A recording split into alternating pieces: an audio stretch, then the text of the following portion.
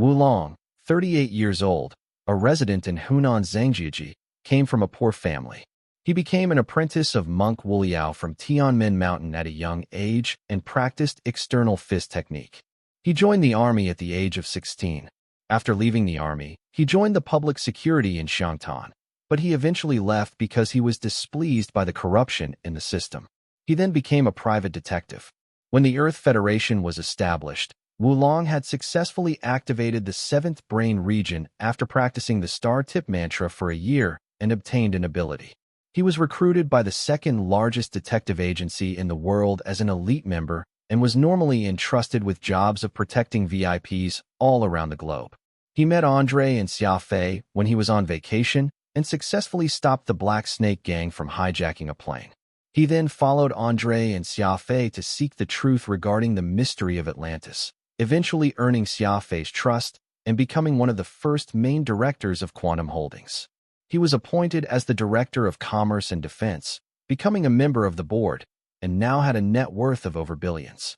Presently, the man, who had recklessly slapped Xia Fei in the face in the past, was about to become the 3rd president of the Earth Federation. Wu Long was pinching himself on the leg hard to confirm that he was not dreaming. Becoming a president had never happened in the most ridiculous dream he ever had. He was speechless and at a complete loss after listening to Xia Fei's speech. The pain Wu Long felt proved that he was not in the middle of a dream. Xia Fei's determined look was also convincing him that the latter was being absolutely serious. Xia Fei would not give up until he had him sitting on the highest seat on this planet. Wu Long frowned and emptied the glass of alcohol before saying, "Xia Fei, can you please let me go? I seriously don't care about being a president. It's too much of a trouble to deal with all the documents. If you really are concerned about my well-being, you can just appoint me to be in charge of a transportation ship, or I can just be a happy spaceship driver. I don't mind driving a transportation ship even if I'm not qualified to drive a warship." It was not Wu Long's first time complaining to Xia Fei that he was not fit for administrative work. He never liked working a peaceful yet complicated job. He was more willing to work a busy job and visit many places. So to him, Xia Fei was basically trying to kill him by arranging for him to become the president. Xia Fei shook his head and said, "Can't do. You're the only candidate." Andre quipped in, "It's just a president. It's nothing fancy. You just have to put on airs on normal days and pretend to be reliable. I believe in you."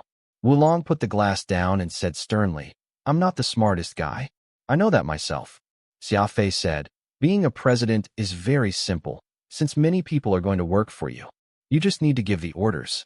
Wu Long said, "I hate socializing." Xia Fei said, "That's simple, too. You just need to say a few words during the functions and leave in a hurry. The people will assume you are so busy with your work that you don't even have time to stay for the food. No one will even think you are watching a soccer match in the president's residence. The more in a hurry you are, the more respect people are going to pay you. After all, the ordinary people have no clue what a president normally does." Wu Long said, "Quantum Holdings needs me. I still have a lot of work to finish." Wu Long was merely finding an excuse. He just wanted to prevent himself from becoming the president. "The company indeed needs you, but it's actually beneficial to the company if you are elected as the president," Xia Fei said. Wu Long fell silent. He kept rubbing his temple with both hands as he tried to come up with a plausible excuse. "Sigh. I just don't feel like being the president. I think you, Charlie, and Andre are better candidates than me. Why does it have to be me?" Wu Long grumbled. Xia Fei smiled. "I know that you have gotten worn out from administrative work these past 2 years, so I'm letting you take a break. Charlie is still young, and I'm constantly traveling between places, so it doesn't really suit us. I don't trust other people, either, so you are the best candidate I can think of. Besides, it's not like being a president is something embarrassing. Why don't you discuss it with your mother first? I bet she's more than willing to let you be the president." Xia Fei had no choice but to bring out the trump card, Wu Long's mother. The man might seem very masculine on the outside, but he was very obedient toward his mother. She had always wanted Wu Long to excel in life. His current position was already quite impressive, but if he had the chance to become the president of the Earth Federation, her mother would definitely try her best to convince him. She would even force him to take the opportunity by annoying the hell out of him. Not only was Xia Fei trying to reason with Wu Long, he was moving the man with emotions, too. He kept saying being the president was the easiest job in the world and promised to hire the smartest people as his advisors to help him run the administration. He just needed to show his face and say a few words occasionally.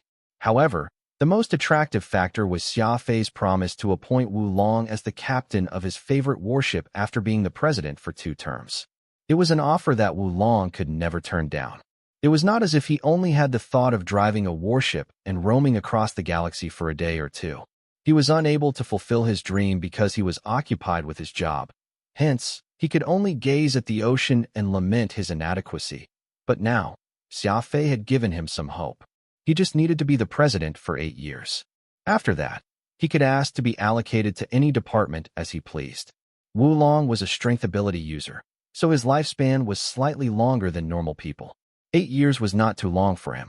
It would be gone in the blink of an eye if he was patient enough.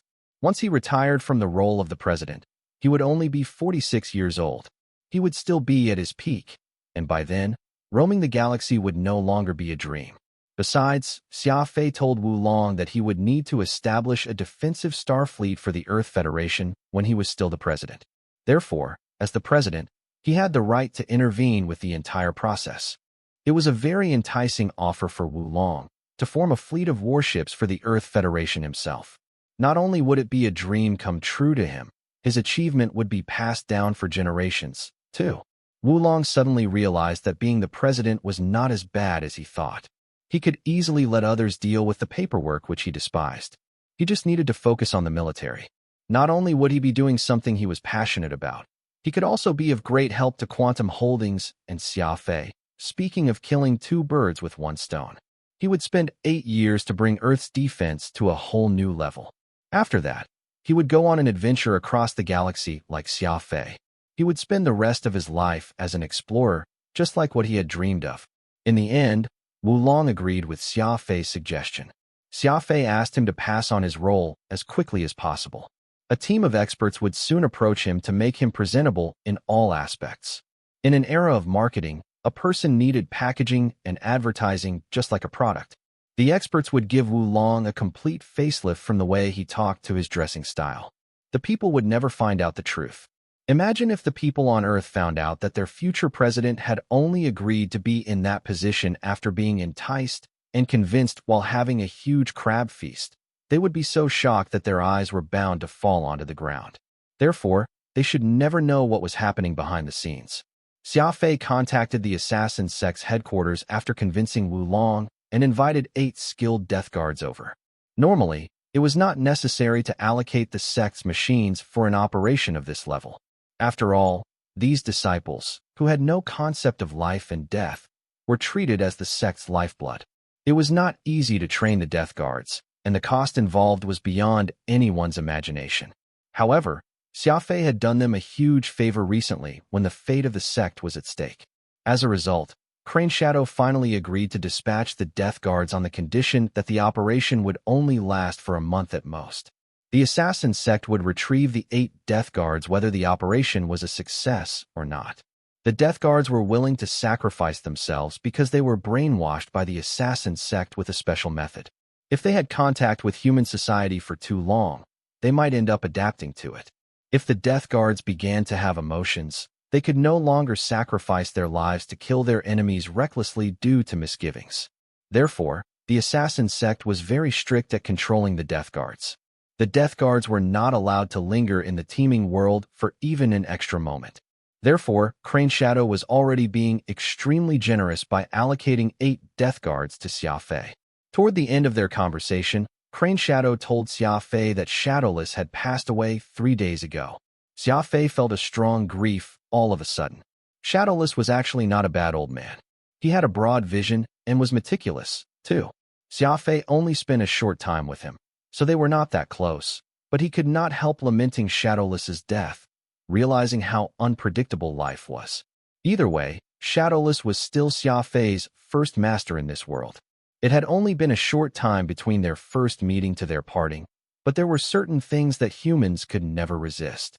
The journey from birth to death was like a meteor sweeping across the sky. It was brief yet dazzling. Xia Fei was deeply moved by the sudden news. Crane Shadow assumed he was grieving over Shadowless's death, so his impression of Xia Fei had improved slightly. He even tried to comfort the young man.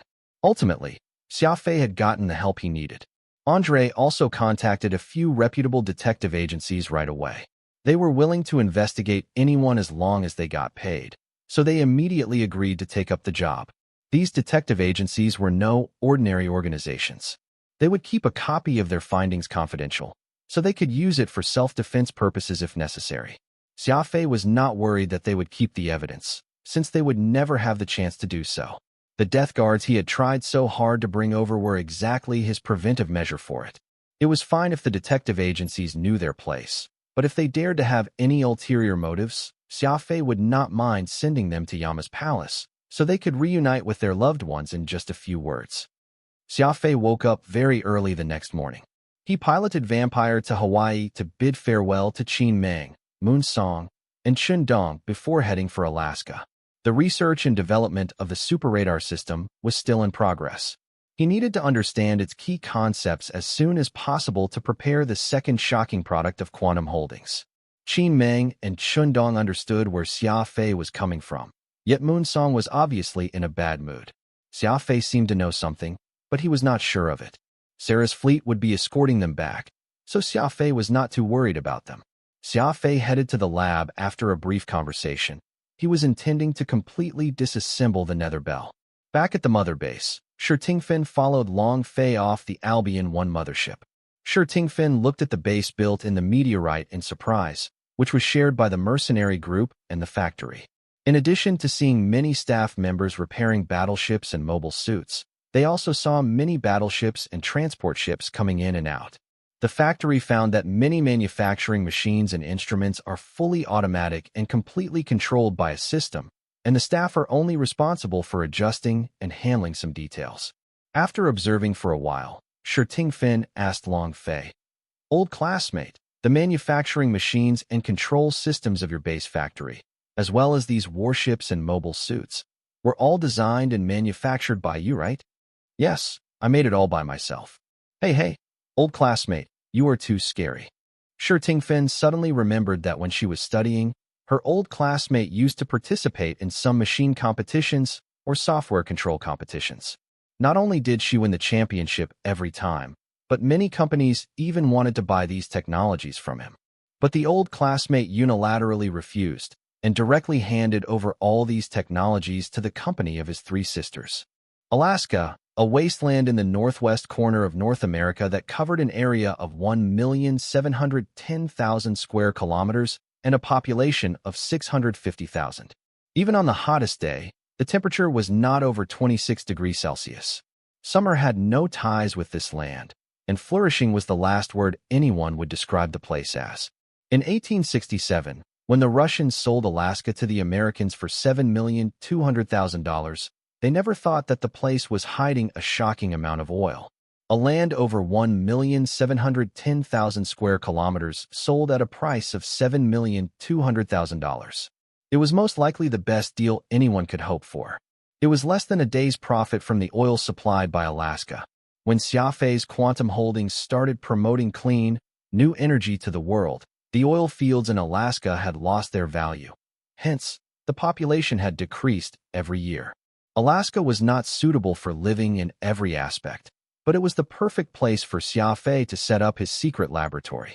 After all, Harris's identity had to be kept confidential, and Xia Fei did not want to expose the core secrets of Quantum Holdings, either. A 2-story building stood alone on the land covered in snow, close to the Arctic Circle. Apart from a bunch of religious believers who worshipped nature and chose to cultivate the world of snow and ice, there was nothing but nature within a few thousand square kilometers from the building. It did not have a proper name. It only had a code name, the Alpha Base. Xia Fei's Vampire was too easy to grab attention since there were only a few spaceships on Earth. The media already knew about Xia Fei's personal spaceship and had published countless articles pertaining to it. Rumors said that the owner of the dark red warship was the biggest stakeholder of Quantum Holdings, whose identity had remained a mystery until today. He was none other than Xia Fei, the richest man and the strongest warrior, too, of the Earth Federation. Even though Quantum Holdings had kept a low profile, the busybodies still managed to spread Xia Fei's activities all over the world. Humans had always been curious toward the unknown. Xia Fei had long become a legendary monster after the rumors were spread countless times among the Earthlings. Even Neza, who rode the wind and fire wheel and had 3 heads and 6 arms, was nothing compared to Xia Fei. There were people who admired Xia Fei thought his existence had surpassed God, while those who hated him assumed him to be a demon from hell who was not supposed to exist in this world. Xia Fei simply disregarded these hearsay. Only he knew with certainty that he was no different from the Xia Fei who used to ride a scooter to deliver mails and parcels. He was only lucky to stumble upon a fortuitous opportunity, which he managed to hold on to. Xia Fei parked his vampire amid the snowy wasteland and set it into autopilot mode along the Earth's orbit. He only needed to connect to the interplanetary internet with his microcomputer to summon vampire, and it would return in a minute. The building in this place resembled a sphere. It looked no different from a normal residence. A fence of 10 kilometers surrounded to indicate that it was private land, where only authorized personnel were allowed entry. Xia Fei walked into the building, leaving a trail of footsteps behind in the snow. Many Alaskan Malamutes were staring at the stranger on alert. Some with a worse temper were growling. The living room was tiny, just the size of a standard sitting room. The decorations were simple and warm. A blonde woman in the outfit of a housewife was watching TV on the couch. She did not seem surprised when she saw Xia Fei. She went up to take his coat and used a white towel to clean the snow on him. "Mr. Chairman, this way." The woman opened a door and said with a smile. Xia Fei nodded at her and asked, "Do you feel lonely working here?" "Not at all." The blonde shook her head. "I can watch satellite TV and play video games here. I just miss my family a little since I can't go back to them, but it's all worth it. Once I work here for 3 years, the company will allocate me to Miami, where I can enjoy the beach and sunlight." Xia Fei smiled. "Very well. You understand that you are rewarded based on your effort. Trust me, you'll get everything you desire, as long as you keep your mouth shut." The blonde smiled. "Believe me, I used to be in charge of internal security when I was working for Siemens. We, Germans, know the rules. We'll never break the ones we've set ourselves." Xia Fei did not comment on it, and just walked into the room with a smile. It was a small parlor without a single window. It only had 2 rows of couches and a few magazines placed orderly on a coffee table. Xia Fei sat on the couch and lit a cigarette. The room began to sink all of a sudden at a steady pace. Only those with sharp senses would notice that it was moving from the inside. "The workers here aren't too bad. The receptionist just then clearly knows her place," Phantom said. "People who underwent professional training behave differently when interacting with others." The blonde had answered Xia Fei's tricky questions perfectly by speaking the truth without being too frank with her answers. Xia Fei nodded. "I agree. I can tell that Andre has put a lot of effort in setting up this place, but I can't be too sure still. I'll have to wait until I meet everyone here." A moment later, the door swung open again. This time, it was a black-haired woman with spectacles who greeted Xia Fei. She seemed to be Asian. As Xia Fei thought, the black-haired woman spoke the Beijing dialect fluently, and he immediately felt right at home. "Mr. Chairman, I'm Gu Fengzhu, the administrator of Alpha Base. Welcome." Xia Fei rose to his feet and smiled. "My pleasure. Just call me Xia Fei. I'm here to work just like the rest of you. Don't bother with the title." The black-haired woman adjusted her glasses and said, "I shouldn't be too formal then. I heard from Andre that you're from Beijing, too." Xia Fei replied, "Not really. I was constantly moving when I was young, so I've been to many places. It's hard to say where my hometown is, but I did spend a long time in Beijing. We're already in the space era. We're all Earthlings, so we all have the same hometown." Gu Fengzhu led Xia Fei outside the room and said, "You sure are good with words. I initially thought that you'd be an aged man like Andre. I didn't expect you to be so young." Xia Fei smiled. "Well, I didn't expect the administrator of Alpha Base to be so young, either." Gu Fengzhu led Xia Fei through a long corridor to the atrium. They did not bump into a single person along the way. The place felt a little empty. It seemed like Alpha Base did not have a high usage. "How's Harris doing here?" Xia Fei asked. Gu Fengzhu's expression shifted slightly at the mention of Harris's name. She answered cautiously after a brief pause. "Mr. Harris is excellent in his field. He's countless times better than the best research institute in the world, but It seemed that something was bothering Gu Fengzhu. Xia Fei frowned and asked, "Just tell me whatever's on your mind." Gu Fengzhu paused briefly as if she was deciding whether to tell the truth about Harris or not. After all, it was Xia Fei who recruited the old man with a strange temper into the company, and the two seemed quite close to each other. Xia Fei said when he noticed Gu Fengzhu's hesitation, "Harris is only an employee of the company, but you are the manager. You shouldn't hesitate to report any issue with the employees here." Gu Fengzhu was a bit more confident upon hearing Xia Fei's hint. She let out a sigh and said, "Harris is flawless academically, but his temper is too strange. He will scold and beat his colleagues at the slightest disagreement, just like how a slave master treats his slaves in the movies. Many employees already have enough of it, but they can't afford paying $100 million for terminating the contract they signed with the company, or else I'm afraid that many will have resigned by now." Actually, the colleagues aren't really asking too much from him. They just hope that he will stop hitting and scolding them. After all, everyone knows how brilliant Harris is. They can learn a lot by working with him, and the pay is good, too. We are satisfied if he can change a bit. The situation is only going to worsen at this rate. It's only a matter of time for the others to lose it if this keeps going. Gu Fengzhu said helplessly as if she too was a victim. Treating colleagues like slaves? Xia Fei was quite amused. Harris was meant to be his slave, yet he was suddenly playing the role of a dictator in this wasteland. It was Xia Fei's fault for not keeping Harris in track, even though he already knew about Harris's weird temper. The man might not dare to cross the line in front of him, yet he was blatantly behaving like his old self in front of others. Xia Fei had a way to control Harris. Hence, he was not too bothered by the incident. He proceeded to ask about other things. "How many workers are there in Alpha Base?" Xia Fei asked. Gu Fengzhu sighed in her heart when she saw that Xia Fei had no intention to condemn Harris. She was quite disappointed that Xia Fei had taken Harris's side because of his talent. "We have 3 research teams, each with 12 researches. The company is in charge of the security here, too. There are 163 workers. If we include the receivers, logistics, and other departments, there are 231 workers in total. Everyone signed a long-term contract, so they're pretty much permanent staff here," Gu Fengzhu said, sounding a little down. Xia Fei nodded. "The number of employees is still too low, especially the researchers. We should at least have double the number of researchers. The workload is only going to increase from here as the company grows. Come, it's time to meet the bad-tempered Harris." Gu Fengzhu nodded. She brought Xia Fei to B-17. The base had 18 floors underground. The last floor was being used for dangerous experiments, and only certain people could access it. The other 17 floors were open to everyone.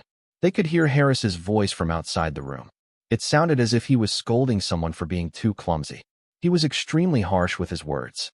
He even cursed with the languages of other planets. Xia Fei had the translation microchip in his head. Thus, he could understand every single word.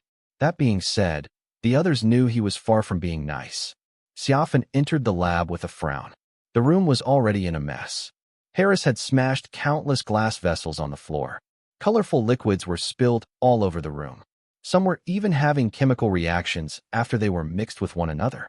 Bubbles were rising together with pungent smells lingering in the air as if they had entered a storage full of chili sauce. A young man with glasses was cowering, his 2 hands covering his forehead. Fresh blood was running down and staining his white lab coat as he glared at Harris with a pale face and lips. Harris was about to throw another tantrum, but immediately behaved himself when he turned and saw Xia Fei standing at the entrance. He was well aware of Xia Fei's character. He would not want to mess with his master. Harris took 2 steps back and murmured under his breath, "These guys were too stupid. How could they never learn about the polygeometry theorem before? They're so dumb and useless. They may be useful if we feed them to the pigs, and they think they're capable of doing research." Harris shivered when he saw Xia Fei glaring at him. A great chill ran down his spine as if someone had just poured a bucket of cold water on him in the middle of a blizzard. He was cold from the head to the feet. Xia Fei did not bother talking to Harris. He went to the young man with glasses and patted him on the shoulder. "Head to the infirmary and treat your wounds. Rest for a few days. Everyone here is entitled to a 3-day leave. You will also receive 3 times the bonus at the end of the year." The young man had no idea who Xia Fei was. He stared at Xia Fei with a confused look. Gu Fengzhu quickly went up to him and said, "He's Xia Fei, the director of Quantum Holdings. Everyone, let's get some rest. The director will handle the rest." Everyone suddenly looked at Xia Fei passionately. His name had long been spreading across the world, but most of them had only met the legendary man for the first time. They did not expect the owner of the biggest corporation of the Earth Federation to be so young and approachable. He was totally different from what the rumors had mentioned. "Tell everyone to gather in the meeting room an hour later. I have something important to announce," Xia Fei said. The people left the room in order. Gu Fengzhu took one last glance at Xia Fei before closing the door after her sensibly. Only Xia Fei and Harris were left in the lab. Xia Fei turned to Harris and smiled. "Hee hee, what a surprise. Aren't you impressive? You've turned such a nice lab into a mess. I'd never know how capable you are if I didn't come here." Harris was terrified. He tried to explain himself, yet the words got stuck in his throat. His heart skipped a beat when he realized that Xia Fei was controlling him. Crap, he didn't even give me a chance to explain myself, Harris thought. "Is that man really Xia Fei?" asked the young man who was bleeding. Gu Fengzhu nodded. "That's right, it's him. I'll bring you to the infirmary first." The young man grunted. "I wonder what he's going to do about that stubborn, old man. We seriously have had enough of him." Another researcher with freckles said, "Don't even think about it. Harris might have a bad temper, but he's very useful to the company. I bet Xia Fei is only going to scold him at most. He's not going to do anything to Harris for our sake. I thought I would finally have a chance to show my skills after joining the company, but in the end, I'm still being ordered around. I'm just waiting for my contract to end, so I can leave this place." Strong disappointment was spreading in the group. Gu Fengzhu tried her best to comfort them, yet even she was not feeling confident, too. She could not help but wonder when it was all going to end. She did not have high hopes in Xia Fei. She assumed that he would merely go through the motions like most directors of a company. It was likely that he would promise to pay the employees extra, considering how rich he was. An hour later, the meeting room in B3. The employees of Alpha Base entered the room orderly. They saw Xia Fei and Harris seated in front of the room. Harris had a painful expression. He was rubbing his chest with one hand. The smile on his face was worse than crying. A moment later, the 36 researchers and 4 administrators led by Gu Fengzhu had all gathered in the room. The workers in charge of security were directly under the main company. Hence, they did not attend the internal meeting for the research department. Xia Fei cleared his throat and said with a deep voice, "Since everyone is here, we'll now hold a brief meeting. I'm Xia Fei. From today onward, I'll be working together with you in the lab. I might need your help at times. However, the focus of this meeting isn't about me, but the lack of respect of a certain researcher among us. He has severely disrupted the teamwork in the lab. He is the current chief research officer, Harris." The crowd began murmuring among themselves. They did not expect Xia Fei to name and shame Harris right at the start of the meeting. Xia Fei added after a brief pause, "I wasn't here before, so I'm unaware of many things here. But now that I'm here, I will be very strict with the punishment for those who disrupt the discipline of the company. It has always been the same for Quantum Holdings. I now declare that the Chief Research Officer is demoted to a probationary researcher. He will lose 3 years' worth of wage and bonuses. From today onward, he will be responsible for cleaning the labs in B17. The group was astounded. To think that the brilliant Harris would be demoted to a probationary researcher and lose 3 years' worth of wage and bonuses. On top of that, the man who was extremely full of himself would have to take care of the cleaning. It was completely out of everyone's imagination. The truth was the others had no idea that Harris was not paid even a cent. He was working for Xia Fei for free. The rest of the punishment was insignificant, too. Why would a slave need a title? Following it, Harris rose to his feet and surprisingly apologized to everyone. His sincere attitude and tone were unheard of. The group was struggling to understand why the arrogant Harris would completely lose his temper and let Xia Fei punish him as he pleased, like a mouse in front of a cat. Either way, the employees were happy with the outcome. They were no longer holding a grudge against the company, too. They were willing to work for Quantum Holdings as long as they were not bullied. After all, it was the biggest company of the Earth Federation with handsome pay and attractive benefits. It would not sound good if the matter was disclosed to the public. According to Xia Fei's plan, Quantum Holdings must be independent in their research and development, so the expansion and growth of the lab was his first priority. Xia Fei had clearly expressed his stance with this speech. He knew that it was time to lay the bait after seeing the crowd's reaction. Xia Fei cleared his throat and said, "Everyone, Quantum Holdings doesn't only aim to provide you with handsome wages and good working environments. It is the company's intention to give everyone here an opportunity to display their talent, too." Everyone's heart skipped a beat. They immediately gathered their attention and listened carefully. Xia Fei intentionally paused to observe the young scientist's reaction. Andre had recruited them directly from various institutions. These people, who were only in their 20s on average, were the best among the best. If they were following the initial script of their lives, they would be working for reputable professors or experts while learning from them until they were capable of doing projects or leading research teams by themselves, only then achieving greatness to their names. These young scientists were very fortunate because Xia Fei had given them a different option. They did not have to follow the standard procedures like their seniors. Quantum Holdings could provide them with their own lab and funds. That being said, it was part of their job to play a supporting role to Harris, but they were allowed to invent and research as they pleased.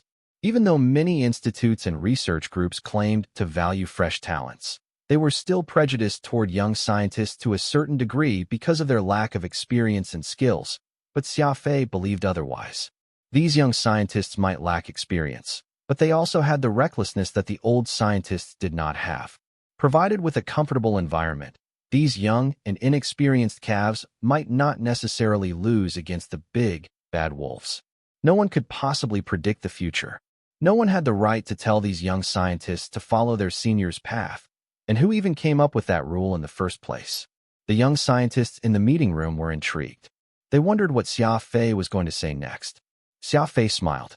"I know everyone didn't give up on the chance to work in other reputable institutes to join Quantum Holdings just because of the handsome salaries. I believe everyone here wants to achieve greatness in their career. The contract you signed with the company lasts for 3 years. You're not allowed to leave the lab during this period.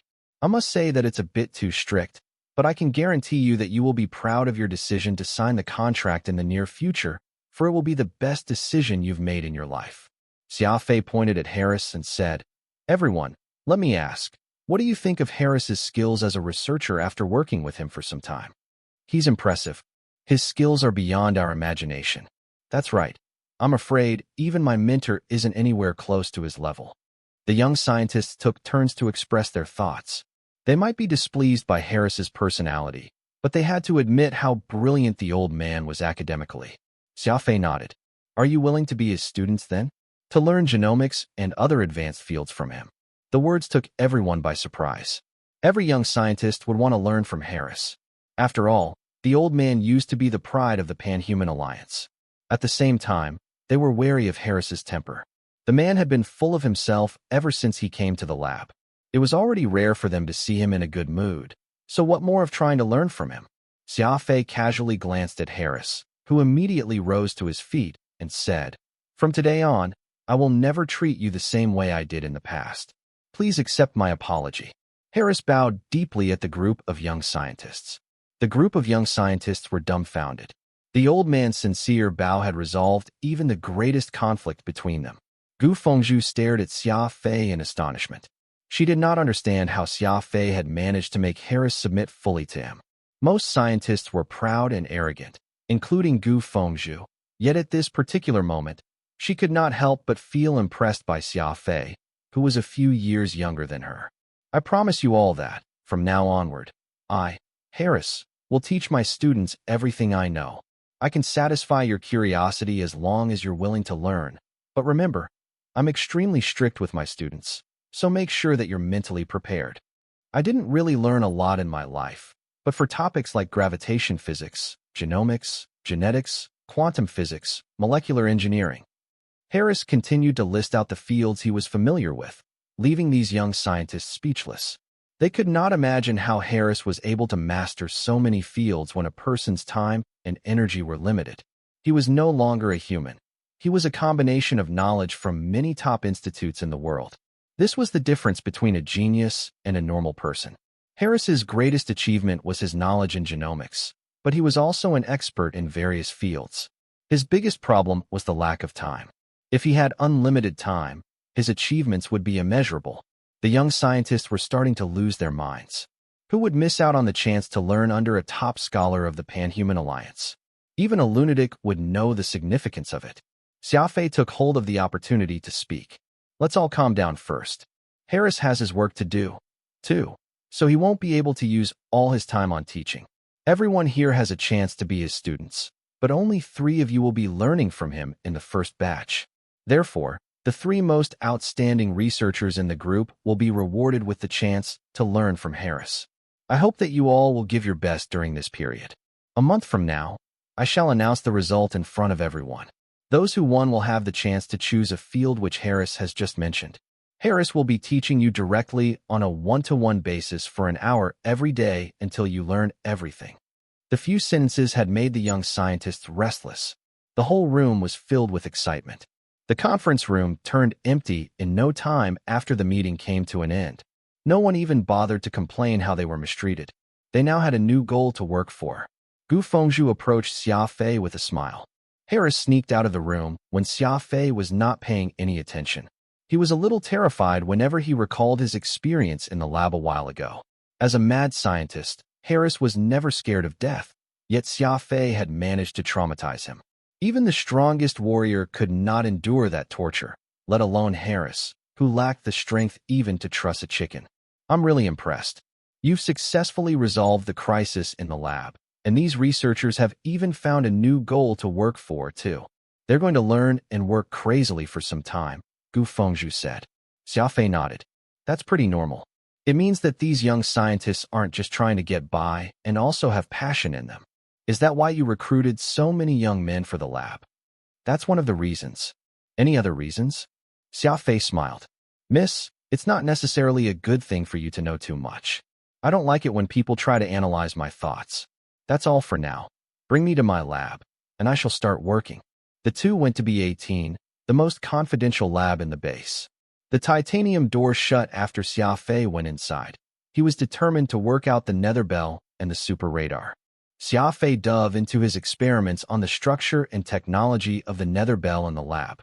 Harris, too, had cast his work aside to help Xia Fei with his experiments after he was taught a lesson. There might be flaws with his character, yet his academic skills were unmatchable.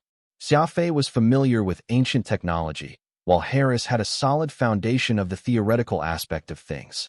Thus, the 2 were able to complement each other. It was not simple to conduct experiments on the communication devices of an alien civilization. A week had gone within the blink of an eye. Xia Fei and Harris had yet to set a foot outside the lab since they entered. Apart from eating and emptying their bladders, they did not spend any time for entertainment or rest. The young scientists were absolutely dumbfounded. They had thought that they were hard-working enough, but they felt ashamed seeing Xia Fei and Harris's dedication. Their efforts were insignificant compared to how driven the 2 were. In fact, they could be considered lazy in comparison. An unprecedented work frenzy occurred in the labs of Alpha Base. Everyone was working day and night. The people who were overwhelmed by fatigue immediately got back on their feet at the mention of the 2 lunatics in B18. Xia Fei had somehow become the emotional support of the labs. The diligence he was displaying showed the young scientist the reason why he was successful. Harris would spare a few hours every day to visit the other labs and check on the young scientists. He would answer every question they had like a mentor. He gradually felt the same way he had once felt in the past. A long time ago, when Harris was not so stubborn and crazy, helping other researchers was his daily routine. Everyone took him as their mentor. Since Harris successfully broke through the 7th brain region, his temper had gotten worse for no reason. The self-proclaimed genius believed that there was nothing he could not overcome, but he was wrong. The mystery of the 7th brain region kept bothering him. It was like an unsolvable mystery, to an extent that Harris began to doubt if he was truly a genius. There was only a fine line between a genius and a madman. Harris went from a reputable genius to a mad and detestable fugitive because of his mental struggle. Even Harris could not describe what had exactly happened to him. Lost in finding the truth about the 7th brain region and discontented by his repeated failures, he began to conduct experiments on humans. He was too stubborn to give up when volunteers fell victim to the experiments, one after another. He strongly believed that the amethyst he invented was the most brilliant gene optimization fluid in the world, and that it was the key to humanity achieving success. He had been lost in his passion for many years. After living a homeless and miserable life for some time, Harris finally found his peace. He found his old self in the small lab on Earth. It felt very strange. His mood had greatly improved after he promised Xia Fei that he would treat the young scientists nicely. It was as if the problem of being unable to solve the mystery of the seventh brain region, which had troubled him his entire life, was slowly fading away. Xia Fei was aware of the change in Harris's mentality. He decided to give the infamous madman some time to choose the path for himself. While the people were busy in the labs, Xia Fei's secret operation did not stop, either. It had been a week since Xia Fei came to this research facility. The New York Times, Wall Street Journal, The Independent, Daily Mirror, The Guardian, The Times, The Herald. These famous newspapers all had the same headline: The Scandal of the Earth Federation President Murati. As Andre mentioned before, no politician in the world was entirely clean. If anyone was determined enough, they could easily find the evidence to prove any official's corruption. Murati had a daughter called Kim Allen. As his single daughter, the woman had been looked after delicately since a young age, but despite the comfortable life, she was addicted to gambling. Every person with the slightest knowledge in society knew that gambling was rigged most of the time. Unfortunately, Miss Kim Allen did not seem to know it. She spent a month in the Monte Carlo casino in Morocco and lost 70 million federal dollars. Luckily, the daughter knew she could not afford to tell her father about it, so she, instead, borrowed money to settle her astronomical debt. An astute construction developer saw it as a great opportunity and generously helped Kim Allen to pay off her debt while offering a hefty sum as additional spending of hers. 3 months later, the woman ended up owing him more than 300 million. The businessman suddenly asked Kim Allen to pay her loan, and of course, the woman had no money to settle it. The businessman soon revealed his true nature and found Murati, who had just been appointed as the president, and offered him 2 choices: pay the debt or make the businessman in charge of the Federal Interstellar Spaceport project via under-the-table manipulations. Murati was not one to be messed with, either. He sure had a few tricks up his sleeves to climb to his current position. The financial groups from Korea, which were supporting him behind the scenes, soon dealt with the crisis by feeding the businessman to the fish in the Mediterranean Sea. Murati promised to give the financial groups from Korea some benefits as a token of gratitude. He basically said, "We've been working together for so long. We are like old business partners, so feel free to talk to me if I can be of any help." These words were spoken in the parlor of the president's mansion with high security. It was unlikely that the conversation would be overheard by anyone. The bodyguards had undergone strict training, and the security was top-notch in the Federal. Little did he know that being top-notch in the Earth Federation was not the same as being top-notch in the Pan-Human Alliance. Their mere little tricks were non-existent in the eyes of the Death Guards. Not only did they record the conversation, they even had a visual recording of the meeting. Murati had no chance of explaining himself, no matter how capable he was. The rest were simple. Xia Fei's men secretly leaked the recordings to the media all over the world, so the shocking news spread everywhere on one normal day. Andre seemed very excited on the screen. Murati is never going to recover from this, and both the financial groups from Korea and Italy are most likely going to be affected, too. I've just received news that the stocks of every company that Murati has ties with are in a freefall. Should we acquire them? Xia Fei said after a slight pondering. Samsung Electronics is useful to us. They have a bunch of experienced electronic engineers, and the quality of their products aren't bad, either, but it's too early to strike now. Do we have any of their stocks now? Some, not a lot, Andre said. Xia Fei smiled. Oh, there's no point keeping the stocks. Let's sell those and spread the news that the big stakeholders of the company are losing confidence and are preparing to let go of their stocks. Andre smiled. Got it. Not only are you planning to acquire the company, you want the stakeholders to lose everything, too. Xia Fei nodded. Exactly. It's likely that those people behind him are pulling the strings, too, when he tried to conspire against Quantum Holdings. There's no need to show our enemies mercy. We'll get rid of them all at once. What about the other financial groups? Andre asked. Xia Fei waved his hand as if he was beheading someone. Quantum Holdings is now on track. so there's no need to acquire small companies and assets without any potential. Let them go bankrupt, Xia Fei said. Andre twisted his lips. Xia Fei, being a businessman is more about maintaining a cordial relationship with others in case of the rainy days. You're more of an obstinate warrior at heart. Xia Fei did not comment on it. He was never fond of the word merciful. He might save an injured puppy and treat its wounds, but he would never show any mercy to his enemies. Xia Fei continued to assemble the model unit of a communication system after ending the call, as if nothing had happened. Alpha Base was calm and quiet, but the outside world had long descended to chaos. The people were accusing Muradi of abusing his power. They could not believe that he was such a cruel person. The upper house and lower house had both initiated a vote of no confidence against Muradi.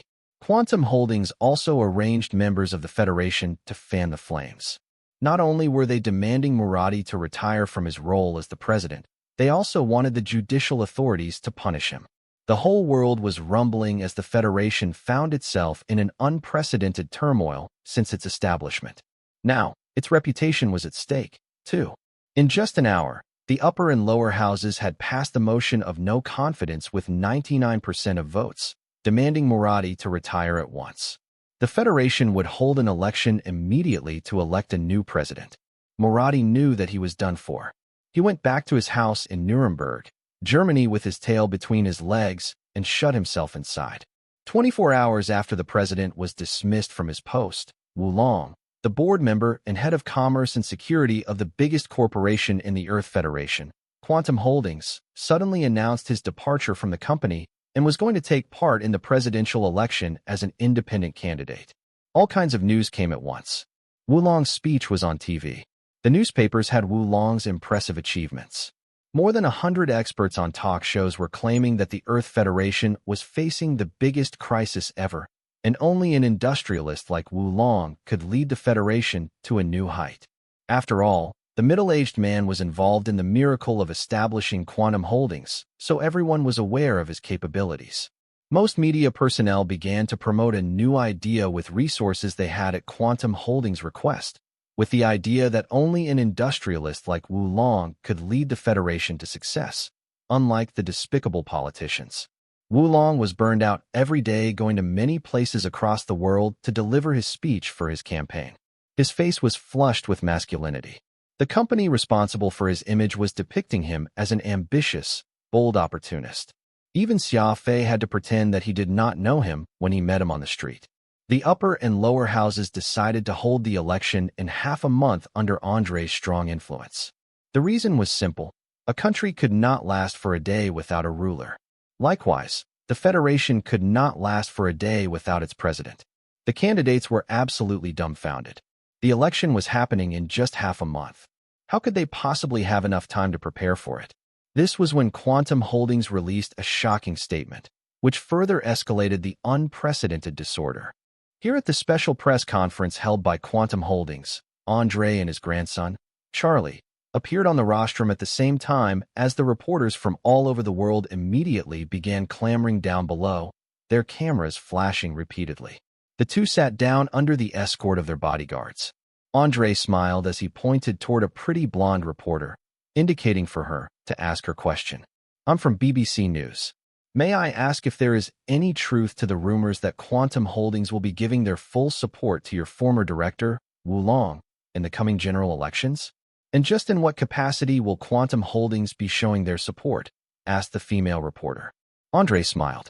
Wu Long is one of Quantum Holdings' founders, possessing a wealth of experience in management. Furthermore, he has dealings with plenty of extraterrestrial civilizations, and as this is precisely the critical juncture where the Earth Federation will be stepping into the interstellar era, we need people like Wu Long in a leadership role to lead us onward.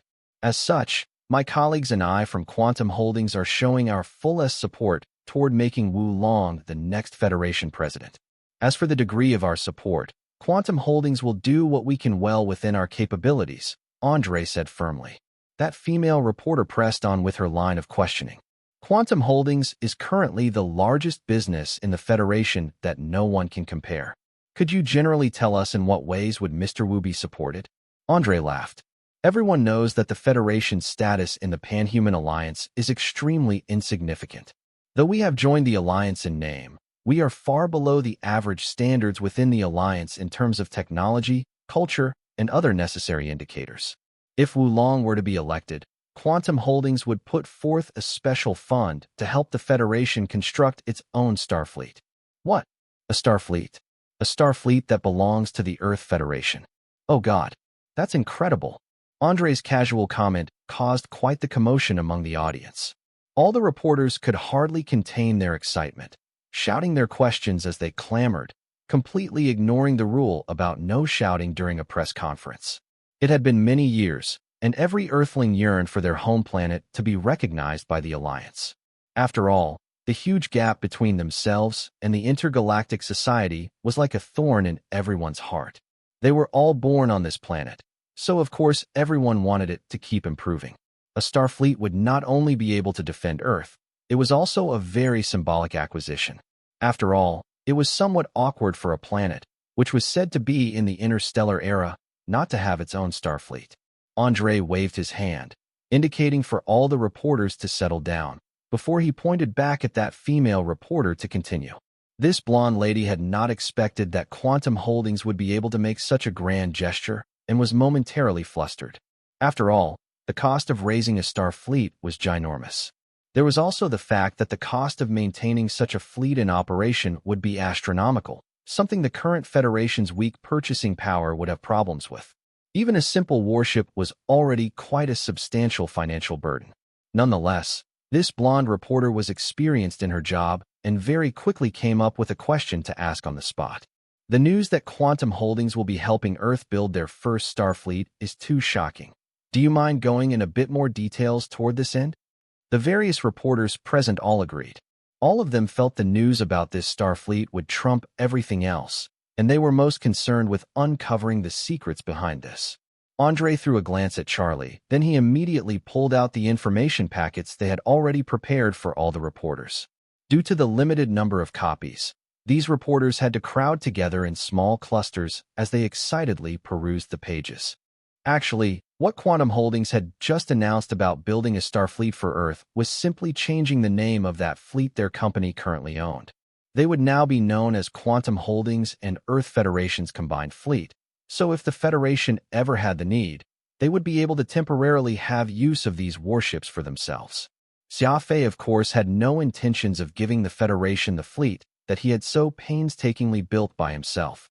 Since Xia Fei constructed the fleet to satisfy the needs of his company, as well as to defend from external aggressors, with how Earth was his home planet, Xia Fei also had hoped that it would remain peaceful and protected. Adding the name of the Federation to the fleet would not change anything of the status quo. The control of the fleet still remained in Xia Fei's hands. As a show of their sincerity and a show of face to the Earth Federation, Quantum Holdings had first taken out 2 Caldarian Kestrel-class frigates to be placed under the Federation's name, no different from conferring a title in traditional commerce. Everything stated in the information packet would only happen after Wulong had been formalized as the Federation president. If he was not elected, Xia Fei would definitely not be cooperating with these nasty politicians at all. In fact, he even had a backup plan to relocate the company entirely, though of course, that was only in the event of an extreme scenario. Even if someone else were to obtain the position, Xia Fei would first seek to dethrone the person. He must accomplish what he had set forth to do. This was Xia Fei's creed, and he did not care about the death of a politician or two in order to achieve his ends. I'm from CNN News. I noticed that the current plan is for Quantum Holdings to hand over their present fleet in installment. The cost of those warships is hard to scoff at.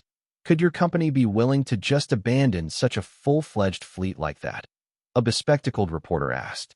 Andre nodded. That is a good question. I can give you my assurance that Quantum Holdings is not just any business, but one with a great sense of responsibility. Quantum Holdings is also very worried about the present situation that the Earth Federation is in.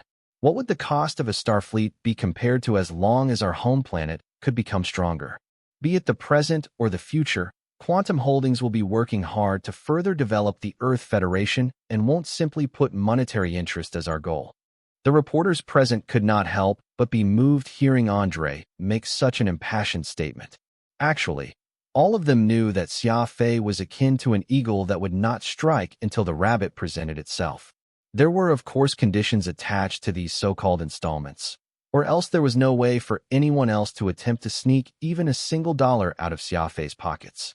Besides, Xia Fei was still the one setting the terms when it came to the concept of installment. As long as Wu Long became the president, this would become like a contract without any time restraints. Who would care? Thinking further ahead, Xia Fei's establishment of quantum holdings was not simply to cause small waves and ripples. He had far loftier goals in mind, and a fleet of frigates was hardly going to satisfy his need.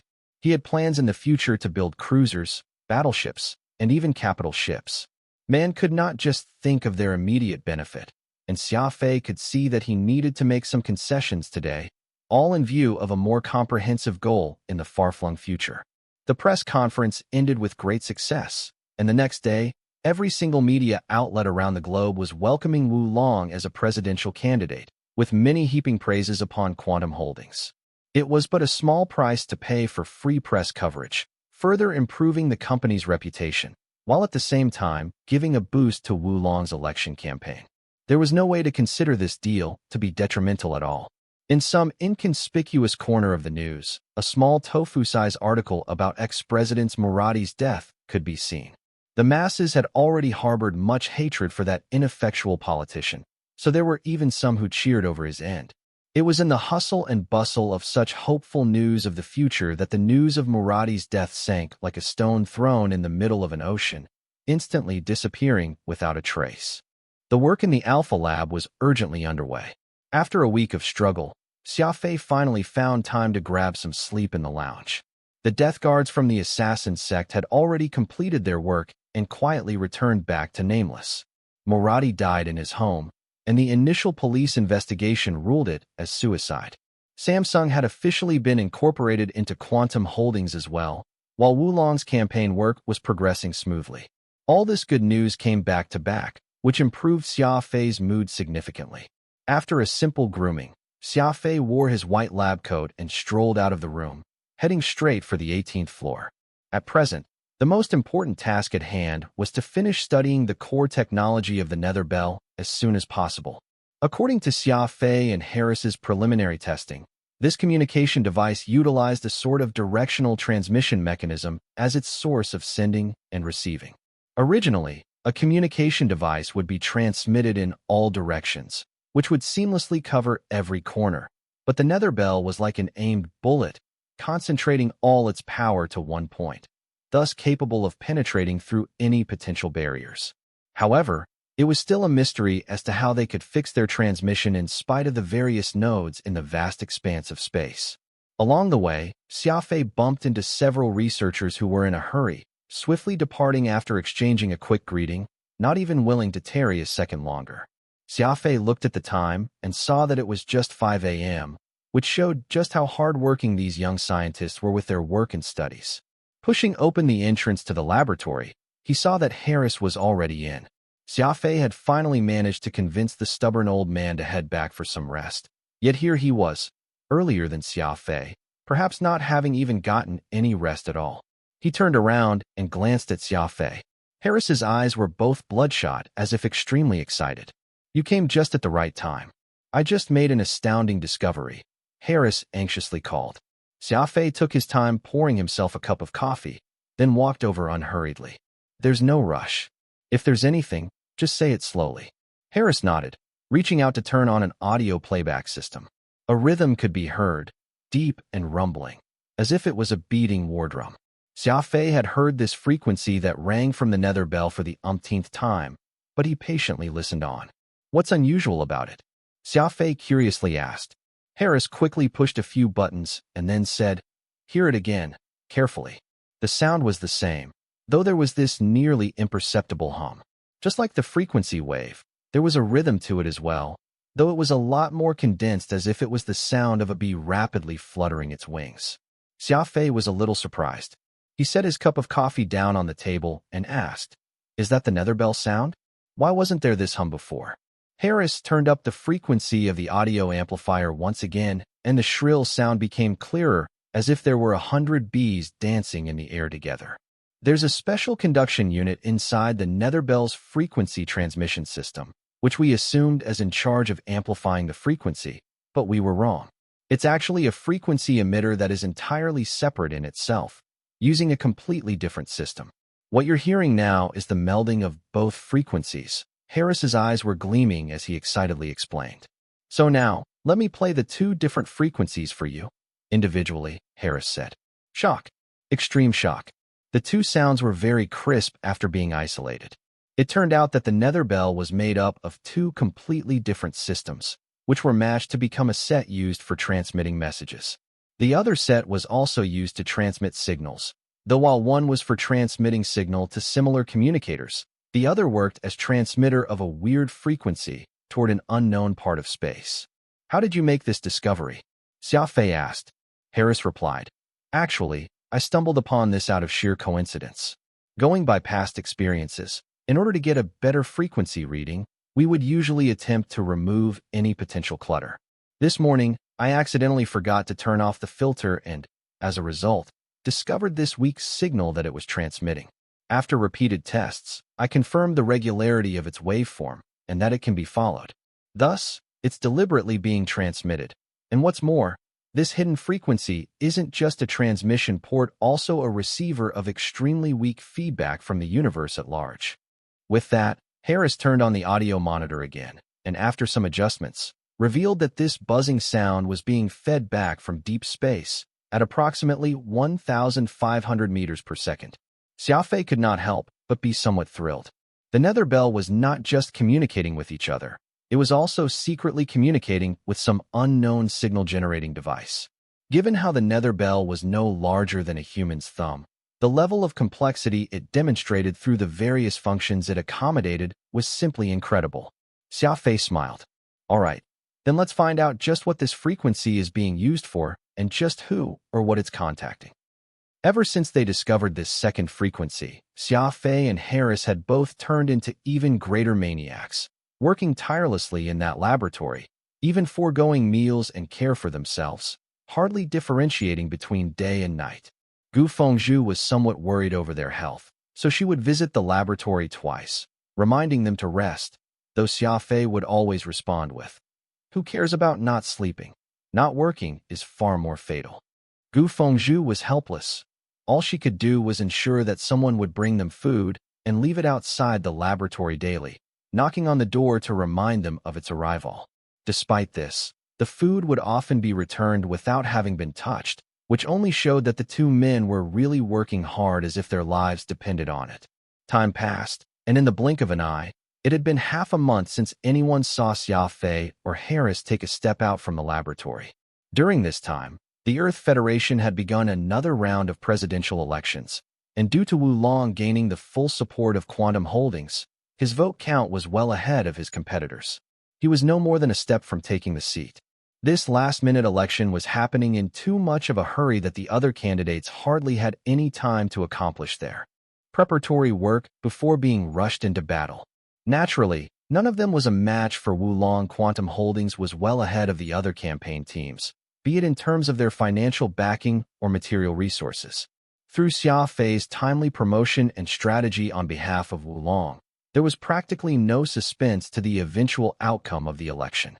The citizens of Earth had lost faith in politicians since the Murati incident, so they were more than willing to trust an industrialist like Wu Long who would be able to lead the planet toward glory. Quantum Holdings had also made many promises to help the Federation toward further development, and that only garnered even greater attention and support. After all, the citizens would also benefit greatly if the Earth Federation managed to make large strides in its development. Far away in the capital ring, Avril could not help but give a few calls to Xia Fei, but when she saw just how busy he was, she felt awkward taking more of his time, so their calls were all just a few simple questions before ending. Actually, it was not Xia Fei's intention to give her the cold shoulder. It was just that he had too much work at hand, and that mysterious second frequency was captivating all his attention. Between romance and work, Xia Fei chose the latter, though he also promised to go visit Avril soon, because the Golden Finger Cups competition site would be in the capital ring, well in the vicinity of Avril's abode.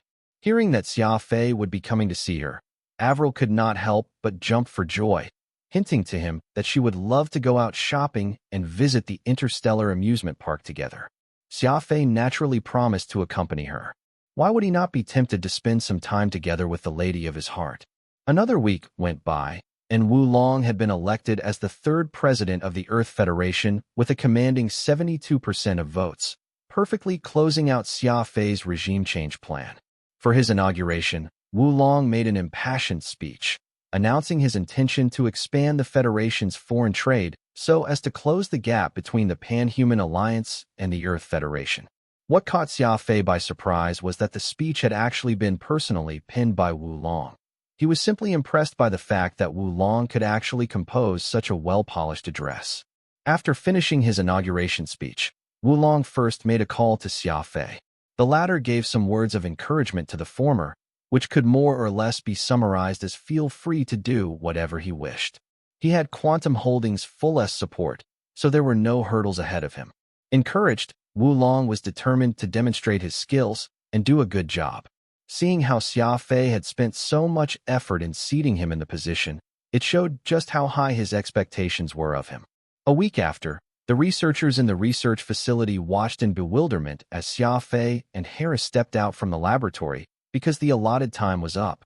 All of them were most concerned as to find out who would become Harris's students. Early in the morning, at 6 on the dot, Gu Fengzhu made her way to the cafeteria, as always to prepare something to start the day.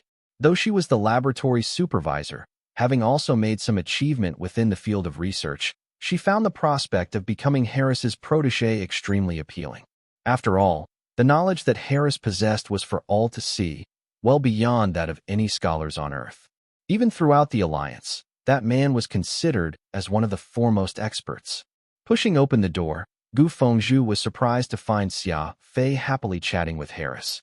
Dozens of plates were piled on the table, so much food that Gu Fengzhu would be unable to finish it all even if she was given a whole week. Xia Fei delightedly called for Gu Fengzhu to join them when he saw her. She hesitated for a moment before she took a seat by the two men's side, ordering some xiaolongbao and a bowl of soybean milk as she slowly ate her breakfast. The two of you appear to be in a good mood today. Are you done with your research? Gu Fengzhu curiously asked. Xia Fei smiled. That's right. Now that we've made an important progress, we'll next need plenty of help in the work after. Then, let me congratulate the both of you in advance. Gu Fengzhu laughed. During the last meeting, you mentioned that the most outstanding researcher will become Harris's students.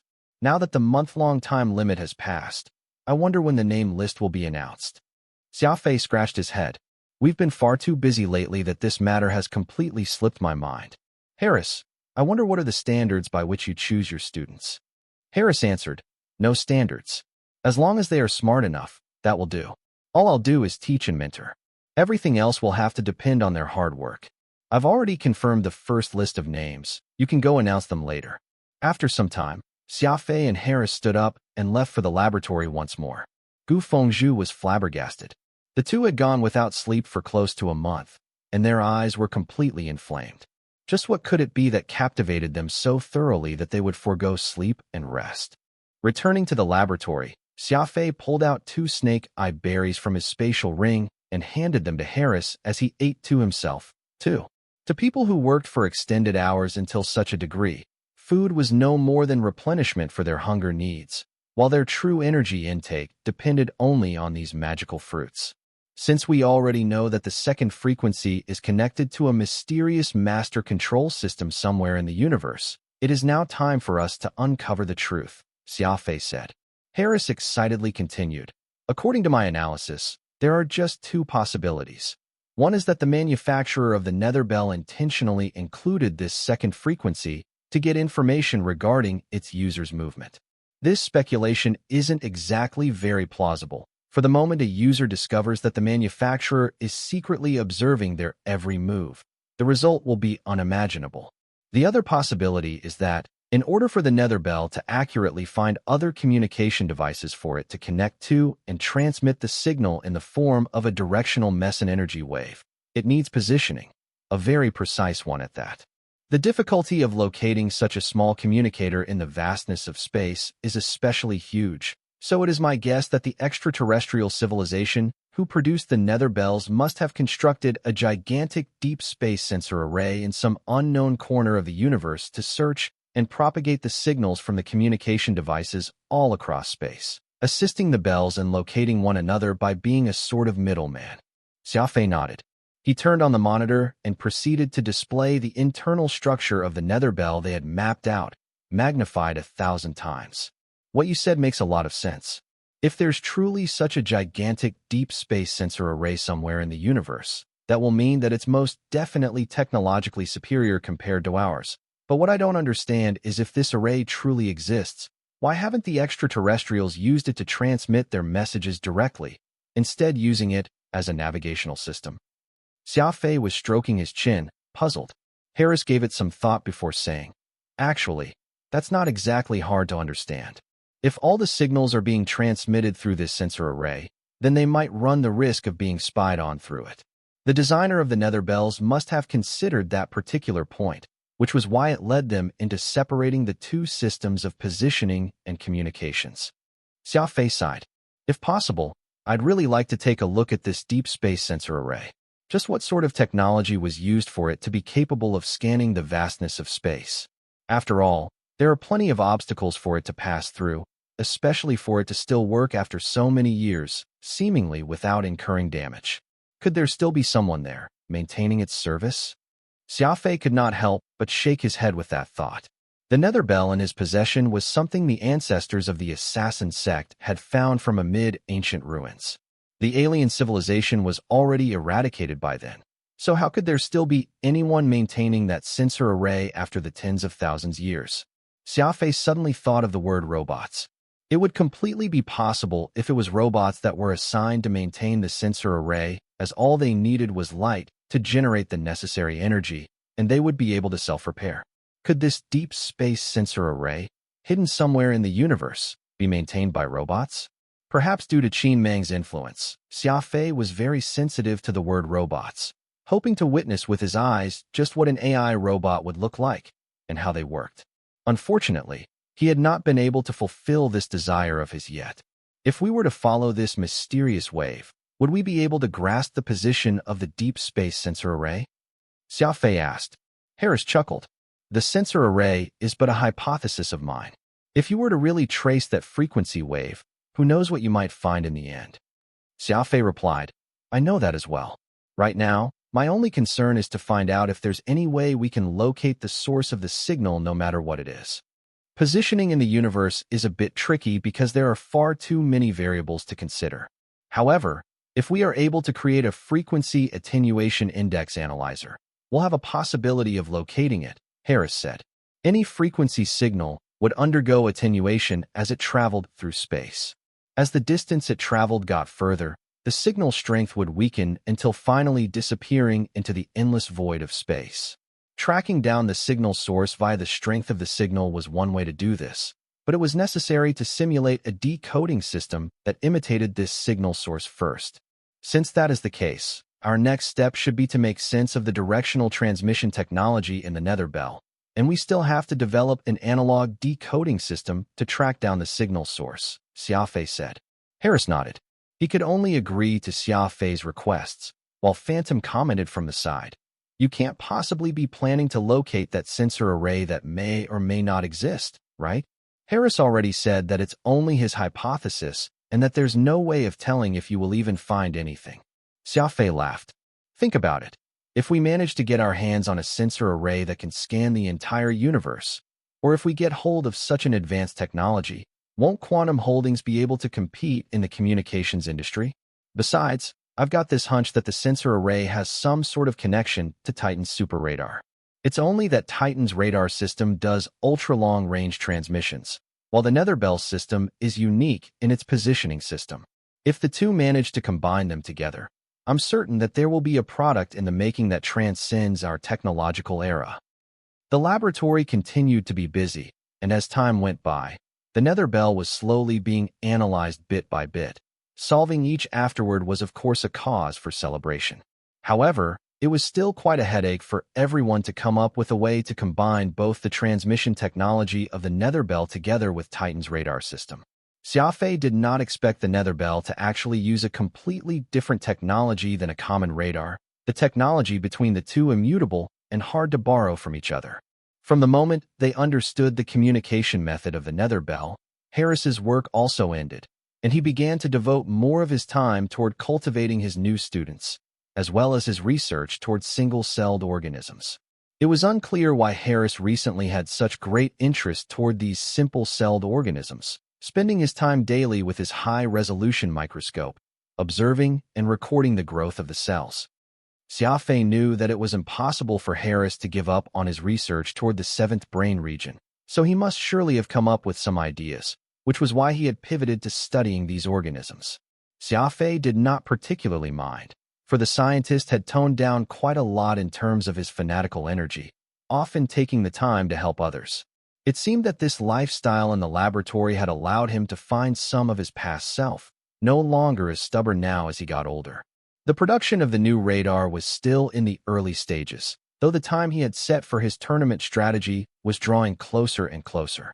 Beijing had already set off to participate in the strongest warship competition event hosted by the military, and it would be Xia Fei's crucial competition, the Golden Finger Cup, in 2 months' time. Xia Fei knew that Avril was still waiting for him in the capital ring, so he packed up his bags and began his journey toward the capital ring as the research reached a bottleneck. Perhaps a change of pace was what he needed to come up with some good ideas. Avril was of course elated when she got the message that Xia Fei was on his way. She had locked herself in her room and began planning the daily itinerary, not at all willing to waste even a single second that the two of them had got to spend with each other.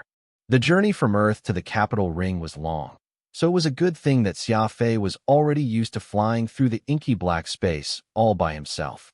Besides, there was still plenty of work he busied himself with, so he did not feel even a bit lonely. After 10 days in space, he received a message from Beijing through his communication channel. Xia Fei quickly turned on the monitor, in hopes of learning about the situation with regard to the strongest warship competition the Ministry of Military Affairs was hosting.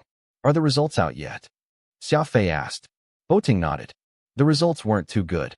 We placed 178th, a middling result out of all the candidates." Charlie, however, was very excited. "Actually, it isn't as bad as Brother Beijing said. The ship hull we used was merely at a middle lumberjack class, considered to be a low-quality pick out of all the candidates. Some of the richer candidates even used a hybrid warship like your Vampire or Navy-issued warships.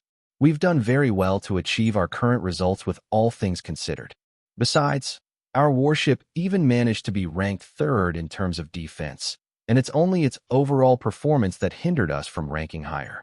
After all, we only spent 20 million star coins on that ship, for there's no way we could compete with those that cost upward to several hundreds of millions of star coins." Xia Fei chuckled. "What Charlie said is true. You've already well surpassed my expectations with the results you got. How did the energy shield booster perform in the event?" Beijing answered. "The effect of our energy shield booster was clear for all to see. In the ensuing battle, I once got myself surrounded and assaulted by 3 frigates, only failing after holding out for a full 15 minutes. If not for the fact that the enemy had energy-draining equipment fitted into their ship to siphon away ours, we would be able to last for 5 more minutes." That was when Charlie suddenly received a phone call, and he waved his hand towards Xia Fei even as he spoke on the phone, visibly excited. After finishing the call, Charlie blurted out, "Xia Fei, business has come knocking. The competition committee just told me that the energy shield booster's defense capabilities has caught the eye of several enterprises in the Alliance, hoping for me to submit samples to the competition center, and if it's really up to specifications, they may very well submit purchase orders." "That's a good thing," Xia Fei commented. "But you need to remember, we're only selling our product, not the technology. Plus, you need to take our factory's current production capacity into account and not take on orders that we won't be able to accomplish in time. As for pricing, don't even let a single penny off." "Understood." Charlie nodded. The energy shield boosters being so popular was well within Xia Fei's expectations. Because it was a new product, it was only natural for the market to adopt a wait-and-see attitude. Once these energy shield boosters passed the actual combat tests, the more shrewd businessmen would surely purchase them in bulk, and what would be tested at that point would be Quantum Holdings' production capacity. Capital Ring. Xia Fei was a little emotional now that he was here at the heart of the Pan-Human Alliance for the second time. He had been in too much of a hurry the first time and barely had the time to soak in the sights and sound. Now, not only did he have the time to take things at a leisurely pace, he even had the perfect partner tagging along. It was quite the dream come true. Avril was lovingly hugging Xia Fei's arm, a beatific expression of her face, looking no different from the countless couples walking on the streets. The only difference was that Avril's appearance and temperament were both exquisite, inviting many looks of envy and jealousy. Actually, Avril had intentionally dressed herself up to be as normal as possible, forgoing her favorite pink for a simple pair of jeans and t-shirt. Despite this, it was still insufficient to hide her natural allure, looking like a stalk of lily in a riot of colors, a low-key outstandingness that demonstrated her extraordinary beauty. The two were at this place known as the Music Plaza, where there were many man-made fountains shooting out water that created beautiful arcs in the air. Soft and melodic music could be heard all around them, which really set a relaxing atmosphere for everyone. There were several benches in the surroundings, and plenty of young couples were canoodling with each other. Avril's cheeks blushed slightly as she said, "Let's go over there and take a seat. I'm a little tired after walking around so much." Xia Fei nodded in agreement, buying rainbow-colored ice cream from a nearby stall as they made their way over. Avril took it in her hand as she daintily enjoyed it. "It's delicious." Xia Fei smiled, not saying a word. He knew that Avril's family had taught her not to eat anything from the outside, so anything she tasted was fresh and new. Xia Fei suddenly had this terrible idea of letting Avril taste some fried paste noodles, uncertain if his favorite food would be something that suited her taste. "Isn't your family patriarch's birthday next month?" Xia Fei asked. Avril lowered her head. "Yes, it is that week after you're finished with the Golden Finger Cup. Are you confident about your chances for that competition?" Xia Fei lit a cigarette. He felt that Avril seemed to be unwilling to discuss her grandfather's birthday, most likely because she was uninterested in what would happen during such birthday parties. "Of course, I'm not confident, but I will try my best," Xia Fei spoke honestly. There were plenty of variables in everything, and no one man would forever know what would happen in the next second. That was why Xia Fei had always been very cautious, content with working hard toward a direction that he had set his eye on, leaving everything else to just a bit of luck. "Well, I believe in you. You look the best when you're being serious, so I'll cheer for you when that time comes," Avril said. Xia Fei thought about it. "Oh, yeah, there are going to be plenty of eyes and people, so do remember to bring some bodyguards." Avril frowned. "I hate those wooden blockheads. Each of them are like robots, and it's no fun having them around at all. Haven't you just left them behind today?" Xia Fei chuckled. "I will of course protect you whenever you're with me, so there's no need for those bodyguards to get in the way, but when I'm not around, you can't just have me worrying about your safety." These words turned Avril's cheeks redder than a Fuji apple, looking particularly pretty and delicate. She snuggled by Xia Fei's side as she softly said, "I knew you're the nicest to me, protecting me no matter what." 3 days later, on a satellite planet in the outer circle of the capital ring called Baron. It was only one light year away from the capital ring and was considered a functional satellite planet beyond the capital ring. Baron functioned as the location for all sorts of competitions and tests, such as the Adjudicator Union's annual tournament, as well as the Association of Machinists' Golden Finger Cup. The authorities knew that such large-scale competitions would draw a large crowd, and it would be chaotic when that time came, making it all the more inconvenient to manage, and that was why they had developed these small planets beyond the capital ring into functional ones. Normally, these planets were hardly inhabited, but when any sort of competition or tournament was to be held, these small planets would become very lively. Stepping off the passenger ship, a sea of people were now in front of his eyes. Due to the multitude of competitors, they would all first have to go through preliminaries before they could enter the finals. Following the directions on the electronic signs, Xia Fei arrived at the event center and proceeded to go through the formalities. After following his way along the wide concrete boardwalk for a few minutes, Xia Fei suddenly noticed 2 very familiar figures amid the crowd. "Moon Song," Xia Fei shouted, puzzled. Beside her was the man who was still charming the thousands in the training camp, Bai Yi. There were also two elderly people tagging along, and in the center was a team dressed in white, whose clothes fluttered in the breeze. The aura he was giving off was extraordinary, even more exceptional than that of Bai Yi's, which made him all the more remarkable. Moon Song had her two arms folded fitfully. She had her head turned toward a cluster of pine and cypress trees, intentionally averting her eyes from Bai Yi's intense gaze. It was as if she did not enjoy being together with her companions. Hearing someone calling her name, Moon Song turned her head in the direction of the crowd, only to see Xia Fei smiling as he waved at her. Moon Song abruptly froze in place, and her face instantly turned into glee. She excitedly ran toward him as she shouted, "Xia Fei, you maniac! What are you doing here?" Xia Fei replied, "Since I'm here, I'm naturally joining the competition. I heard from Andre that you headed back to the training camp a few days after I left, so why are you here now?" "I got bored playing on Earth, so I went back to the training camp, but I just so happened to have been dragged out here against my wishes." Still, Moon Song somewhat awkwardly threw her glance back to that group of people behind her. These people were all staring at Xia Fei with uncertainty.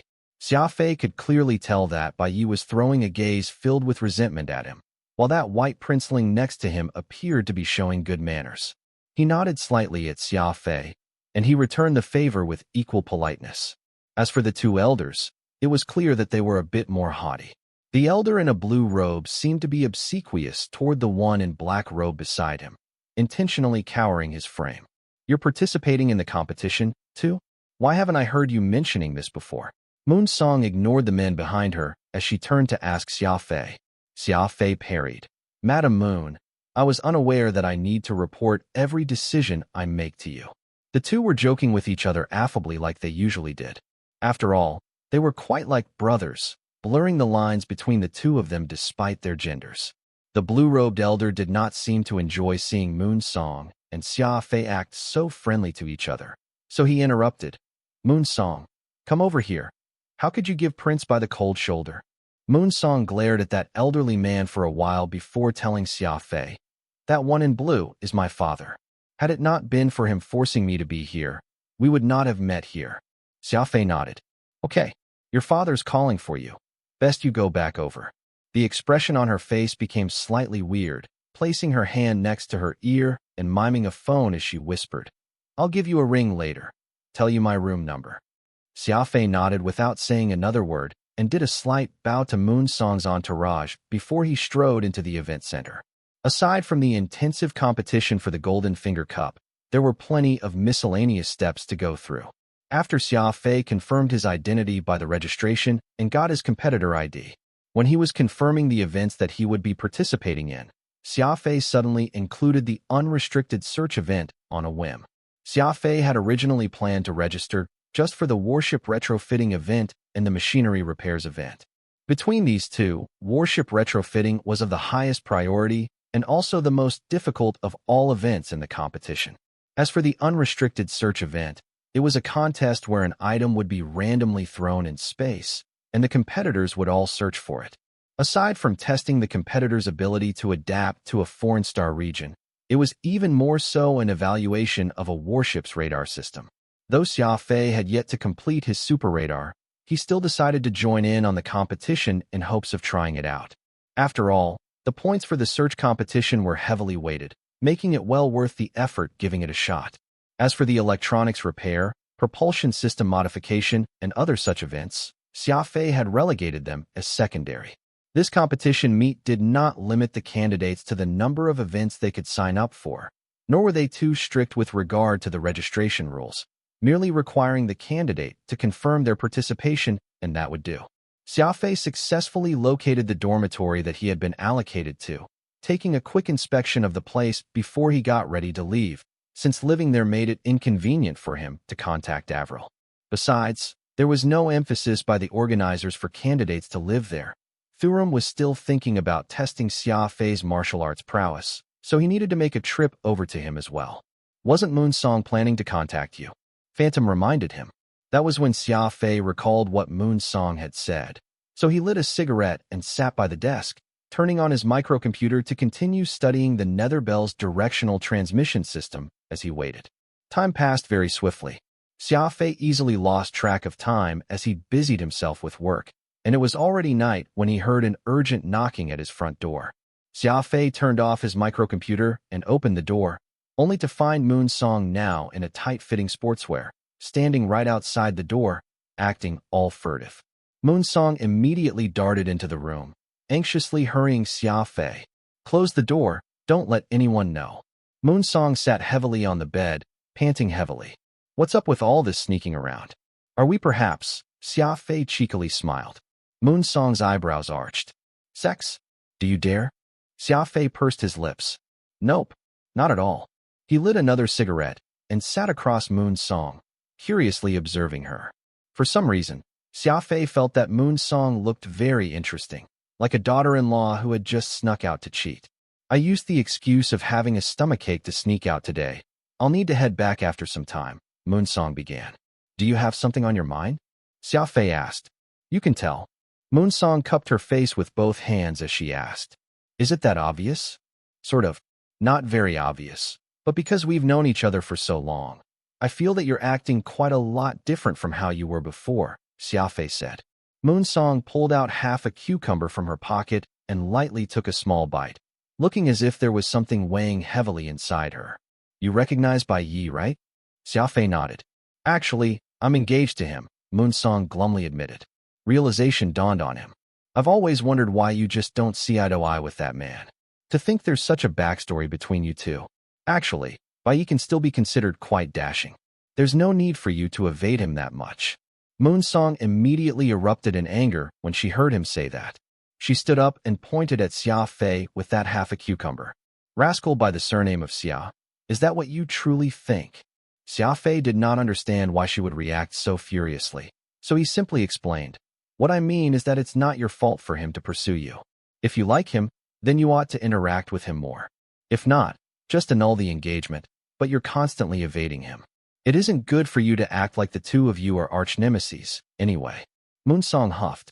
"Who wants to be with him? Were it not for..." Seeing Moon Song's eyes glistening with tears caused Xia Fei to be at a loss on what he should do. The last time she had cried, Xia Fei ended up being tormented by her for no reason. Thus, it was unlikely that there would be a good outcome seeing her cry in front of him right now. Bai Yi is from the Baitushans Bai family, wielding quite some power in the Indarostar region. Just this fact alone isn't enough to keep me down, but the Bai family's cousin is someone with plenty of power. That's the father-son pair that you met today. Their first name is Li, and they're cousins with the Bai family. The immutable gold Li family is known as one of the 6 major families in the alliance. My father is very afraid of the strength that they wield, so I'm forced to marry into the Bai family." Moon Song was in a poor mood, stammering as she explained her situation. As such, Xia Fei had some trouble understanding what was going on, barely making out her words clearly. "You're telling me that the fairly dashing young man I met today is princely? What does his family have to do with you and Bai Yi getting married?" Xia Fei was confused. Moon Song sighed. "You still don't understand. The Li family is so named Immutable Gold because they own the largest bank and security firm. They're the largest investor across the whole alliance, with a cousinship with the Bai family, making Li Mo and Bai Yi extended cousins." Xia Fei was speechless. "But I still don't get it. Why would they have a hand interfering with your matter? Won't it all be resolved if you just ignore them?" Moon Song slapped the side of the bed and loudly shouted. "Are you daft? You don't have any relatives, so there's nothing you need to be concerned about over whatever you do. I'm different. My family have tens of thousands of people in it. As long as the Li family says the word, our entire Moon family will be rendered bankrupt, leaving everyone tetherless, wandering in the unknown universe." Xia Fei had nothing else to say. Truly, he had been very casual with how he did a lot of things because he was just himself, without anyone else to worry about. However, many other people were not in his shoes, and every single action they made had repercussions that needed to be concerned over. Moon Song soon realized that she had gone a bit overboard with her outburst, too. So she then said to Xia Fei, "Sorry, I shouldn't have mentioned your family." Xia Fei waved it off. "It's fine. You have plenty on your mind, so I'm not taking your words to heart. It's very difficult to understand all your problems for an outsider like me. so I shouldn't have thought about your problems so simply. So what do you plan to do? Xia Fei asked. Moon Song was dejected. What else could I do? Just drag it out as long as I can. Xia Fei thought about this for some time before saying, I do have an idea, though it is a little insidious. Moon Song's eyes shone. Who cares if it's a little insidious? Xia Fei smirked. You can find some beautiful woman to try and seduce Bai Yi, then secure proof of their act together so you can accuse him of poor character and have the right to reject this arrangement. It should be said that Xia Fei's idea was really rather sinister, but he did not care about that. It was fine as long as it achieved the goal. He could not care less about the method used, provided that it led to the sought result. Moon Song pouted. That won't do. Bai Yi has had plenty of women these few years, and in both our family's eyes, it isn't that big of a deal for boys to engage in some philandering. Xia Fei was quiet. He thought back to the scene of Bai Yi being surrounded by so many pretty women back in the training camp and agreed that the plan would be ineffective. Actually, Xia Fei did consider just killing Bai Yi directly and ending matters there and then, but that would actually place a huge suspicion over Moon Song, especially since her attitude toward him was plain for all to see. Xia Fei was just afraid that such a solution would end up being self-defeating. That was when Moon Song suddenly asked, I remember that you've got a girlfriend here in the capital ring. Why haven't you gone and see her? What's her name? Xia Fei laughed. No, we're just friends. Nothing as intimate as you claimed. Her name is Avril. Moon Song blinked. How coincidental. Limo's fiancé is also called Avril, but I doubt that you're referring to the same person. That Avril I'm talking about is involved in a really big business, comparable to what the Li family is dealing with. There were plenty of people who shared the same name in the universe, and Avril was not a rare name.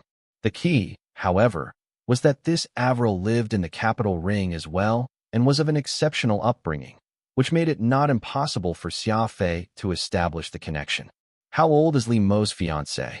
Whose family does this lady belong to? Xia Fei asked.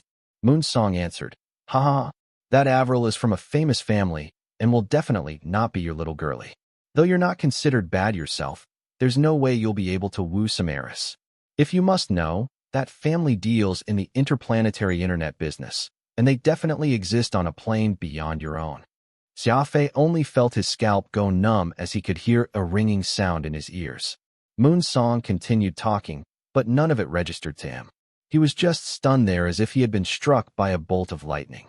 Moon Song noticed how peculiar Xia Fei was acting, so she reached over and put her hand on his forehead. What's the matter? Are you running a fever? Xia Fei pushed her hand away.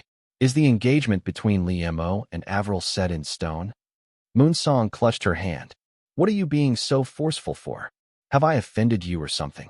Xia Fei did not answer, merely turning his head over to the window and muttering, My friend and Li Mo's fiancé might be one and the same person. Moon Song related all that she knew to Xia Fei in a hurry before leaving, telling him to keep in touch over the communicator if a need arose. Before leaving, she gazed at Xia Fei with eyes filled with pity as if she could already foresee how things would end, which made Xia Fei feel very uncomfortable. Lighting a cigarette, Xia Fei began pacing about in the room. It was apparent that he was trying to suppress all his emotion as he devoted his effort toward thinking. If this was an enemy, Xia Fei could very easily make the right decision, but when it came to affairs of the heart, Xia Fei was actually quite indecisive. Perhaps there was no one in this universe who could profess certainty.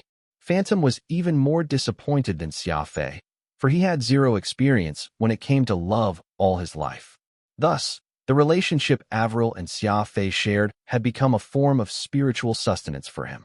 If they had a good relationship, Phantom would be happy as well, and if the two argued and had a tiff, Phantom would be upset as well. Hearing that the originally close relationship they shared was instantly inbound for some stormy weather, Phantom of course felt depressed. Should you give Avril a ring? Phantom asked. Xia Fei paused, but soon shook his head. Moon Song got her information from Li Mo. We still can't be certain if this engagement is real. Who knows? Maybe it's a one-sided courtship from Li Mo. If it's but an unsubstantiated rumor and we run off to ask Avril, it will make me seem really petty. I'd rather choose to believe her. Since you insist on believing Avril, so be it. Hope this is all just a misunderstanding, Phantom said. Later that night, Xia Fei got a call from Charlie that made him feel slightly better. After the strongest warship competition, the energy shield boosters received recognition from some business representatives. Charlie received 2 purchase orders, one for 3,000 sets and another for 5,000. Though these were not sizable orders, they were nevertheless very precious to the quantum holdings of today. After all, these were new products that had just arrived on the market, and having enough orders to keep their production going was decent as it stood. The contracts for those 2 purchase orders would bring in a 1.5 billion profit for the company. Xia Fei instructed Charlie to continue pouring money toward the continued purchase of raw materials and the construction of the new factories. Xia Fei stayed on Baron that day, taking advantage of the quiet night to read up on Li Mo and his family's situation. The Li family managed the largest interplanetary bank in the alliance and was also a major shareholder in the largest securities firm, First Securities. Known to be the most powerful family out of the 6 major business families, they owned far more assets than the Jian family despite the latter's monopoly of the interplanetary internet. Aside from possessing plenty of funds to their name, the Li family also had investments in the fields of minerals, machinery, and even the arms trade. Their planet conglomerate was ranked 5th across the alliance, widely acknowledged to be an extremely powerful entity. Meanwhile, Li Mo was the family's eldest descendant, one who had the highest probability of inheriting planet conglomerate. While Avril's family was a technological leader, the Li family was a financial giant. It was perfectly reasonable for these 2 huge families to marry, all things considered. Turning off the screen, Xia Fei felt a wave of sadness wash over him. Moonsong's behavior today had got him on the alert. Even someone as stubborn as Moonsong was utterly helpless in the face of her family's interest, which only showed how being born in a rich household might not be a blessing. People clearly had their lives to live, yet only ended up becoming a pawns to serve the interest of the upper class. Avril had a weaker personality than Moonsong in this regard, and Xia Fei had no way of knowing just what she would do in the face of such pressure when she could endure it no longer. Moonsong was still going to help Xia Fei inquire after more information, so he decided to keep these matters in his mind before he got further confirmation. Deep into the night, Phantom suddenly discovered that a very devious smile appeared across Xia Fei's face, a look that Phantom was very familiar with. He knew that every time Xia Fei smiled like this, he must have made a very important decision. Xia Fei must have his idea, so I don't have to worry about him, Phantom mumbled to himself. Early the next day, Xia Fei boarded the passenger spaceship and arrived at Avril's Half Moon Hill, Sunset Villa. He had a date with her to visit the Interstellar Amusement Park. Once more making his way to the luxurious villa, Xia Fei's identity had already bumped up to being a guest due to Barty's incident. The people of the Jian family were actively acting as if he were invisible. After all, they all knew that Xia Fei had personally killed the 2nd son of the Jian family. While this had helped the family in averting a potentially dreadful crisis, it was still not something they could so easily accept. Actually, the Jian family was already being very polite in giving Avril permission to go out and have fun with Xia Fei. To actually expect them to treat him as kin was probably not something any of them could do in this lifetime. The lady had a good rest last night, so none of the servants dared to wake her up too early. Recently, the lady hasn't been sleeping too well, often suffering from insomnia. Could you let her wake up on her own today? Peng Xing asked. Xia Fei laughed. Of course. Don't wake her up and let her have her sleep. Peng Xing nodded, leading Xia Fei up the hill. Xia Fei glanced at the half-moon lake by the side and said, I'll be waiting for her by the lake there. Peng Xing nodded, accompanying Xia Fei by the lakeside, where there was a cobblestone path. The 2 men walked along the lake, even as they admired the picturesque view of the light reflecting off the lake. Xia Fei picked up a pebble from the ground and lightly curled his wrist, sending the pebble out toward the lake. The pebble bounced off the surface of the river several times before sinking, leaving just a ripple. I loved playing like this when I was younger, and it's been so long since I tried, so I'm a little rusty with it. Xia Fei casually chuckled. Peng Xing replied, when the lady was young, she once saw me skip rocks, too, and was very amused, so she forced me to teach her, but she's still very young back then and lacked the arm strength. Thinking back on it now, it's truly amusing. As the saying went, fighters who fight will know each other better. Xia Fei and Peng Xing had fought each other before, yet the relationship they had was not affected by it. In fact, Xia Fei even believed that Pang Xing was the one whom he trusted the most out of the entire Jian family, aside from Avril herself, because they were both concerned about her well-being.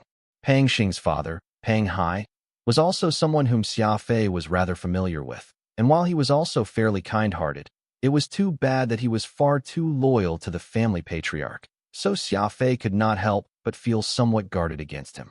However, Pang Xing was different from his father, for his loyalty clearly lay in Avril alone. Avril was sleeping soundly, and Xia Fei had come early, uncertain just how to wait on him. The two whiled their time walking around the lake. The view of Half Moon Lake was spectacular. The cobblestone path beside the lake had plenty of flowers planted along the way, making for a very beautiful sight. Even the lake water was a mess of green, pristine and clear enough for anyone to see the fishes swimming beneath the surface. After some thought, Xia Fei casually asked, Pang Xing, do you know about the 6 major business families in the alliance? Pang Xing was slightly surprised, even showing a measure of shock. Xia Fei saw with his eyes that something was clearly hanging in Pang Xing's heart, or else the latter would not have reacted the way he did. Of course I do. They are the top 6 corporations in the alliance. Their position hasn't changed in many years, so everyone calls them the 6 major business families. These big businesses have a very hard time moving up a rank within the alliance. The Jian family has worked so hard for so many generations and hasn't even managed to make it into the top 10, and that's a pain that the patriarch feels eternally in his heart, Pang Xing stated without any reservations. Xia Fei chuckled. When I went to register for the Association of Machinists Golden Finger Cup, I met 2 fellow cadets from the training camp. A young man by the name of Li Mo was with them, which is how I learned about this matter with the 6 major business families. Xia Fei very deftly turned the conversation toward Li Mo, which caused Pang Xing to feel very awkward. He pursed his lips and said, the Li and Jian families have always had a good relationship with each other, working together closely in various avenues. Li Mo is also considered a frequent guest here in Sunset Villa. Xia Fei then said, a friend of mine has some involvement with Li Mo's cousin. It seems that she doesn't wish to marry this cousin of his. Yet the Li family is secretly hinting that if my friend doesn't comply, they'll step in and interfere. Since you're so close with the Li family, do you think they have the means to cause others to become bankrupt in an instant? Of course they can, Pang Xing replied. Xia Fei, do you already know? Xia Fei did not respond, his gaze looking out at the tranquil lake.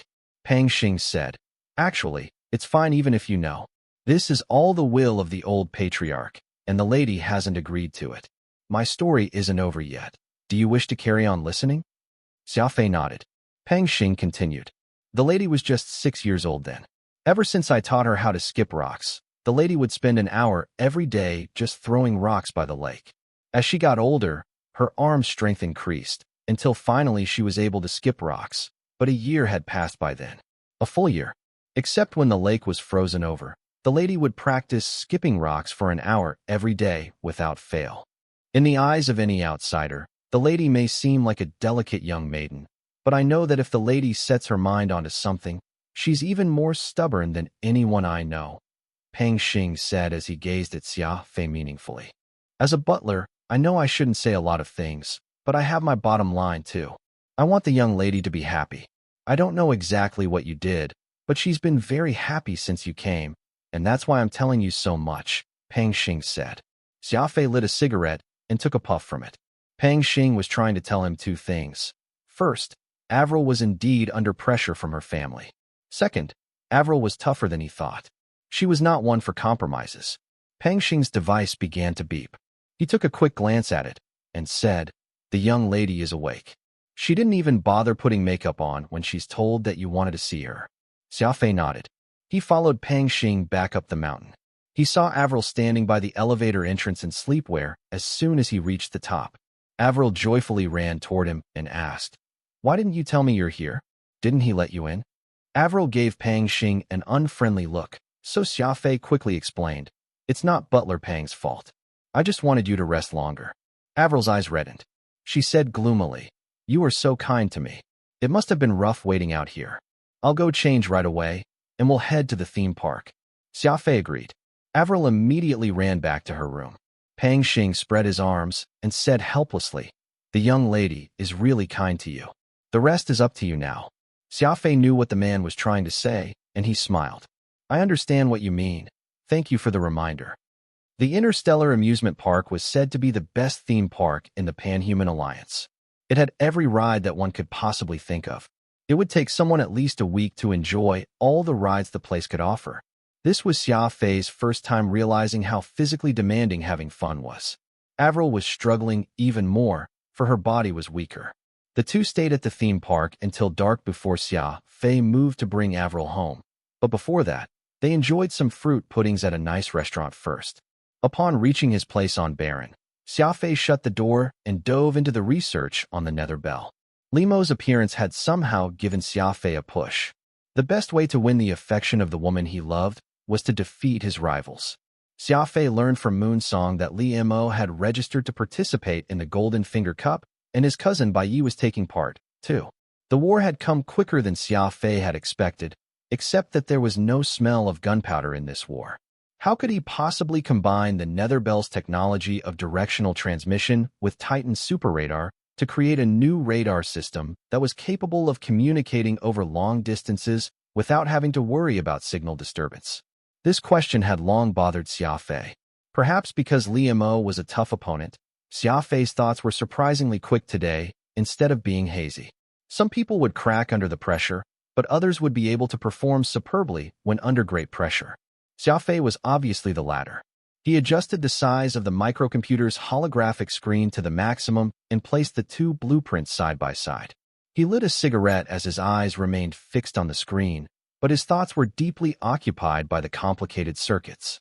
The two radar systems were designed modularly. Each model represented a different functionality. Some were used for capturing signals, while some were responsible for determining the position of signals. Xia Fei did not rely on the microcomputer's calculation. He was going through all combinations of the models in his mind, but their designs were incompatibly different. The former was good against signal disturbance, while the latter could magnify signals beyond normal extent. In theory, it would be perfect if he could combine the Nether Bell's resistance towards signal disturbance with the signal magnifying capability of Titan's radar system. But in reality, the two systems were incompatible with one another. Not only would the resistance towards signal disturbance drop by half, its performance would drop significantly, too. Xia Fei needed the super radar system for his warship. Hence, he was not too fussy with the size of the final product. After all, a warship had plenty of space available. It was easy to allocate a space big enough to contain the system. So Xia Fei was trying to double the resistance towards signal disturbance and the performance of the system. Yet the outcome was even inferior to the normal radar system that the Alliance was currently using. It felt like an endless loop. If he increased the performance of one system, the performance of the other system would drop. If he tried increasing the performance of both systems, the outcome would be less than ideal. A night was gone fairly quickly. The huge ashtray on the table was already full of cigarette butts. Xia Fei already felt his throat getting a little sore and his lungs burning after smoking so much. He drank a cup of water and poked his head out of the window to look at the outside world. It was already the crack of dawn, so faint light was starting to appear in the sky. The air was moist and cool. Xia Fei took a few deep breaths and stretched. He felt a lot better after clearing his mind. The sun had risen, and sunlight was shining on the horizon. The leaves of the trees were blocking the blazing sunlight, resulting in long shadows on the streets. Light was a wonderful existence. The size of shadows differed when the light was shining from different angles. At noon, a person's shadow was tiny like a black dot, but their shadow would be dragged infinitely at dawn or dusk. The situation was similar to the omnipresent disturbance in the galaxy. When a signal swayed from its original course, it would become completely unpredictable.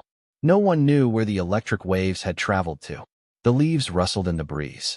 As Xia Fei observed the shadows of the trees swaying on the ground, an unprecedented thought suddenly crossed his mind. Xia Fei did not leave the room once in the next 3 days. He even called off the date with Avril. Avril did not complain because she knew that Xia Fei was busy with his work.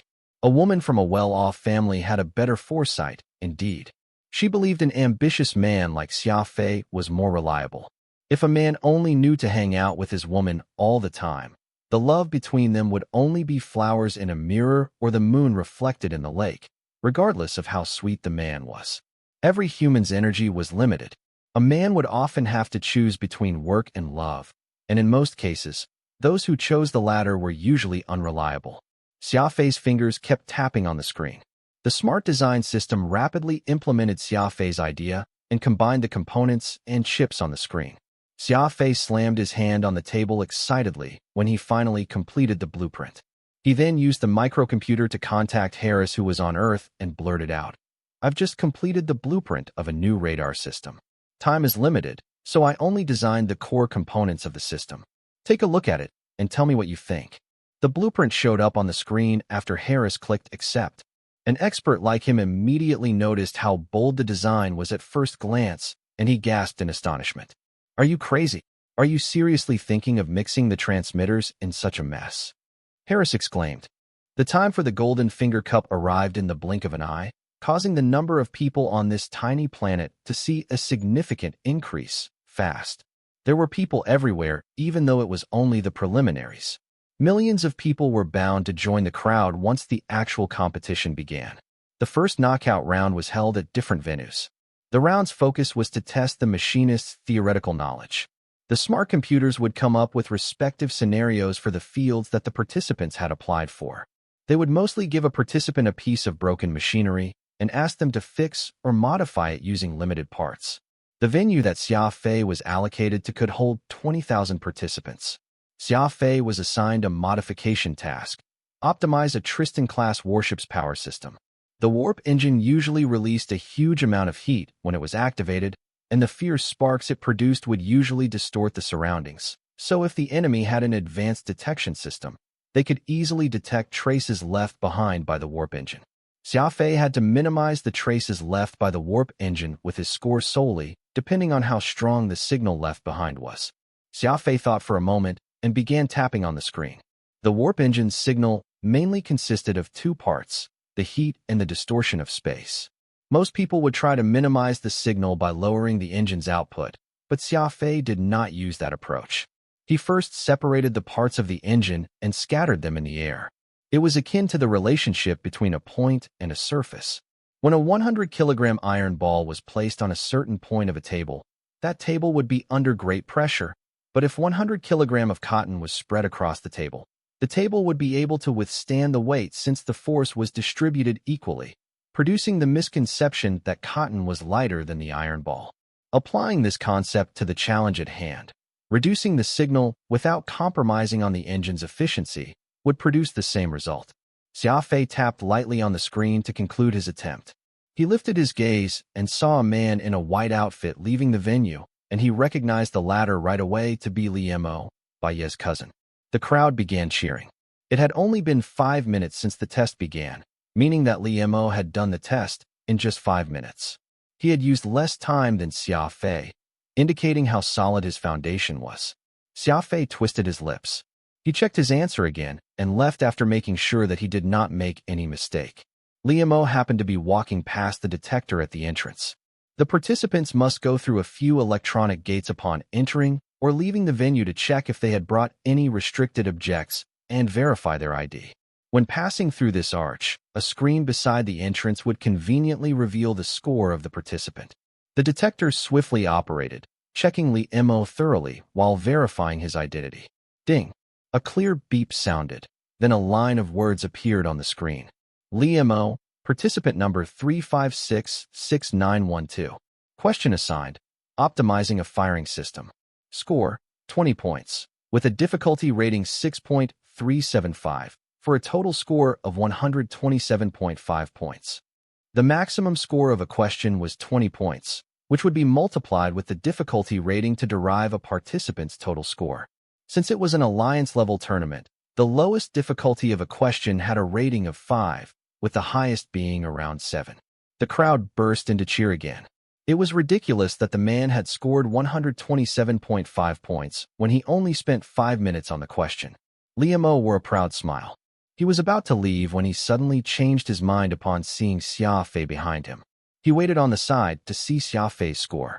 Ding! The detector revealed Xia Fei's score after verifying his identity. Xia Fei, participant number 10225. The question assigned: optimizing the signal of a warp engine. Score: 20 points, with a difficulty rating of 6.375. Extra score is given for deriving the perfect solution, for a total score of 137.5 points. A few participants who were still attempting their questions could not help but exclaim out the score of 137.5. After all, this score was even more shocking than Li Mo's 127.5 points. Unfortunately, these participants had broken the rule for making a sound during the test, so they were automatically disqualified from the tournament. In some way, Xia Fei had accidentally disqualified a few participants with a weaker mentality. They were not shocked because Xia Fei had scored 10 points more than Li Mo. It was the fact that he had derived a perfect solution. There were many answers to every question, so there were naturally different means to obtain the same outcome. But there was always a quickest and simplest way to it, which Xia Fei had managed to find. He had lowered the signal strength without compromising on the engine's efficiency. It was a textbook solution. Xia Fei no longer had to obey the rules of the venue after passing through the electronic gate. He calmly lit a cigarette and took a puff from it. He was simply using his knowledge to solve the problem. He could not care less if it was the perfect solution. Not bad. I just want to be done with the boring preliminaries as soon as possible. I don't really care if my solution is perfect, Li Mo told Xia Fei with a smile. Ding! Something unexpected took place again. The score on the screen had changed once more. A score of 147.5 points. 10 points more than the previous score. Another line of words was added below the initial line. Bonus score from the tournament's committee. The bonus score indicated that Xia Fei's solution had been approved by the tournament committee, and it was likely that they would be promoting Xia Fei's solution in the future. As a matter of fact, the Golden Finger Cup's purpose was not only to select the best machinist, but to advance the level of technology, too. In the past, some talented participants had made a name for themselves by deriving an extraordinary solution for the problems they were given. These people were usually hired by the top companies in the alliance or would sell their inventions to earn enough money so that they could live a comfortable life. To everyone's surprise, someone had derived a perfect solution and obtained a bonus score from the tournament committee in just the first round of the preliminaries. The tournament's committee consisted of the best machinists in the entire alliance, so their skills were unmatchable. It was very difficult to win their approval. Li Mo's jaws dropped. He was having trouble believing the extra line of words on the screen. The fact that the tournament committee had given a bonus score so quickly only meant one thing. They were already observing Xia Fei when he was still deriving the solution, so they immediately approved his solution soon after the score was given out. Li Mo realized that he had forgotten his manners and quickly smiled again. Not bad, congratulations. Thanks, but what's with the bonus score from the tournament committee? Xia Fei asked curiously. You didn't know about the tournament committee? Not at all. Xia Fei spread his arms and said. Li Mo briefly introduced the tournament committee to Xia Fei. The best machinists in the alliance possessed remarkable cultivation in their respective fields. Some were good with circuitry, whereas some were experts in energy systems. Every time the Association of Machinists held the Golden Finger Cup, they would gather as the committee for the tournament. Li Mo was not pleased with the outcome.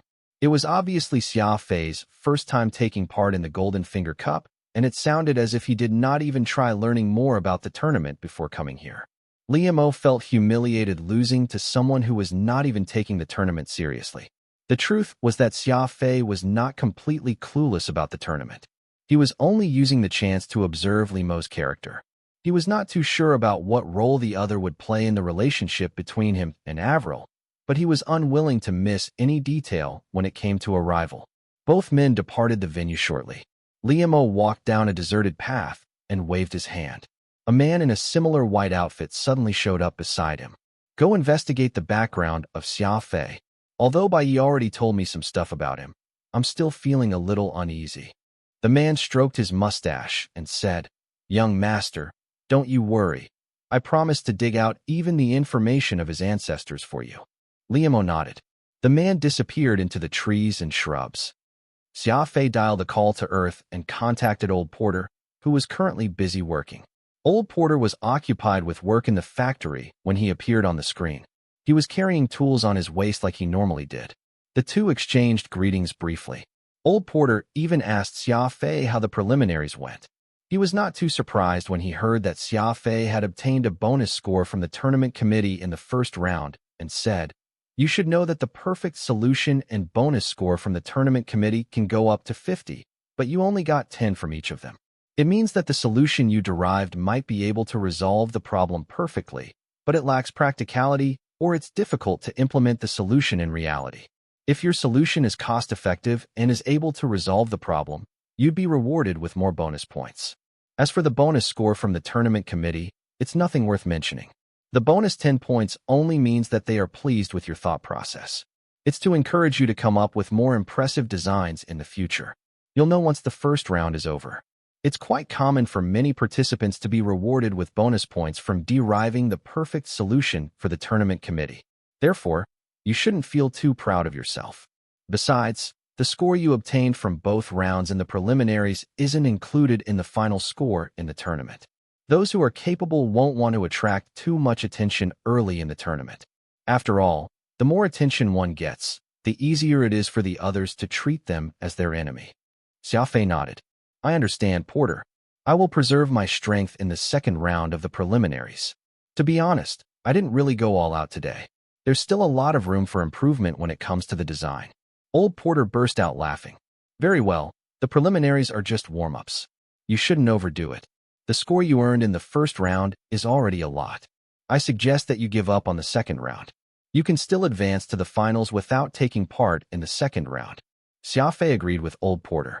He just needed to make sure that he passed the preliminaries. He would reserve his strength for the finals. "Old man, how long will it take for you to complete the blueprint I gave?" Xia Fei asked. He was referring to his design of the radar system. It took him and Harris 3 days and nights to finalize the design, but it was still not perfect. It had a lot of manufacturing problems. It would take the smart machine tool 3 days to produce the radar system. The process was too inefficient. Old Porter frowned. He pointed to the machine beside him and said, "Your design is too complicated. This machine has been operating since yesterday, yet it's already the 4th time I've performed maintenance on it. You will need a simpler design to mass-produce the system. I will keep an eye on it. Give me 1 more day, and I'll provide you with a viable solution. It may not be able to increase production efficiency, but it will be able to produce the system." Xia Fei said sincerely, "I'll leave it to you, Uncle Porter. We must figure out a way to modify the machines. Even though I'm not planning to shock the world with the directional meson radar system, we must be prepared just in case." Porter drained the glass of water his assistant brought him. He was overwhelmed by fatigue too after working for long periods of time. The directional meson radar system. It's not a bad name, but it's a bit of a mouthful. It may even contain some negative connotations if it's in the Charlotte language or the Sinklai Sun language. I think you should rename the system. The new radar system was using the directional mesons as its main energy carriers. It also consisted of the energy magnifying capability of the Titan superwarship's radar system and the directional transmission capability of the Netherbell, and that was why Xia Fei had named it the directional meson radar system. The name was based on the traits of the radar system. It was fine the way it was, but the experienced Old Porter immediately noticed a few shortcomings of the name. The radar system was more or less a product, so its name might influence the decision of potential buyers. Xia Fei said after some time, "Porter, why don't you name the radar system?" Old Porter nodded and said, "Every radar system in the world originates from the echolocation of bats. Even though the radar system has changed a lot after many years of improvement, since its principles and structure have long deviated from the use of sonar waves, the origin of it will never change. Why don't we call it a bat model radar, the Black Bat? The name doesn't have any negative connotations, and it sounds a bit mysterious, too. The Black Bat radar system. Not a bad name. It's decided," Xia Fei exclaimed excitedly. Old Porter waved to Xia Fei. "Go tend to your business. I need to focus on my work, too. Remember to find more smart machine tools of the same model. The production of the Black Bat has high technical requirements. Even the smallest discrepancy is going to ruin the whole thing. It's my first time working on something so complicated." Xia Fei immediately searched for warehouses and smart machine tools of the same model nearby on the interplanetary internet. The journey from Earth to the capital ring would take a month or so. It was going to take quite some time for the factory to manufacture the radar system and deliver it to him. It might not make it in time before the hunt in the last round of the tournament, so Old Porter would adjust the machine tool to ensure that it could produce the radar system, and Xia Fei would only need to find the same machine tool to produce the radar system himself. Xia Fei had never once thought that it would be so difficult to find the same smart machine tool in the developed capital planet, considering that it was the most advanced place in the alliance. Quantum Holdings did not import the latest model of the smart machine tool to save some cost, but the capital planet had long replaced the model of the machine tool they were using. The search lasted for another half an hour before it found a factory close to bankruptcy, around 1,700 light-years away from the capital planet. The owner of the factory agreed to rent the machine tool to Xia Fei at a price of 10,000 star coins every week. Xia Fei was allowed to modify the machine tool as he pleased. After all, these outdated machines would soon be sold as junks. It did not matter if Xia Fei tweaked them a little. When Avril learned that Xia Fei had to leave for a few days, she convinced her father and grandfather to let her go with him. Xia Fei had failed to keep his words to go shopping with her since he was too busy working. Feeling slightly guilty about it, he did not stop her from tagging along. Since he was only going somewhere close to the capital planet, there should not be any danger. They rode Xia Fei's vampire to the destination. He knew the Starlink Corporation had sent a few men to follow them, but they did not show themselves, for they were worried that Avril might feel unhappy about it. The abandoned factory was a lot bigger than Xia Fei imagined, occupying a piece of land that was a few tens of thousand kilohectares. There were more than a few thousand smart machine tools of the same model, and most of them looked pretty new. Xia Fei found out the truth after asking around. It turned out that the factory was not going bankrupt because it was unprofitable, but that the owner of the factory had a second wife who was 50 years younger than him. The first wife had decided to divorce her husband after learning about the affair.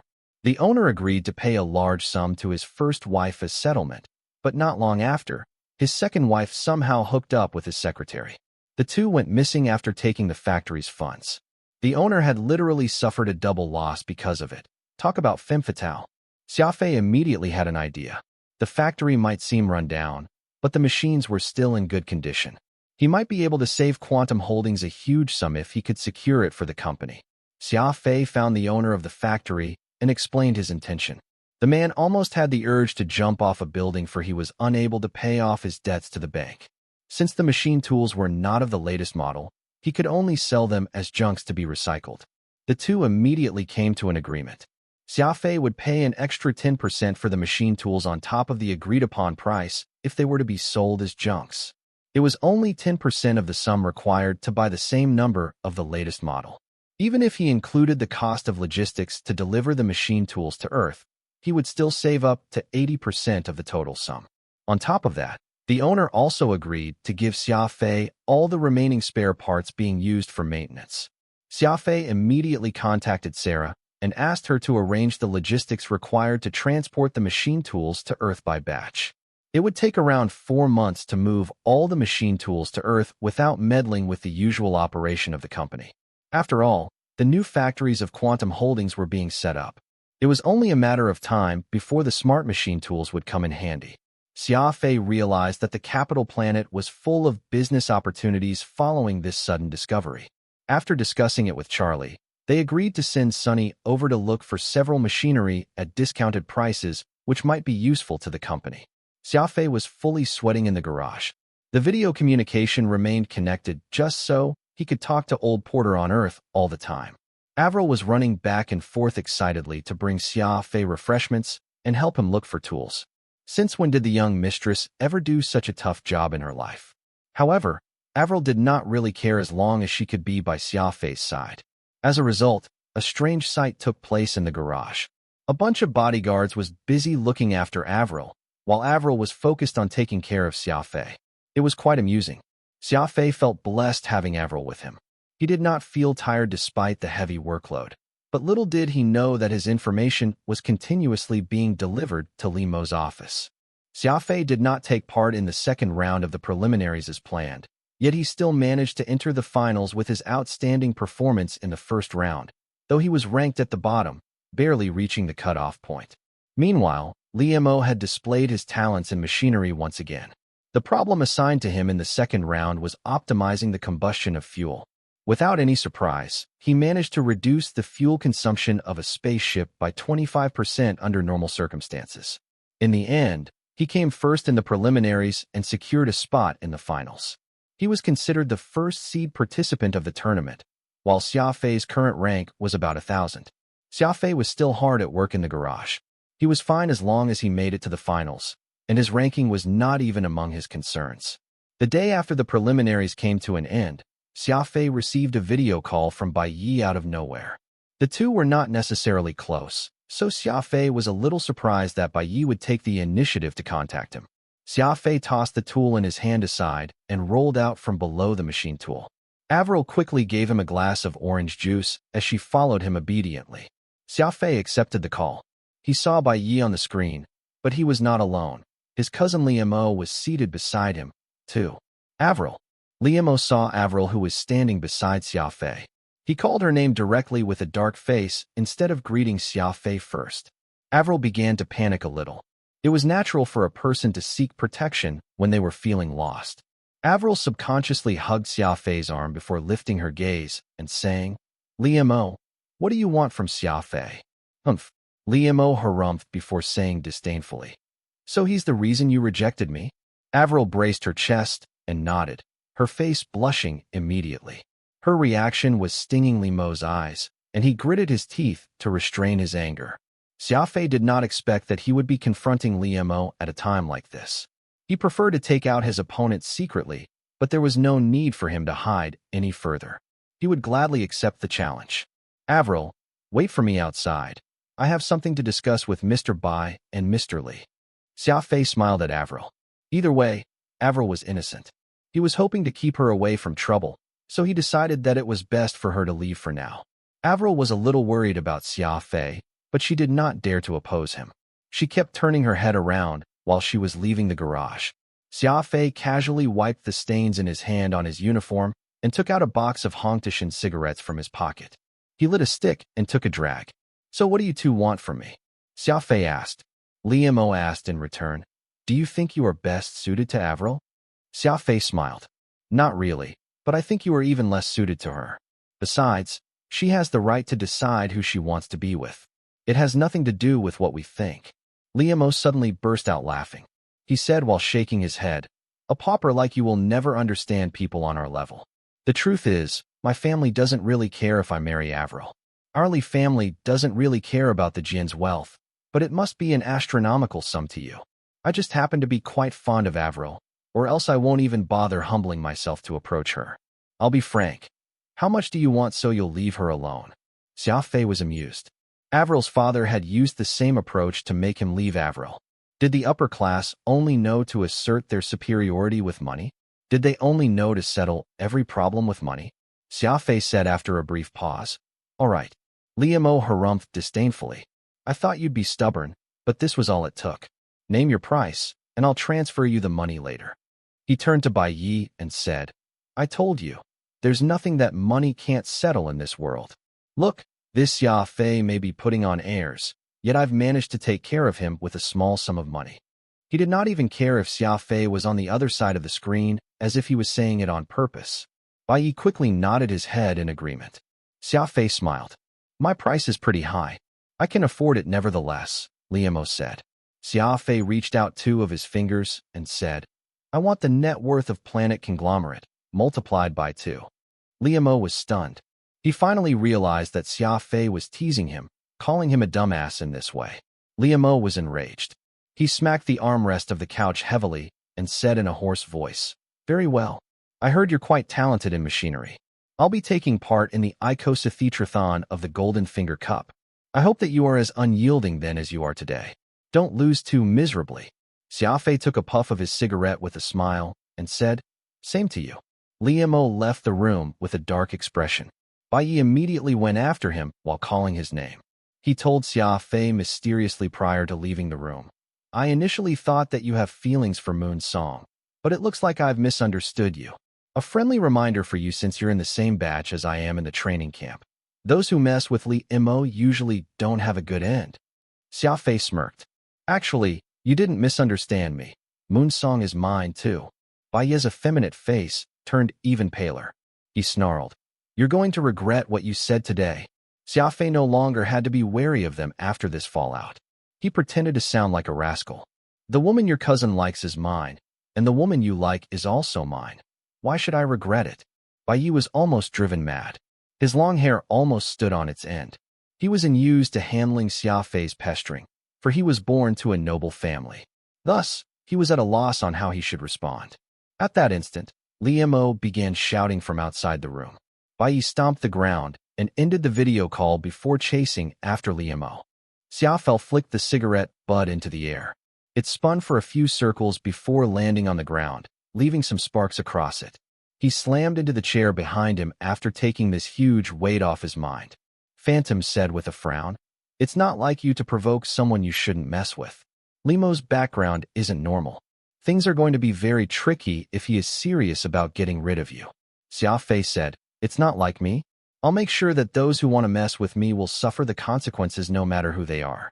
That's my biggest principle." Avril was still waiting outside the door. She came in hurriedly when she realized that Xia Fei was done with the call. "What did Liamo say to you?" Xia Fei replied, "He asked me to stay away from you, but I told him that I will only do so if he gives me the entire planet conglomerate." Avril pouted and said gloomily, "Are you seriously thinking of letting me go if he agrees to your condition?" Xia Fei smiled. He lifted Avril's golden fringe with his finger and answered, "I won't trade you even if he gives me the whole universe." Avril's eyes reddened and she collapsed into Xia Fei's arms, causing him to be greeted by her unique fragrance. As a safety precaution, Xia Fei decided to produce 3 sets of the Black Bat radar system. He brought the first to Serum in the Adjudicator Union headquarters right away to have it tested and evaluated as promised, while he kept the other 2 sets for the tournament. He registered a patent for the Black Bat radar system with the Alliance and used the name of Quantum Holdings to register it as a backup component with the organizer of the tournament so that he could use it whenever he wanted during the competition. Xia Fei was being extra careful throughout the registration process. He only put radar system as the product description. Thousands of companies would register their products to be used in the tournament, so the organizer would only place them in the storage without checking each thoroughly. After all, it was a machinery tournament. If a machinist could not even tell if a component was faulty, they were not qualified to be a machinist. Xia Fei only left the Black Bat radar system with a very simple description. Besides, Quantum Holdings was far from reputable in the Alliance, so it was unlikely for anyone to even consider picking it among the countless components available. In addition, Xia Fei attached an insane price to Black Bat radar system. The others could easily choose high-quality components with that same price tag. The Golden Finger Cup had strict restrictions on the overall cost of the participants' design, so Xia Fei could only consider himself unlucky if someone did end up choosing the Black Bat radar system. The Icosatetrathon consisted of a variety of fields for a machinist. Normally, the participant who came first in the Icosatetrathon would emerge as the champion of the tournament, too. There were rarely any exceptions. The first round of the Icosatetrathon was the optimization of energy systems. The participants would have to optimize the energy system of a warship to increase its energy output without compromising on the reactor's lifespan. Xia Fei chose to increase the Quantum Collider's energy output and won by a single point, placing Li Mo second. The second round involved modifying a warship's armor by tweaking its 4 main resistances to achieve perfect balance between its defense and resistance. There were 4 main types of damage that every weapon could deal. For example, laser cannons used extreme heat to damage a warship's armor. If a warship's heat resistance was high enough, it could greatly reduce the damage dealt by laser cannons. Meanwhile, electro cannons worked by turning atoms into electrons. The speed of electrons was proportional to the damage dealt. It was referred to as kinetic damage. If the armor was sturdy enough, it would defend the warship better from electro cannons. The organizer requested the armor to be resistant toward explosions, kinetic energy, heat, and electromagnetic energy. It was a very difficult problem to tackle. If one of the resistances of the armor was improved, it would definitely reduce its other resistances. Xia Fei did not really have a brilliant idea to tackle the problem. He decided to use a little trick by changing the shape of the armor to a rhomboid. As a result, Every hit that the warship received from any directions would be weakened due to the difference in angle, preventing the attacks from doing maximum damage. It was actually a loophole in the tournament since the organizer did not state their requirement on the armor's shape. Xia Fei managed to take advantage of it to secure a 27-point lead over Li Mo. The organizer was quite embarrassed, since no one would consider driving a rhomboid warship. Not only did the shape take up a lot of space, it was very ugly, too. It was unnecessary to change the shape of a warship into a rhomboid just to raise its resistance by 5%. However, the organizer could not deny Xia Fei's solution, for they did fail to notice the loophole. It could only record it as a reminder for the next tournament. Earth, in headquarters of Quantum Holdings, the management had just finished its regular meeting. Everyone was discussing Xia Fei's performance in the first 2 rounds. Charlie said excitedly, Xia Fei has won 2 rounds in a row, leading the second place by 28 points in total. He's currently ranked first in the whole tournament. He might just win the whole competition at this rate. Old Porter shook his head. The Golden Cup finger lasts for more than a month, and the schedule is quite complicated. It's only been 2 rounds so far.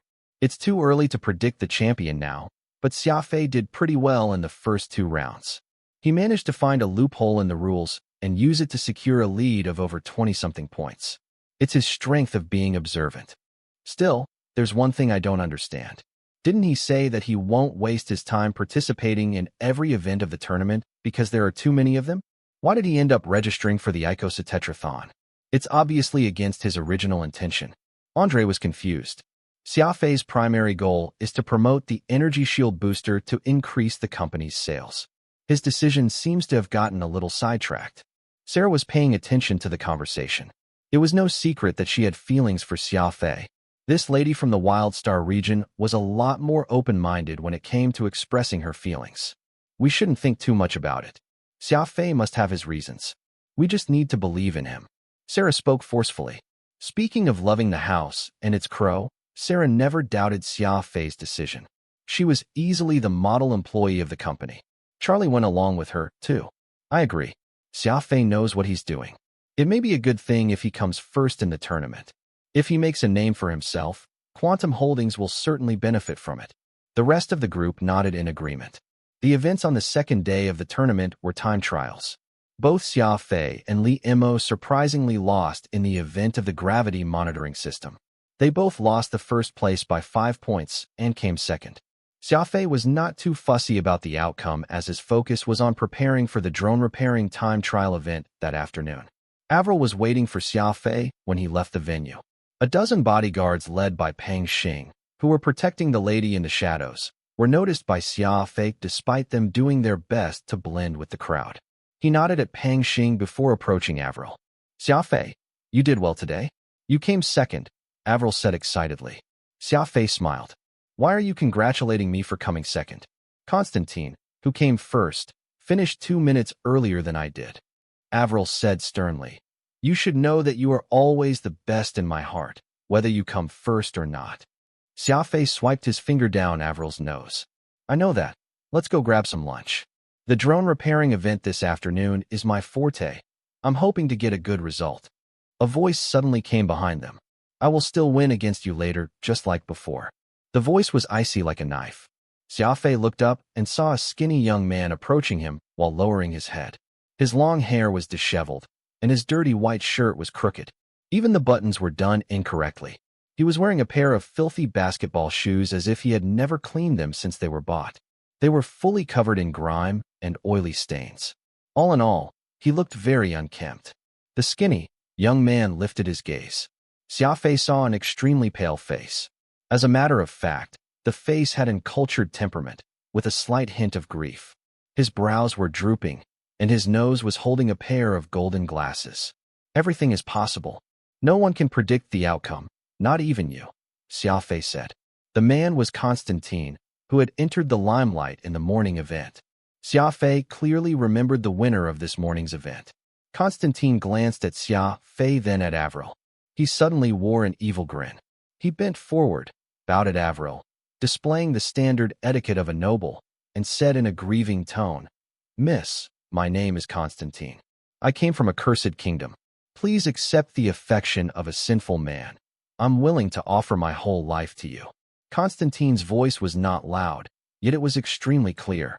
The event had just ended, thus thousands of spectators were leaving the venue. They did not expect that Constantine would confess to Avril in front of so many people. The crowd was intrigued. They stared at the strange combination of two men and a woman. Some immediately recognized Avril at the first glance and began whispering to one another. Isn't she the eldest daughter of the Jin family? What Jin family?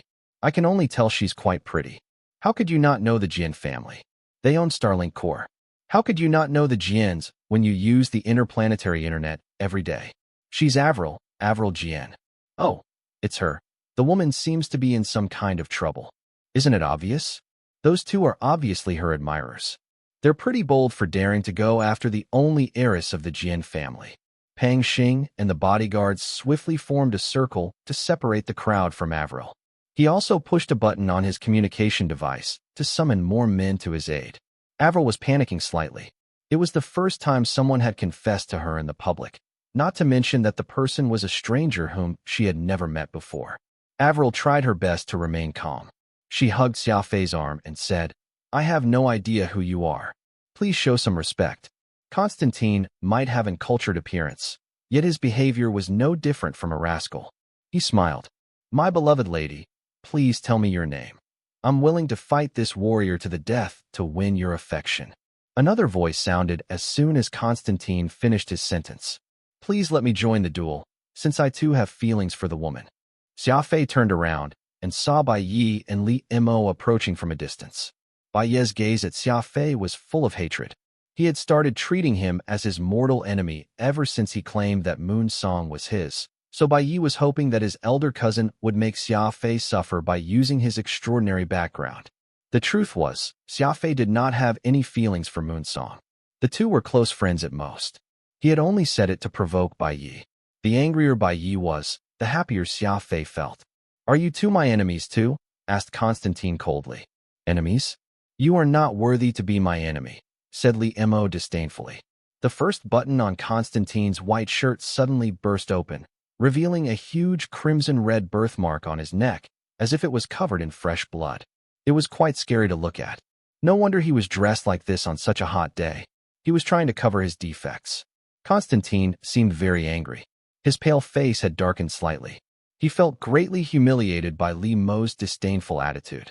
Avril subconsciously screamed when she saw the terrifying birthmark on Constantine's neck, placing her hands on her chest. Constantine glared at Li Mo and Bai Yi before smiling at Avril. Dear lady, the defects of my body don't affect my soul as a warrior. I'm willing to die for you at any second without the slightest complaint. Dying for a woman? Bai Yi, did you hear him? Another clueless idiot. Li Mo scoffed. A wise man will use his power and capabilities to claim everything he seeks. Only idiots will behave recklessly for a woman. Li Mo was not done yet. He added, I'm sorry. I forgot that you both are suffering from poverty. You can't offer anything else apart from your lives. Bai Yi and Li Mo burst out laughing. Blue veins surfaced on Constantine's forehead as he snarled. You dared to humiliate me and the woman I love. I shall sacrifice your fresh blood to the omnipotent Dietrich. I now challenge you to a duel. Constantine rolled up his sleeves.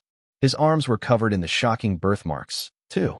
Many people were born with birthmarks, yet it was unusual for anyone to be fully covered in blood-red birthmarks like Constantine. A duel.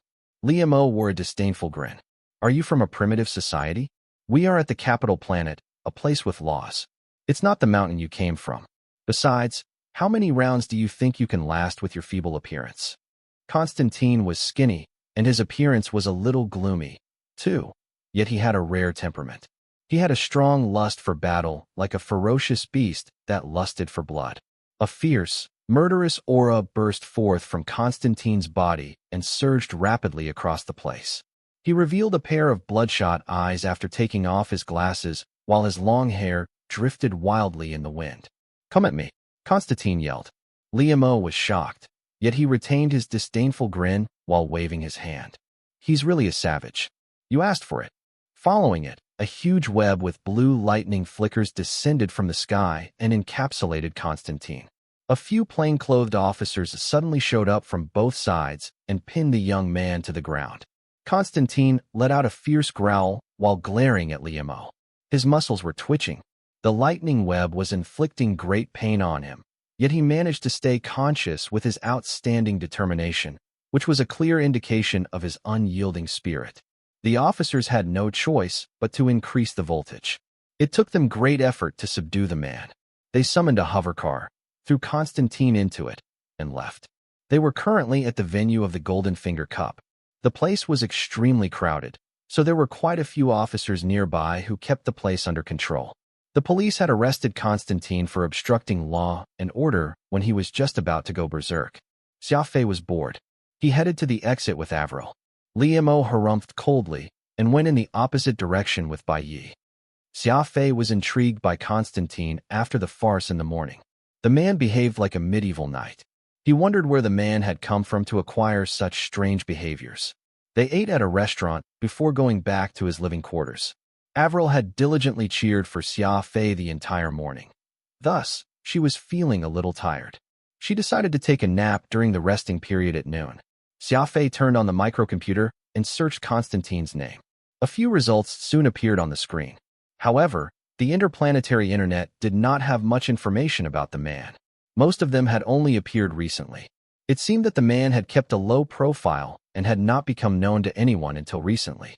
Xia Fei leaned against the chair with his legs crossed.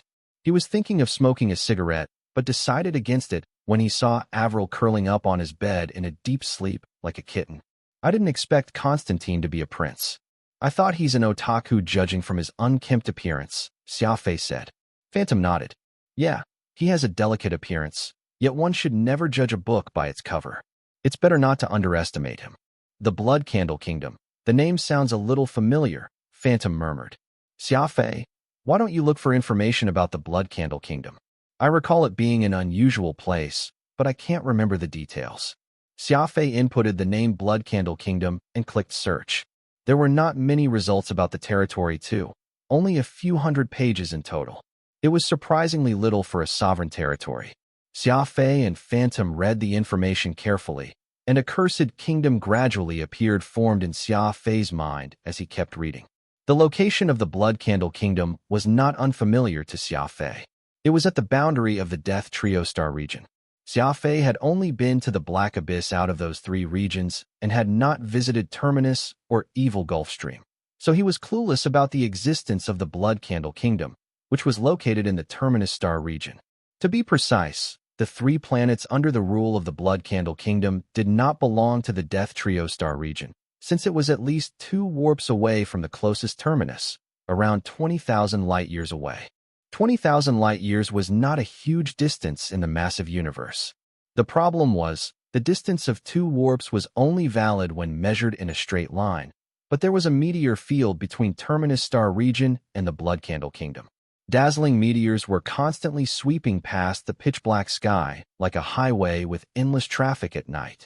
Even the strongest warship could not withstand the blow of a meteor, so those from the Blood Candle Kingdom would have to travel around 40,000 light-years to avoid the meteor field. The inconvenient location of that kingdom was the reason the place was unheard of to many people.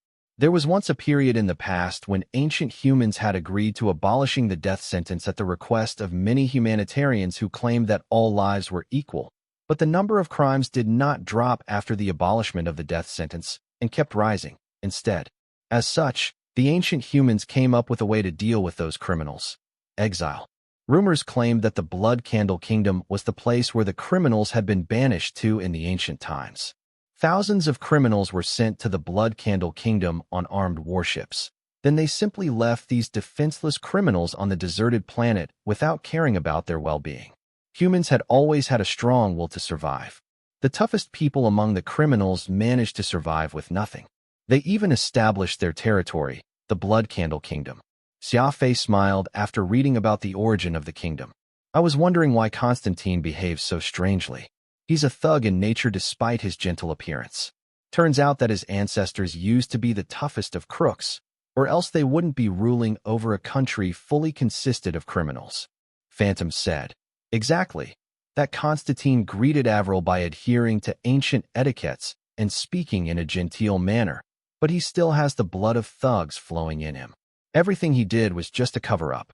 Xia Fei nodded. He kept reading the information. The Blood Candle Kingdom was also known as the Cursed Kingdom. The newborns in the kingdom only had a survival rate of 50%. Even those who lived would have some kind of defects. The minor ones included scars or missing segments of body parts, while the serious kinds included being blind, deaf, and mental disorders. There had never been any exceptions.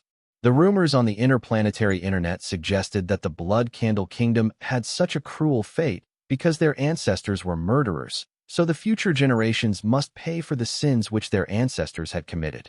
Others said that the terrible geographical conditions of the kingdom were the cause of the defects.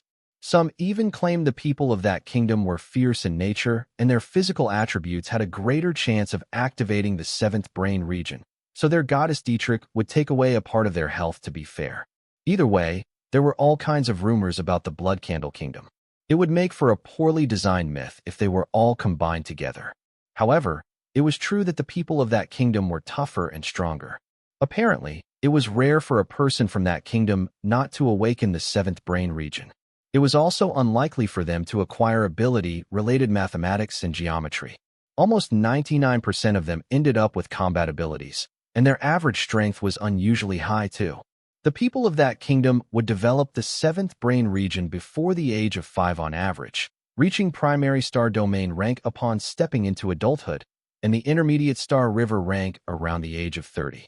These were only the average level of their cultivation, yet a warrior with such achievements was considered a miracle in the Alliance. However, the people of the Blood Candle Kingdom had extremely short lifespans. Their average lifespan was only 35 years, so there was never a super high-level warrior from that kingdom. It was soon time for the afternoon's event. Xia Fei had to turn off the screen, even though he was interested in reading more about the Blood Candle Kingdom. It was like an interesting book that he was unwilling to put down. It's a very interesting place. I shall continue the read tonight. Xia Fei smiled. Phantom said after some thoughts. I wonder what happened to Constantine after the officers took him away. Xia Fei said, he's going to be fine. After all, he's still a prince. He's considered a noble in the Alliance. The police will release him once they learn his identity. Besides, no one will want to mess with the Blood Candle Kingdom if they know how fierce its people are. Phantom nodded in silence. The timer on Avril's wrist started beeping. She had set an alarm beforehand, just so she would not miss Xia Fei's event. Avril panically woke up and looked for her shoes on the ground, murmuring, "It's almost time for the event. I must go now." Xia Fei hugged her and said with a smile, "No hurry, there's still time left. You can sleep a bit longer if you are tired." There was no way that Avril would go back to sleep. She put on her shoes and went to the bathroom to wash her face before dragging Xia Fei out of the room. Peng Xing and a few bodyguards were waiting outside. They let out a relieved sigh when they saw Xia Fei and Avril. They could not help but have wild and fancy thoughts when a man and a woman were alone in the room. Luckily, Peng Xing was constantly eavesdropping on them to check what they were doing. He believed that it was necessary to talk to Xia Fei about it. He must not let Xia Fei ruin Avril's reputation. The event in the afternoon was at the same venue. Xia Fei, who was already familiar with the directions, walked to the venue with Avril. They heard a familiar voice before entering the place. "Dear lady, I've fallen in love with you at first sight. Please accept my deep affection. I'm willing to sacrifice my short life for you." Xia Fei and Avril looked in the direction of the voice. The person speaking was none other than Prince Constantine. He was currently pulling the sleeve of a plump, fair-skinned young lady while confessing to her. Xia Fei was quite speechless. He did not expect Prince Constantine to be that kind of a person. Xia Fei looked at Avril, who was looking back at him. They both covered their mouth and giggled. The young woman was horrified. She kept pulling the hand of the middle-aged man beside her while trying to avoid Constantine. The middle-aged man was enraged. He shoved Constantine away and yelled, "Piss off, you lunatic." Constantine snarled, "How dare you ask me to piss off? You have humiliated me. The sacred goddess Dietrich has told us that we can only wash our disgrace with fresh blood. Fine, I'm challenging you to a duel of life and death." Constantine entered his battle stance while unleashing his aura thoroughly. The man did not learn from his mistake at all, as if he had forgotten that he was currently in the capital with tight security. Anyone who used violence would be invited to enjoy some tea at the police station. The middle-aged man and the young woman were only ordinary people. They were intimidated by Constantine's aura. The man kept backing away, and the young woman was terrified. She hugged the middle-aged man's waist and cried, "Father, let's go. I don't want to watch the tournament anymore." The crowd was displeased by Constantine's actions. Not only was he trying to steal someone's daughter, he even threatened to beat the father up. It was totally unacceptable. Constantine did not expect the two to be father and daughter. The girl was more mature than her actual age, so he assumed that they were a couple. The truth was, even if they were a couple, Constantine had no right to intervene with their relationship, either. He was acting no different from a thug. Constantine immediately wore a smile and reached his hand out. "Sir, please forgive me. I mean no harm. I was deeply attracted to your daughter. I just want to date her. Please give me the permission to do so." Constantine bent forward and bowed at the middle-aged man sincerely. Unfortunately, the man was already cursing Constantine multiple times in his heart. He strongly despised Constantine for his unreasonable behavior. No father would want a misbehaving son-in-law like Constantine. That being said, they simply had no idea about Constantine's identity. If his forehead was written with the word prince, it would attract many covetous young women and fathers. "Lunatic, you are out of your mind." The middle-aged man stomped on the ground and left with his daughter. He was cursing Constantine under his breath as he left. Constantine was overwhelmed by grief.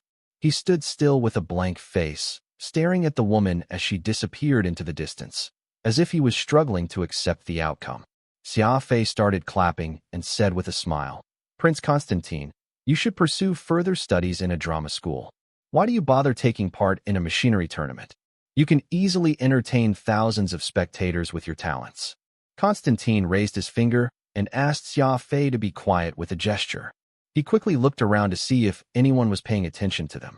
"How did you know my identity?" Constantine asked nervously. Xia Fei smiled. "There's a thing called the interplanetary internet in this world. I believe the Blood Candle Kingdom has it too." Constantine twisted his lips and said, "Humph, we can only connect to the interplanetary internet once every few years. That SHTTY thing is as good as non-existent."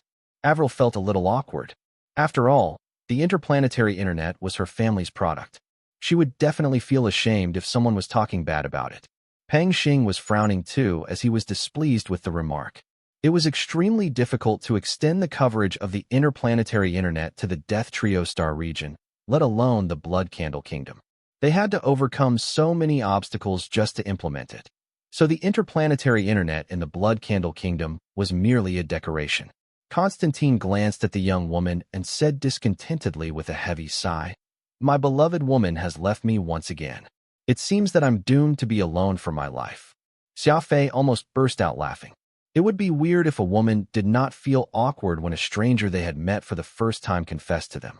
Xia Fei said after a brief ponder, "I know what you're thinking, but I think you've neglected other people's feelings. It might be why those women didn't fancy you back." Constantine was very confused. Xia Fei said, "Let me tell you a story. Once, there's a gentleman who fell in love with a lady. He boldly went to the lady's house and confessed to her. The lady was very beautiful, like a lotus rising from the water. She stood on the balcony and said, 'Sir, if you are willing to wait in front of my house for 100 days, I promise to marry you.' The gentleman was very emotional and a man of his word. He stood in front of the woman's house and waited. It began to rain. The woman looked outside the window and saw the gentleman standing there under the heavy rain. When the sun was out, the man stood under it and was soaked in sweat. Time gradually passed. The gentleman stuck to his promise and waited in front of the lady's place. The lady would lean against the window and observe her admirer. She thought proudly, 'The gentleman is being so kind to me. If he really waits 100 days for me regardless of the weather conditions, I shall marry him.' The lady eventually fell in love with the unyielding gentleman. She couldn't help but imagine the time the two would spend after 100 days. The 99th day arrived within the blink of an eye. The lady looked at the gentleman under the moonlight with great anticipation before going to bed. On the 100th morning, the day which the lady made a deal with the gentleman, the lady rushed out of her balcony excitedly. She was joyful and embarrassed. The two of them could finally be together after 100 days. However, She was shocked when she noticed the gentleman who had been waiting for her despite the wind and the rain was leaving only a letter behind. Why? They were about to live happily ever after. Why did the man leave after 99 days? Why didn't he wait for another day? He would succeed if he waited for one more day. Avril kept asking as she was completely engrossed by the story. It was not just her. Constantine, Phantom, and even the unsmiling Pang Xing were engrossed by the story. They also asked why the gentleman left. Humans had a natural tendency toward a good ending. It was more difficult to accept a sorrowful ending for a story. Xia Fei smiled. The gentleman left a letter. The lady quickly ran downstairs to read the letter. It stated, "My beloved lady, I've used my actions to express my affection for you, but now I shall leave some dignity for myself." The others were left speechless. Avril pouted and said, "The lady is so stupid. If she loves the man, why must she let him wait for 100 days? Great." The gentleman left, meaning that she's lost her lover, too. Constantine shuddered, as if a surge of lightning was flowing through him. He lifted his gaze and adjusted his glasses. "I understand now. You're telling me that I should leave myself with some dignity no matter how much I love a woman." Xia Fei nodded with a smile. If a man doesn't respect himself, why will a woman respect him? Constantine fell silent before he suddenly burst out laughing and said, "That's a very interesting story. I shall remember it, but it doesn't mean that I'm going to go easy on you this afternoon." Xia Fei nodded indifferently. Constantine turned and left as if he had learned a great lesson. Avril tightly hugged Xia Fei's arm and said, "The gentleman might have left, but you shouldn't leave me." Xia Fei smiled. "You didn't make me wait for 100 days, either." The event in the afternoon was Xia Fei's forte, drone repairing. Xia Fei entered the spacious venue by walking through the electronic gate. The venue was long split into rooms separated by transparent glass. The hidden cameras would record every action of the participants. If a participant did something that was against the rules, the room would be flagged with a red light. Above the venue was an electronic timer and a large screen.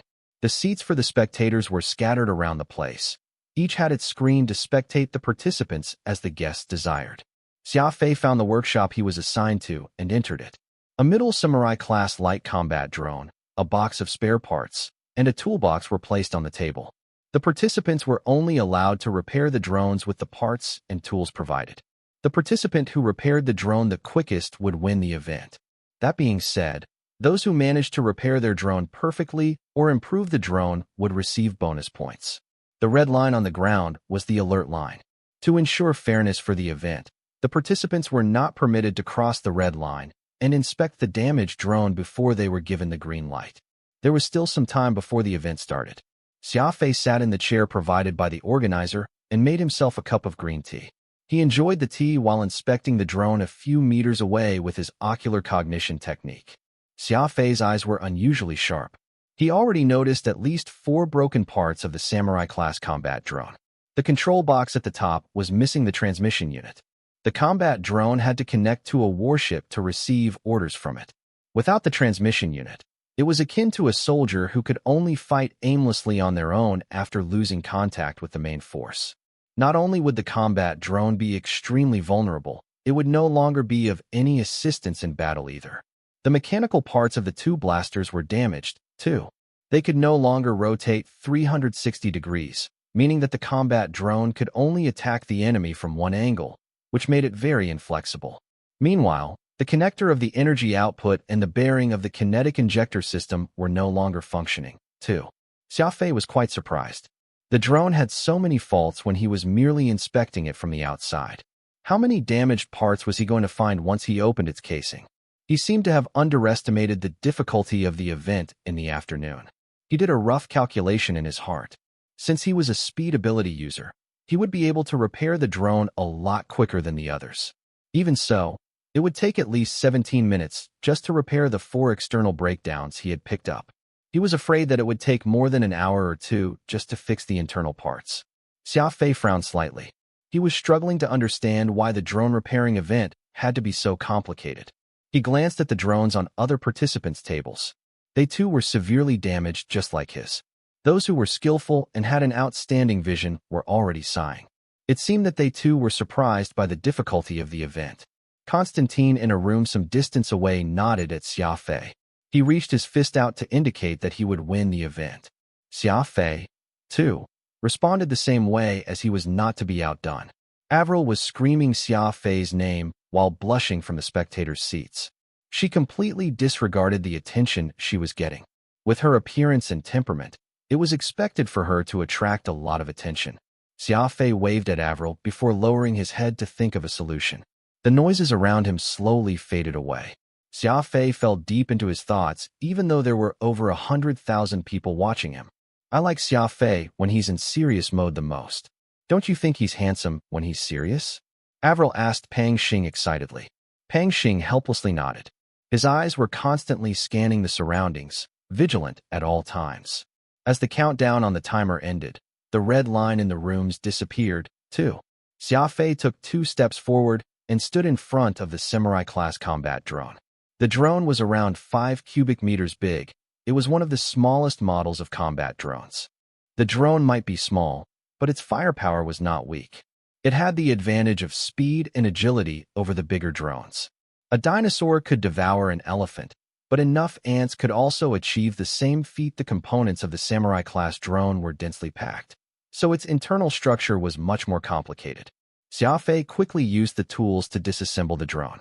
More defects were exposed to Xia Fei as he disassembled the components. The damage dealt to the drone was more serious than he imagined. It was almost beyond redemption, as none of the circuits, mechanical system, energy system, and navigation system remained undamaged. Xia Fei finished disassembling the drone. Its parts scattered across the huge table made of titanium. He was in no rush to repair it right away. He lit a cigarette and fell into deep thoughts instead. It was not like he could not repair the heavily damaged drone, but there was a tricky problem. The spare parts provided by the organizer were nowhere enough to fully repair the drone. The rest of the participants were dripping with sweat as they used every second to repair the drone. There were only 2 exceptions, Constantine and Xia Fei. Xia Fei was smoking while Constantine had his arms folded across his chest as he constantly adjusted his glasses. Xia Fei's rival, Li Mo, was working too, but he seemed a bit hesitant while he was repairing the drone. Avril began to panic. Some of the participants had already assembled half of their drones, yet Xia Fei was still deep in his thoughts. Why hasn't Xia Fei started to repair the drone? Did he encounter some kind of trouble? Avril clenched her fists and rose to her feet. She was so nervous that her forehead was covered in sweat. The servant beside her immediately took out a handkerchief to wipe her sweat, but Avril simply shoved it aside and questioned Pang Xing. What's going on? What is Xia Fei waiting? Pang Xing thought for a moment and said, Miss, you must believe in him. From what I heard, Xia Fei is extremely talented in machinery. He must have discovered some problem that he couldn't resolve right away, so he still hasn't done anything so far. A brilliant machinist doesn't act hastily. They will first plan every step in their mind and picture the outcome. Perhaps Xia Fei is still figuring out the steps. Not only was Avril confused, the spectators were puzzled, too. Both Xia Fei and Li Mo had the best results in the first few rounds, but Xia Fei was not making his move, and Li Mo seemed very hesitant. They were not as confident and adept as they were in the previous rounds. Meanwhile, Constantine, who also entered the limelight in the last round, was in deep thought. No one knew what was wrong with these 3. After all, the spectators were not participants. They had no idea what the participants were going through. Xia Fei was very calm. He did not think that the organizer would not notice that the spare parts provided were nowhere enough to repair the drones fully. It must be a part of the test. Was the event only testing the participants' repairing speed? Did they not care about the outcome? Did they only need to repair the drones as much as possible in the shortest time possible? Xia Fei shook his head. Every qualified machinist must know what they were doing. If a drone was unable to be repaired, an experienced machinist would not even bother repairing it. Could it be? Xia Fei murmured. He picked up the spare parts on the table and played around with them. He seemed absent-minded, but his mind was spinning rapidly. A few minutes ago, Old Porter on Earth turned on his smart computer and tuned in to the live stream of the Golden Finger Cup. As a 3-time champion of the Golden Finger Cup, Porter was very familiar with the structure of the tournament. For many years, he would spare some of his time to watch the tournament no matter how busy he was. He was even more interested in it this year since Xia Fei was a participant. Boateng was waiting beside him excitedly, too. The two had been inseparable ever since Boateng found his master. He would always stick to Porter unless the company had assigned him a mission. He even spent more time with Porter than his own wife. Huh? Why isn't Xia Fei moving? The others are already busy working, but it feels as if something's bothering him, Boateng expressed curiously. Old Porter was confused, too. He adjusted the angle of the camera and directed it to the damaged drone and the spare parts on the table. The live stream of the tournament was in a three-dimensional view, allowing the spectators to adjust the cameras as they pleased. It went without saying that people had to pay to unlock the three-dimensional view, but Quantum Holdings had benefited from their relationship with Avril. Everything was free for the accounts that were connected to the interplanetary internet from the company. Old Porter stared at the screen for some time. He suddenly chuckled. It seems that those old fogies have come up with some tricky questions again. It depends on if Xia Fei can think outside the box. His thoughts have always been sharp. He should be able to see what the test is really asking from him if he doesn't overthink it. Boateng was puzzled. He asked with a confused look, "Who are the old fogies you mentioned? Isn't the event supposed to be a time trial?" Old Porter said, "The Association of Machinists have a bunch of old people who are the top machinists in the Alliance. Each of them is a true expert in their field. Those old guys like to come up with tricky questions to deliberately make things difficult for the participants. You will soon see what the true goal of the event is." Old Porter pointed at the screen and said, "Xia Fei already noticed that something is strange about the event, which is why he isn't in a rush to repair the drone. Those who are busy repairing the drone have already lost at the starting line. They will never score high in this event. They have already lost the basic judgment skill of a machinist." Boateng blushed. He, too, did not realize anything strange about the event. Porter had basically included him in the group of hot-headed machinists. "Master, the participant named Constantine isn't doing anything, either. That guy named Li Mo is hesitant when he's repairing the drone. It feels as if he's struggling to make up his mind. Does it mean they are experts, too?" Boateng asked. Porter nodded and said, "If I'm guessing it right, they might be Xia Fei's strongest opponents in the tournament. We can't rule out the possibility that there are other dark horses in the tournament, too. But from the looks of it, those three have the highest chances of winning the tournament." Time gradually passed, yet Xia Fei still did not make his move. He was only smoking his cigarettes. Constantine had a go at it. He assembled a few of the parts, but disassembled them again. He placed his hands on his waist and fell into deep thought. Li Mo, who was further away, had already finished assembling a part of the drone, yet he did not continue any further. He decided to stop repairing the drone for some reason. Phantom began to panic a little. He told Xia Fei, "Hurry up, the others are almost done." Xia Fei reached his hand to interrupt Phantom. He did not want Phantom to disturb his thoughts. Phantom helplessly twisted his lips while looking elsewhere. He was even more nervous when he saw other participants increasing their pace. Xia Fei suddenly pumped his fists and murmured, "I don't care anymore. Let's go with this." His hands moved at lightning speed. Xia Fei did not hesitate even the slightest after making up his mind. He rapidly assembled the parts on the table. A minute after Xia Fei started moving, Constantine began to assemble the parts, too. His hands were not as quick as Xia Fei's, yet he was able to compensate for his lack of speed with skill, so his efficiency was still on par with Xia Fei's. Li Mo began to panic when he saw Xia Fei and Constantine starting to repair the drone. He, too, was troubled by the shortage of the spare parts, but he could not figure out a way to solve it. The crowd gradually became noisier when they noticed Xia Fei and Constantine not following the original blueprint to repair the drone. The drone had shrunk significantly based on their current appearance. What are they doing? Are they really repairing the drone? I don't think so. That thing looks like a little sports car. It doesn't even look like a samurai-class combat drone. My gosh, Xia Fei is tossing one of the blasters away. Is he planning to install only a single blaster on it? That's nothing. Constantine even threw away the kinetic injector. I'm afraid the ultra-high speed is going to turn into an old-school vehicle. How disappointing. I didn't expect these so-called best performers of the tournament to do such a thing. They're randomly altering the drones. They are going to score 0 in this round. A series of piercing metallic noises sounded at the center of the venue. Xia Fei was holding a laser cutter to slice through the drone's armor. He quickly punctured a line of rows on it, too. Xia Fei lifted the steel plate and checked the holes by pointing them at the lights. He tossed it aside before a series of screeches sounded again. He began to modify the spare parts, too. He was not repairing the drone, he was destroying it. On the other hand, Constantine lifted a titanium hammer and smashed a few high-durability pressure pumps. The venue was soon filled with strange noises. It was as if Xia Fei and Constantine were trying to outdo each other. One was cutting the parts, while the other was smashing them. The rest of the participants were having trouble focusing because of the noise. They kept turning to look at the two lunatics to see what they were up to. Avril's forehead was covered in black lines. A lady like her was clueless about machinery. She did not feel great hearing the comments from the crowd upon seeing Xia Fei's surprising behavior, yet she still stood up and cheered for Xia Fei out of her trust in him. Limo's expression shifted, too. He was stabbed in the heart when he saw Avril taking Xia Fei's side. Most importantly, his thoughts were still in a whirl because he could not figure out the key to solving the problem. In the lounge specifically for the honorable members of the Association of Machinists, a few old men were seated in a row on an extra-long couch. Everyone was holding a personal smart computer as they watched the tournament while enjoying tea. A plump, old man with a white beard came out of the restroom while holding his stomach. He murmured, "I shouldn't have eaten so much seafood for lunch.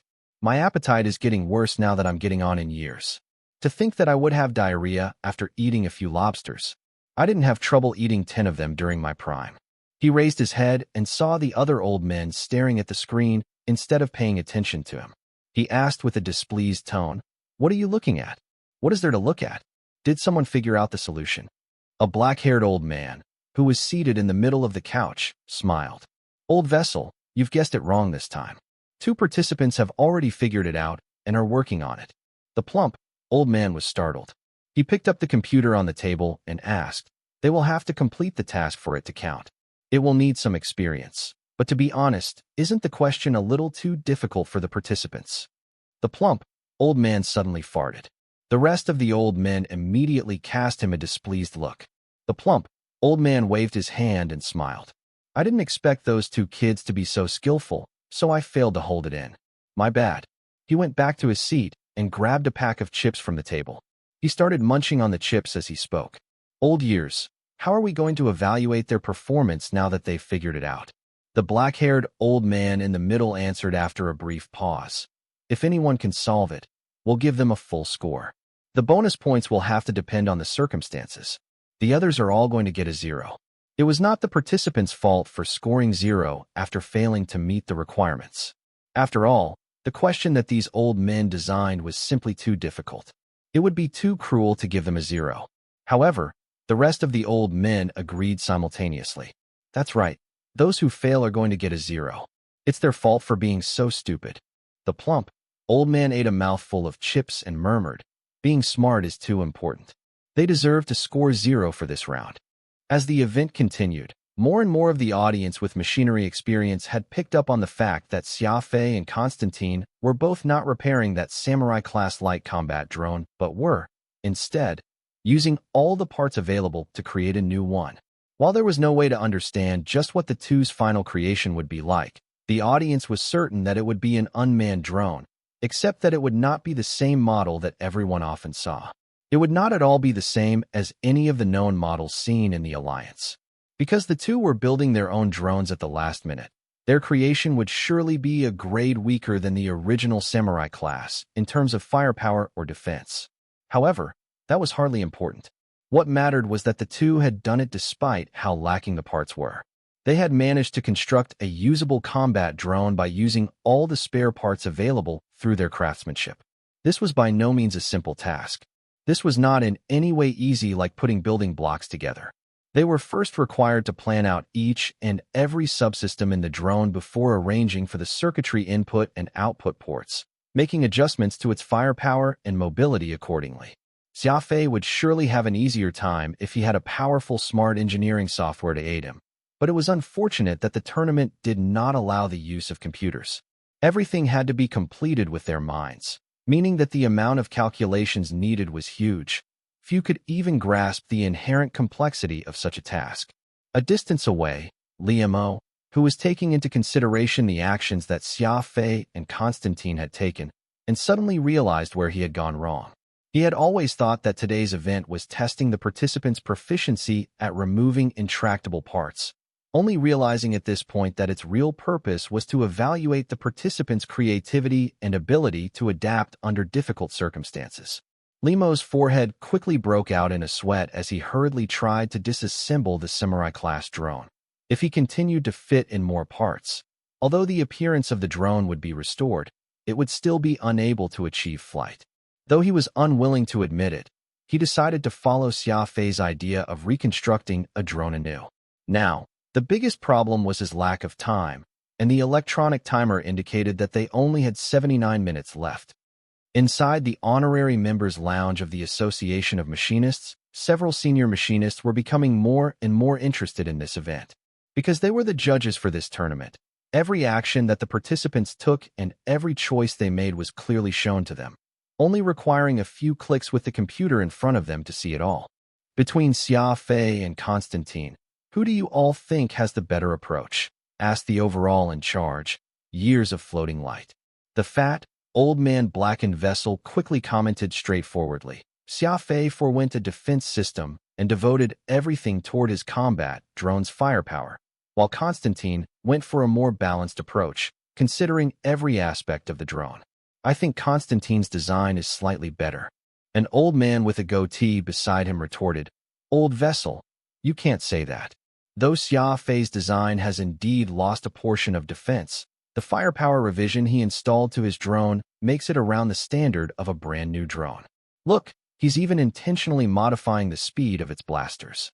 If he succeeds, that combat drone of his may even have a better firepower than the new ones. You specialize in defense systems, so of course you'll lean toward Constantine. But from the standpoint of someone who dabbles in fire control and hopes to achieve the greatest firepower output like me, I'm of the belief that Xia Fei's design is more outstanding, able to push its firepower to the limit despite limited constraints. Not everyone can achieve what he's doing now. The fatty coldly harumphed, muttering to himself, if a drone lacks any defense, what's the use of having a powerful attack power? What did you say? The goateed man got agitated hearing that, standing up as he yelled sternly, the best defense is a good offense. Haven't you heard of that saying? I've heard of it. Blackened vessel retaliated, unperturbed. But that'll only work for a single wave. Whether it can last a sustained battle will depend on its defensive performance. These top experts of the Association of Machinists were each the peak expert of various systems. Their different viewpoints naturally meant that there would be some disagreement.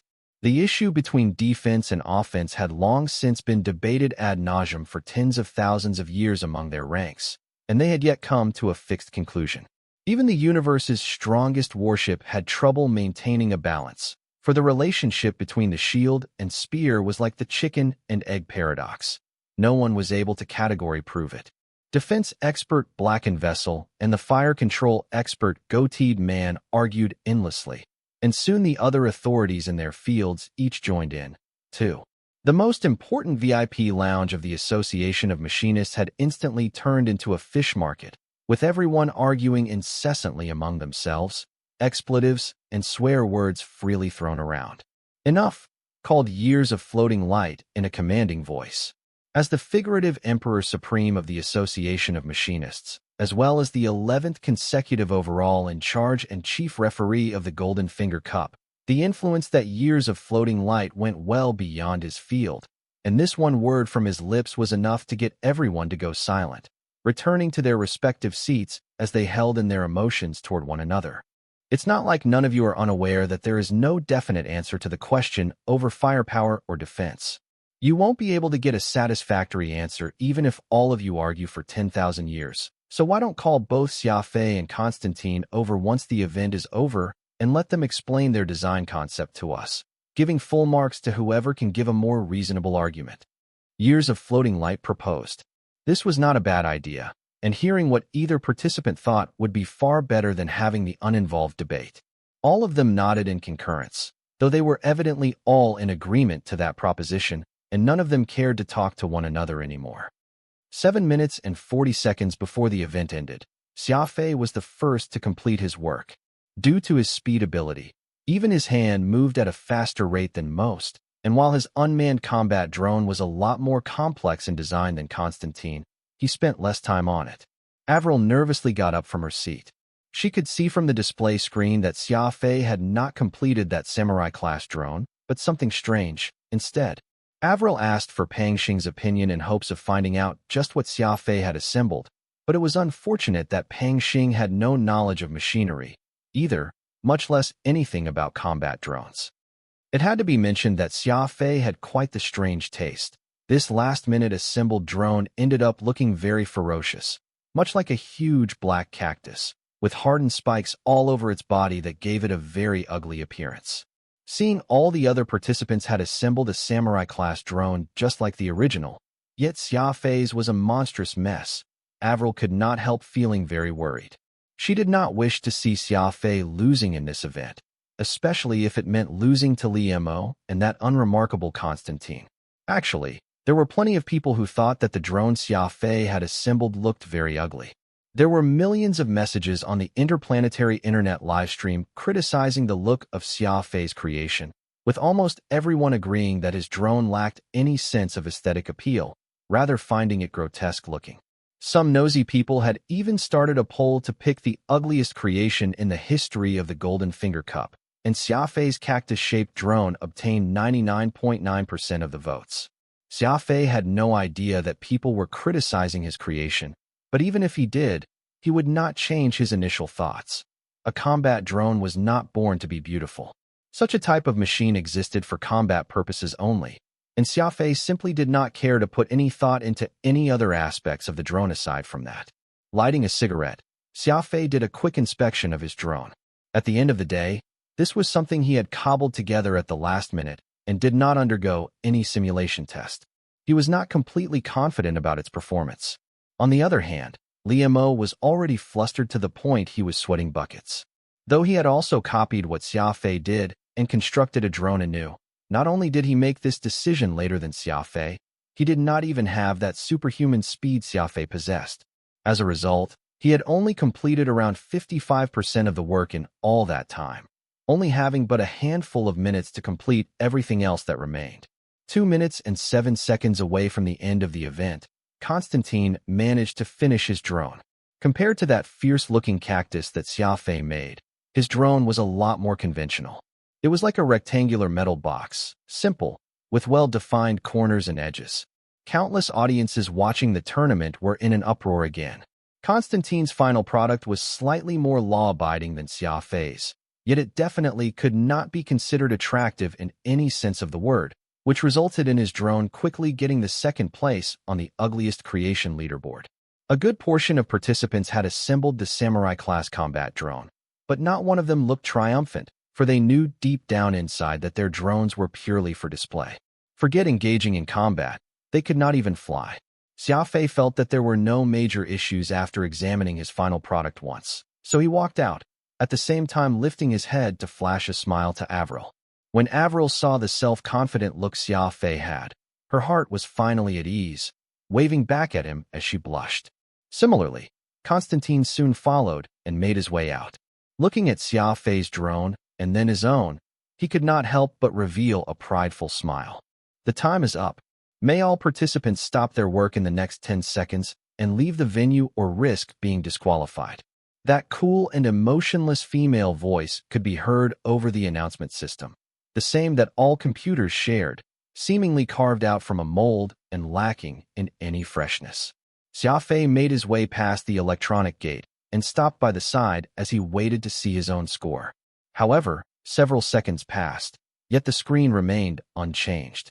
Constantine was the same as well. The two of them looked at each other, puzzled. What followed was every other participant getting their score, yet all of them were given a big fat 0. The audience present was in turmoil. Seeing so many participants scoring 0 was far too unimaginable, and it was in the eyes of all these laypeople that Xia Fei's cactus drone ought to have received 0, not all the other participants who abided by what was set out. Li Mo followed the crowd and made it to the electronic gate, his heart palpitating as he sweated profusely. He hesitated for quite some time beyond the entrance before he gritted his teeth and stepped through as if he was about to make a heroic sacrifice. 23 points. Finally, Someone got some points. That's not right. Li Mo didn't even finish the event. So how did he get points? That's right. So many of these participants clearly completed their task requirements, yet got 0, while Li Mo's was only half completed. How did he score any points? The man is from the Great Li family. Perhaps he bribed the judges. Who knows? Seeing the audience present and the internet commentators viewing the tournament discuss this, it was apparent none of them understood what was happening with today's event. Aside from the host of zeros, there was also the fact that Xia Fei had not even been given a score yet. The human imagination was so vivid that it would deter other living creatures. In those few seconds when Li Mo received his score, plenty of rumors and chatter filled the live stream, with some claiming that Li Mo had likely bribed the judges while others saying that the smart surveillance system must have malfunctioned. There were even some who thought that this peculiar chain of events was somehow linked to the insectoids and other such conspiracies. These few viewers were convinced that some aliens had infiltrated the Pan-Human Alliance to cause this sabotage intentionally. Li Mo flashed a smile that withheld his evil intentions as he strolled by Xia Fei and Constantine, intentionally circling around them once, as if mocking them for not even having been scored yet. That was when a staff member called to the two. The committee has requested for the two of you to head to the evaluation center immediately.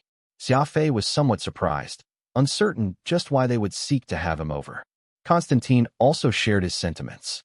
Waving goodbye to Avril, Xia Fei and Constantine were led away by that staff member. Li Mo did not leave, for he was extremely interested in the committee calling away Xia Fei, wondering just what could be the reason behind this summon.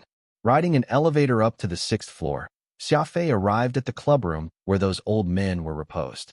Inside were a total of 9 men, and a Medal of Honor from the Association of Machinists was pinned on each of their chests.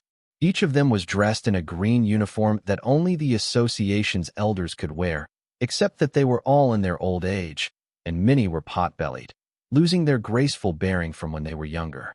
Please be seated. Years of Floating Light smiled. I'm the chief referee of this Golden Finger Cup, Years of Floating Light. Seated here are all elders from the association, and we have some questions we hope to be answered. Xia Fei responded, Ask away. Years of Floating Light nodded. Constantine, what was the focal point of that drone you built today for this event? And just what's your goal for such an assembly? Constantine answered, My line of thinking was simple. Construct a combat drone that is as balanced as possible. Its feature lies in the armor. No matter how great the firepower it possesses, a combat drone will be useless if it doesn't have a sturdy defense. Survival is key on the battlefield. Only then can it defeat enemies.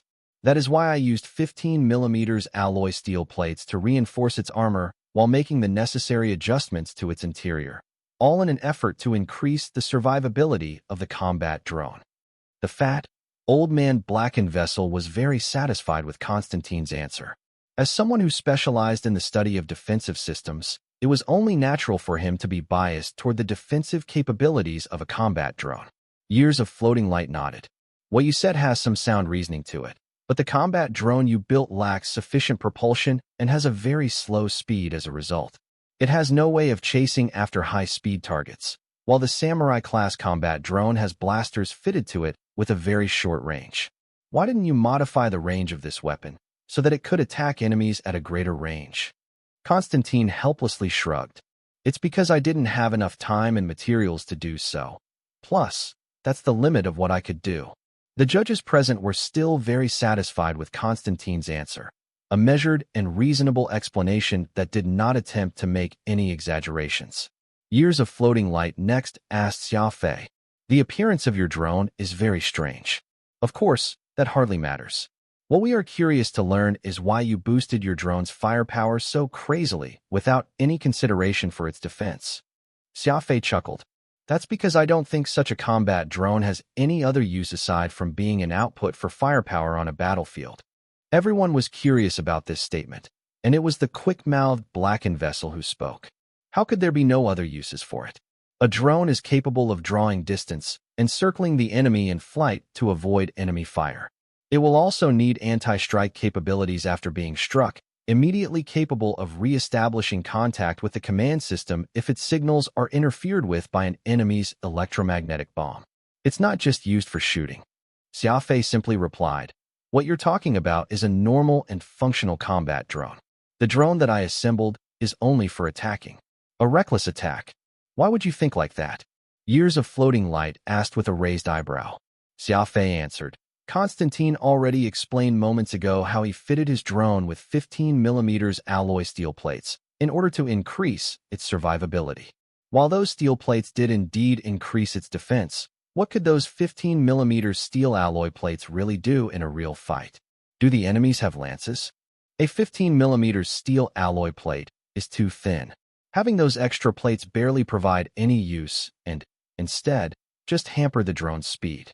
I did my careful calculations and came to the conclusion that there's no way to increase a drone's defensive capabilities using the materials we were provided. You may all think I'm wrong, and that it's possible to increase a drone's resistance by 10% if all the parts are properly used. But what I'm trying to say is that this is just a pile of scrap in the first place. So is having a 10% defensive performance that important? No matter how you strengthen it, the enemy will still kill it in one shot. So there's no reason to waste limited resources on its defense." Everyone was rendered speechless. Xia Fei did indeed give them a very good reason. A single piece of paper would easily be punctured with a light poke, and having two pieces of it would hardly give a different result. My goal was simple: make that last-minute, cobbled-together drone and treat it as disposable.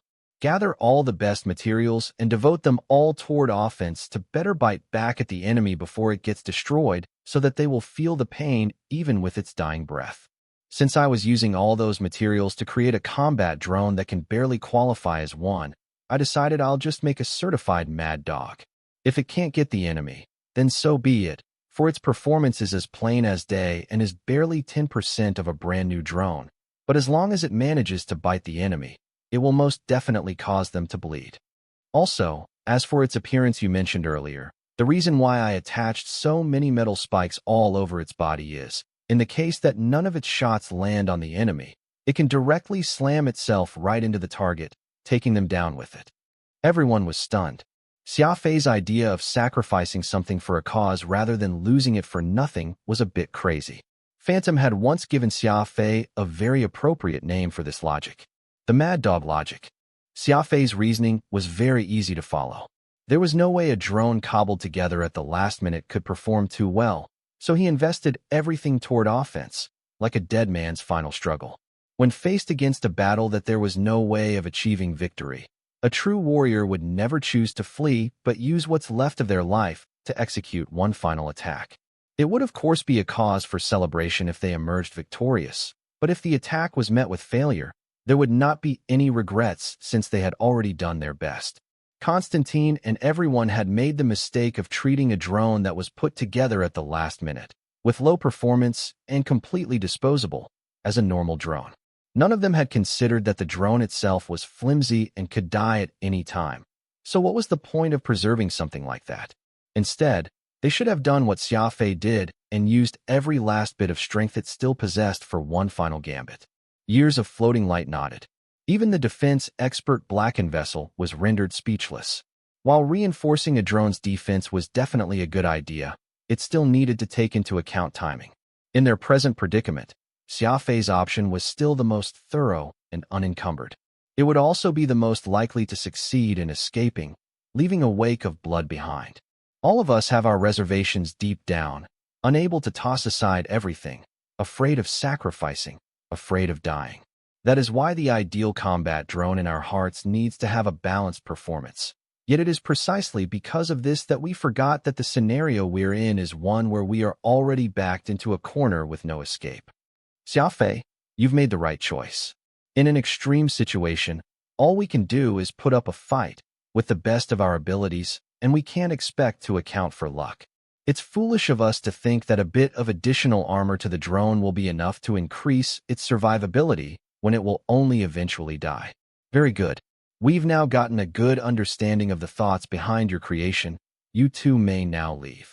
Xia Fei and Constantine left the room, and Years of Floating Light addressed all the other panel of judges. This can't be made any clearer. Let's begin our evaluation. The old men inside the room each tapped on their computer, and the result was hardly worth discussing, since all 9 of the judges gave the same score. The tournament today had already come to a close, yet the audience lingered around the venue, unwilling to leave. A good chunk of the participants had also stayed. All of them wanted to know just what Xia Fei's and Constantine's final score would be. This strange event had left them all perplexed, unsure just what the Association of Machinists were up to. The scores are out. It was unknown who had yelled this out, but everyone lifted their head and had their eyes glued to the large display screen the next instant. The first to get his score was Constantine. The max score of 120 points, with an additional 10 points awarded from the organizing committee, giving a total of 130 points. What? 130 points from that crappy metal box he assembled. How could that be? So many outstanding participants had gotten 0. So why is it that Constantine got a high score of 130 points? Is the organizing committee stupid? What in the world is their grading criteria? The crowd was reeling. Constantine's creation did not seem to be anything exceptional to their untrained eyes, yet it had strangely earned such a high score. Everyone was suspicious even as the posts online flooded in. The Golden Finger Cup was a top-tier tournament that cast a wide influence. There were countless viewers in the alliance following these events, and this news had generated even greater furor, a tidal wave that crashed directly onto the Association of Machinists. Limo's expression was grotesque. Constantine had surpassed him by 107 points through this event alone, and the other events would only be much tougher. After all, it was no easy feat to play catch-up with over 100 points difference. Still, everything was not over yet. The moment Xia Fei's score was displayed, the emotions of the crowd turned into rage once more, for he had obtained 170 points for this event, the full 120 points and additional 50 points awarded by the organizing committee. That's 2 max scores. Xia Fei has actually gotten the maximum twice. This is really too strange. This is the first time the tournament had a participant that got a double maximum score, and to think it would be given to Xia Fei. But that thing he assembled looks absolutely ugly. It's not just ugly. I've never seen such a hideous drone all my life.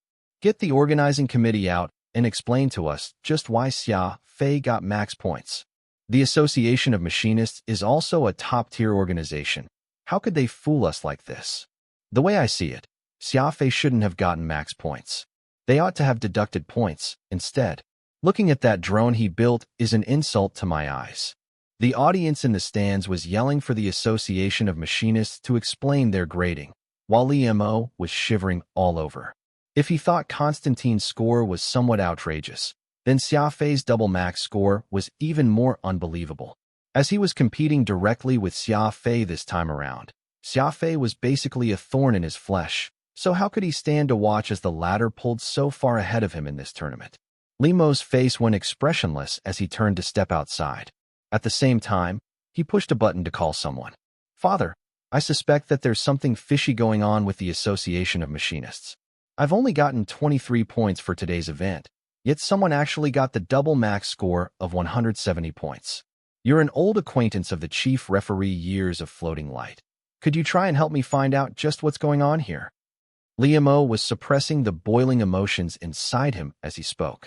Limo's father, Li Guan, slightly furrowed his brows. "I've already told you not to join this pointless tournament, but you just wouldn't listen. As the inheritor of the Great Li family, you will one day inherit Planet Financial Conglomerate. A title in the Golden Finger Cup isn't going to be of any help to you there." Limo gritted his teeth. "Father, I promise that this will be the last time I'll dabble in machinery. After this tournament is over, I will go according to your wishes and work for the company." Li Guan was stunned. His son had always loved tinkering with toys since young, and he grew up to become obsessed with machinery. As his father, he had always been worried that his son would choose to be a machinist and refuse to take on the family business.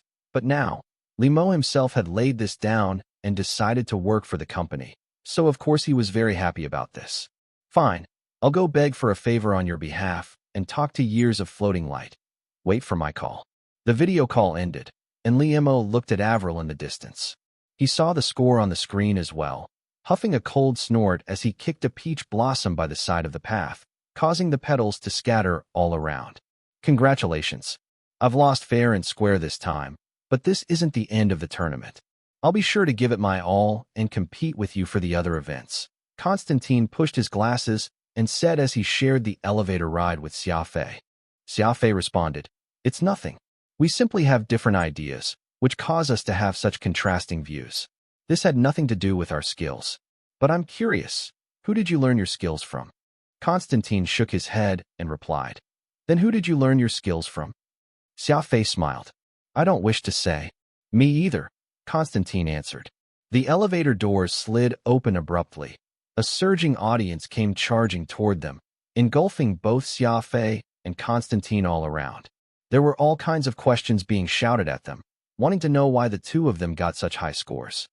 Xia Fei knitted his eyebrows and turned toward Constantine. "Take care. I'll be taking my leave first." The sly thrust technique was completely unpredictable, so much so that Xia Fei was able to navigate through the thronging crowd with ease, slipping between the gaps of people like water. Xia Fei disappeared into the crowd in the blink of an eye, leaving just Constantine to face the dogged inquiry from the crowd of thousands. "What an interesting opponent," muttered Constantine to himself as he stared at the already gone Xia Fei, habitually pushing up his glasses. While the whole world was stunned by the results, the Association of Machinists had no choice but to let the chief referee Years of Floating Light personally come out and explain everything, and only then did it set this storm to a rest. The tune of the posters online did a full 180, from proclaiming their hatred for Xia Fei and Constantine to marveling at their ability to adapt and formulate decisive plans. Of course, there were some who still criticized the Association of Machinists for their convoluted assessment strategy, believing that they had failed to clearly outline the rules of the test, and was thus a severe violation of the rules. The Association of Machinists naturally ignored all those naysayers. As the highest authority in the machinery industry, they had their reasons for testing the participants' adaptability. In fact, they claimed that the events to come would have even more inexplicit factors, so they could comprehensively consider the qualities of the participants. As the sun set on this day, Avril finally got to meet Xia Fei in a little garden far away from the event center. "I was very worried earlier that those people would hold you back," Avril nervously said. Xia Fei replied, "I slipped away the moment I noticed that the situation's no good. They can't do anything to me. You were really too cool this time. Double max scores. This is even the first time anyone has gotten such results." Avril excitedly gushed. Though she had been filled with doubts during the event, Avril was still very happy for Xia Fei's wonderful results. Xia Fei did not continue to discuss this topic. He had simply done his best, and the results were not something he could get a grasp on. Actually, what he enjoyed more was the process of the tournament itself. "I know that there's a decent store selling barbecued fish nearby. Shall we go over there at night and try some?" Xia Fei suggested. A look of guilt appeared as Avril tugged at Xia Fei's hand. "Sorry, grandfather's birthday is coming soon. I still have to go and practice all the pedantic aristocratic etiquette. Apparently, many members of the royal family from various territories will be coming, and I'm afraid if I don't practice everything properly, grandfather may not let me come out and see you." Xia Fei expressed his understanding, urging her to return and not to worry about him. The participant Xia Fei didn't go against the rules at all. "You shouldn't think any more about it. I think the chances of you winning this time isn't great. So why don't you just give up early and come back to the company to work? As the distinguished heir to Planet Conglomerate, spending your days with dirty machinery isn't befitting of your status. Also, the birthday for the patriarch of the Jian family is coming up soon. By then, I want you to prepare an exquisite gift in an effort to curry favor with that old man. Though their Starlink Corporation has little to do with our planet financial conglomerate, the interplanetary internet they have encompasses the entire alliance. If we are able to gain control of their company, we'll be able to crack down on potential rivals through the information channels. Besides, Starlink Corporation has quite a bright future development-wise, so you'd better not mess it up," Li Guan warned. Liamo curled his lips together. "Don't worry, father. I already like Avril quite a bit, so leave this matter to me." Li Guan then flashed him a cunning smirk. "What does this have anything with whom you like? If you like someone, you can just find somewhere to raise her. There's no need for you to marry her into the family formally. The reason why I want you to get close to the Jian family is they have value to us. You're already of the age where you should know that feelings are but a children's plaything. Don't ever treat it as anything. You'll naturally come to realize in the future that, as long as you have money and power, You can easily get a hold of everything you desire. Liemo nodded gravely. Father, I understand. Everything in this life is pointless, and only money is one's best friend. Still, I'm unwilling to lose to that rascal Xia Fei. He's spending all his time pestering Avril, and that isn't very conducive to our plan. Liemo took this opportunity while his father was happy to cleverly mention Xia Fei on the sly, not at all saying anything about the feelings the two had for each other, but to raise the notion that he was a potential obstacle. Li Guan laughed. What can he do? No doubt Xia Fei's only by Avril's side for her money.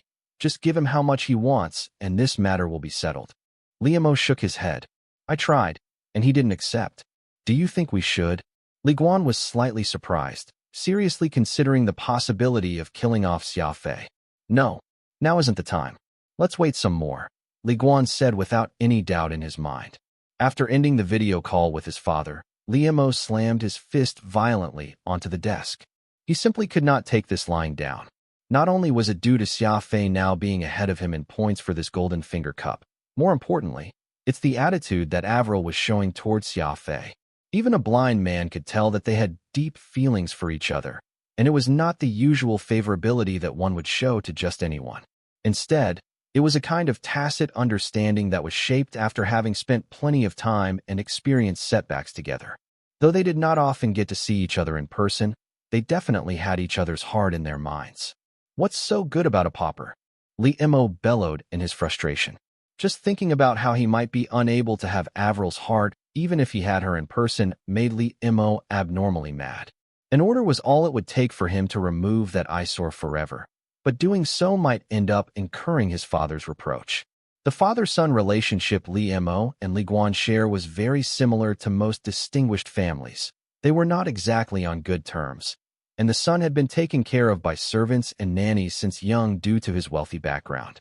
The only interaction he had with his parents were the weekly routine conversations. Adding the fact that there were plenty of rules that restricted his freedom, it was impossible for these people born with such backgrounds to ever have a normal childhood like the common man. Perhaps this was the main reason why plenty of these rich families would appear refined and cultured when looked on from the outside, while actually often indulging in perverse games unimaginable to anyone else behind closed doors. Liemo thought about things long and hard before finally letting the evil within him triumph, overwhelming the fear he had for his father's wrath.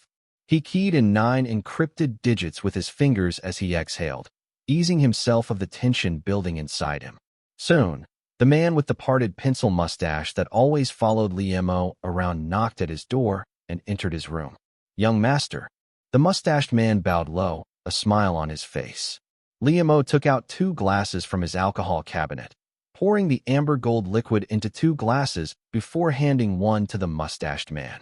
The man was very surprised, thinking with a grimace, "The young master is pouring me alcohol? Looks like this won't be a small matter." As the saying went, when a master smiles, the servant will soon lose their life. The mustached man had been serving the Li family for a long time and was already well aware of what to expect. Liemo took a light sip of his drink before saying, "There's someone I don't wish to see again." The mustached man was slightly taken aback, but recovered with a laugh. "Young master, do you mean Xia Fei?" "Exactly. But the master?" Liemo's eyebrows sharpened, gazing at the mustached man coldly. "Are you going to listen to my father's words, or mine?" The mustached man immediately lowered that glass as he bowed even lower. "I wouldn't dare to go against the young master's wishes." Liemo coldly harumphed. "Failure isn't an option. I'll bear whatever consequence that may come and leave it up to you to decide how you want to accomplish this task." "Understood," the man answered. Retreating out of Liemo's room, the mustached man adjusted the bow tie on his neck as he muttered quietly under his breath, "These rich BSDRDS are so hard to wait on. Just who am I going to find to do this? Oh, what a headache." For convenience's sake, Xia Fei stayed in the living quarters that the organization provided. Though the place was not as comfortable as a hotel, at least he did not need to spend any money. While Xia Fei was no longer a pauper, he still did not enjoy extravagant spending. Xia Fei would not even hesitate if he needed to drop 100 million star coins to purchase a warship with good performance. Yet Xia Fei was definitely not willing to spend 1,000 star coins just to stay in a hotel for a night. Avril was busy preparing for her grandfather's birthday, so she had already left long ago. Xia Fei ate the complimentary meal provided in the canteen before he retired to his room and continued his research and cultivation. The Black Bat radar system was still a long way from mass production. Though the current design was performing well, the production process was fairly difficult, and just modifying the machine tool would require a top machinist to work for several days and nights, not to mention the materials wasted during production from the crashes and damages because of the overly complex design. Xia Fei wished to reduce the production cost of the Black Bat radar, but he did not wish to sacrifice its performance. After all, Quantum Holdings was still in its early stages of development, so every single new product they made was of great importance. It was not Xia Fei's intention to ruin his own brand. However, cost and performance had always been incompatible. Utmost effort was required to make the best product. While there was of course a market for making luxury goods, Xia Fei was not simply looking to sell his products to the warships of the rich. Naturally, Xia Fei was going to earn their money, but he was not about to let the average customer off either. Xia Fei had once told Phantom, "There will come a day when all the spaceships in the universe will use a radar system made by Quantum Holdings." In order for him to make this goal a reality, Xia Fei was working tirelessly, sprawled over his desk, as he pored over every detail with Porter and Harris through an instant messaging system. All of a sudden, he heard the low voices of two men speaking outside his door. The quality of the free accommodation that the Association of Machinists provided was average, and the soundproofing was hardly exceptional. Given the fact that Xia Fei's ears were also abnormally sensitive, he had no problem picking up what was being said by others outside, even though they were furtively whispering to each other. Xia Fei was not paying much attention to such things though, since there were hundreds, if not thousands of people, walking down these corridors every day. There was no way he could have gotten any work done if he focused on everything everyone said as they walked by. Avril. Xia Fei abruptly stood up from his chair the moment he heard the people outside speaking that familiar name, but he could hardly make out all the other words uttered in that conversation, so Xia Fei had no way of knowing what was being discussed. Turning off the display screen, Xia Fei crept over to the door and stuck his ear to it. Judging from the footsteps he heard, Xia Fei was certain that there were two men outside his door, one with a thick voice, while the other sounded nasally like a duck. Are they talking about Avril? Xia Fei felt his heart stir. He got up, quietly went to the door, and placed his ear on the surface of it to eavesdrop. Avril's family-owned Starlink Corporation, ranked 11th across the alliance. They're filthy rich, so we need to be careful handling this matter. Hush. The duck-voiced man seemed to be much more cautious. Careful. The walls have ears. Best if we talk inside. Yeah. The two men called for the elevator and made their way down. Were they really discussing a secret about Avril? I wonder what sort of secret it is. Would it harm Avril? These were the thoughts running through Xia Fei's mind. He changed into his combat suit at top speed. Xia Fei was now like a gecko in the dark night, crawling out of the window as he swiftly made his way down the floors, searching for traces of those two men. Soon, Xia Fei discovered the two along the path heading toward the landing pad for the tournament venue. One was tall and pudgy, while the other was short and skinny, walking side by side as they strolled along that lonely path deep in the night. Xia Fei used his breath control to hide in the copse of trees that flanked the path, trailing them the entire time in order to clearly make out just what they were talking about and what purpose they had. But it was unfortunate that neither spoke a word as they walked as if they were in a hurry to get to some place. Xia Fei was all the more unsure of what was going on, deciding that he would track them down to the end. He was not about to give up until he made sense of everything. Xia Fei treated anything that had to do with Avril as his own.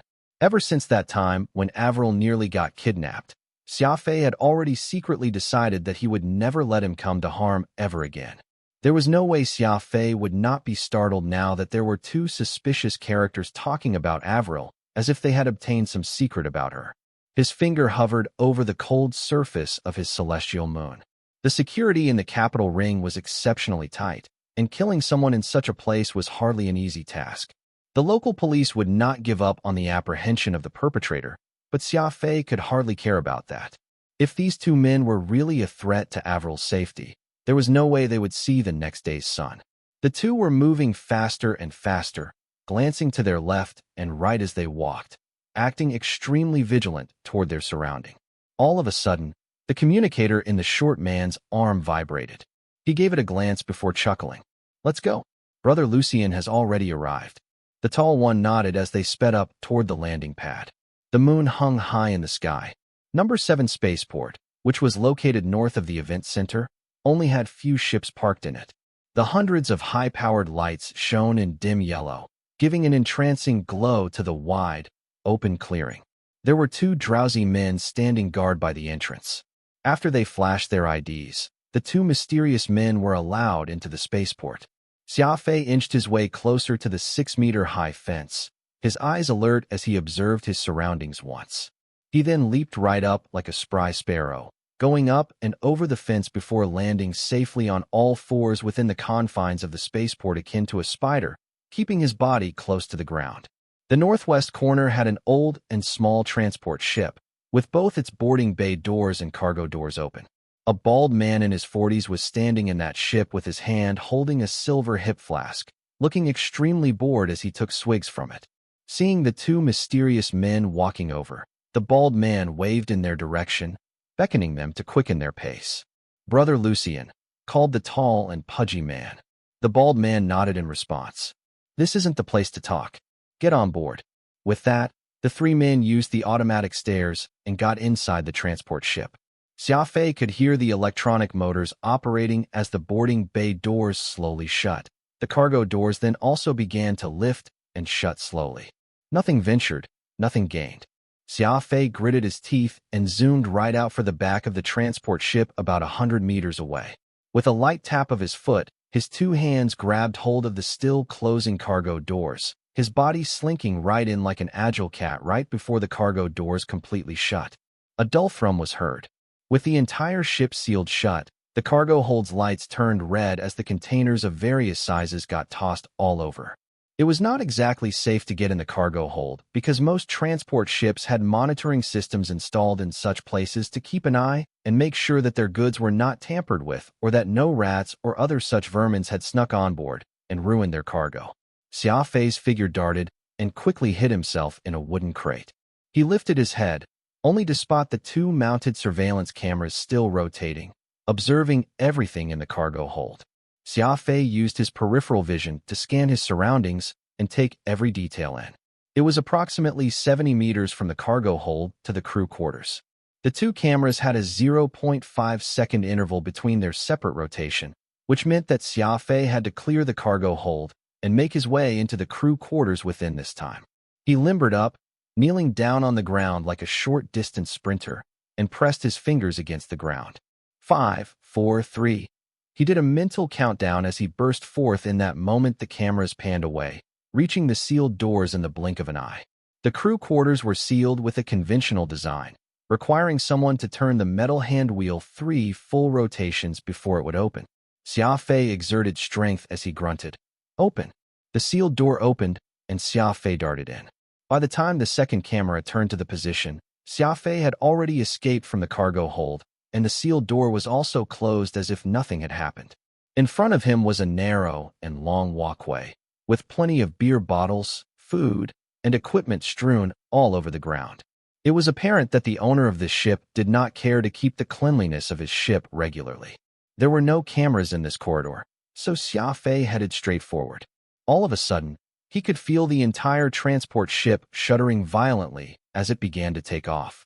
Oh no, they're leaving the planet, and who knows where they're headed. Phantom furrowed his brows worriedly. Xia Fei did not make a comment.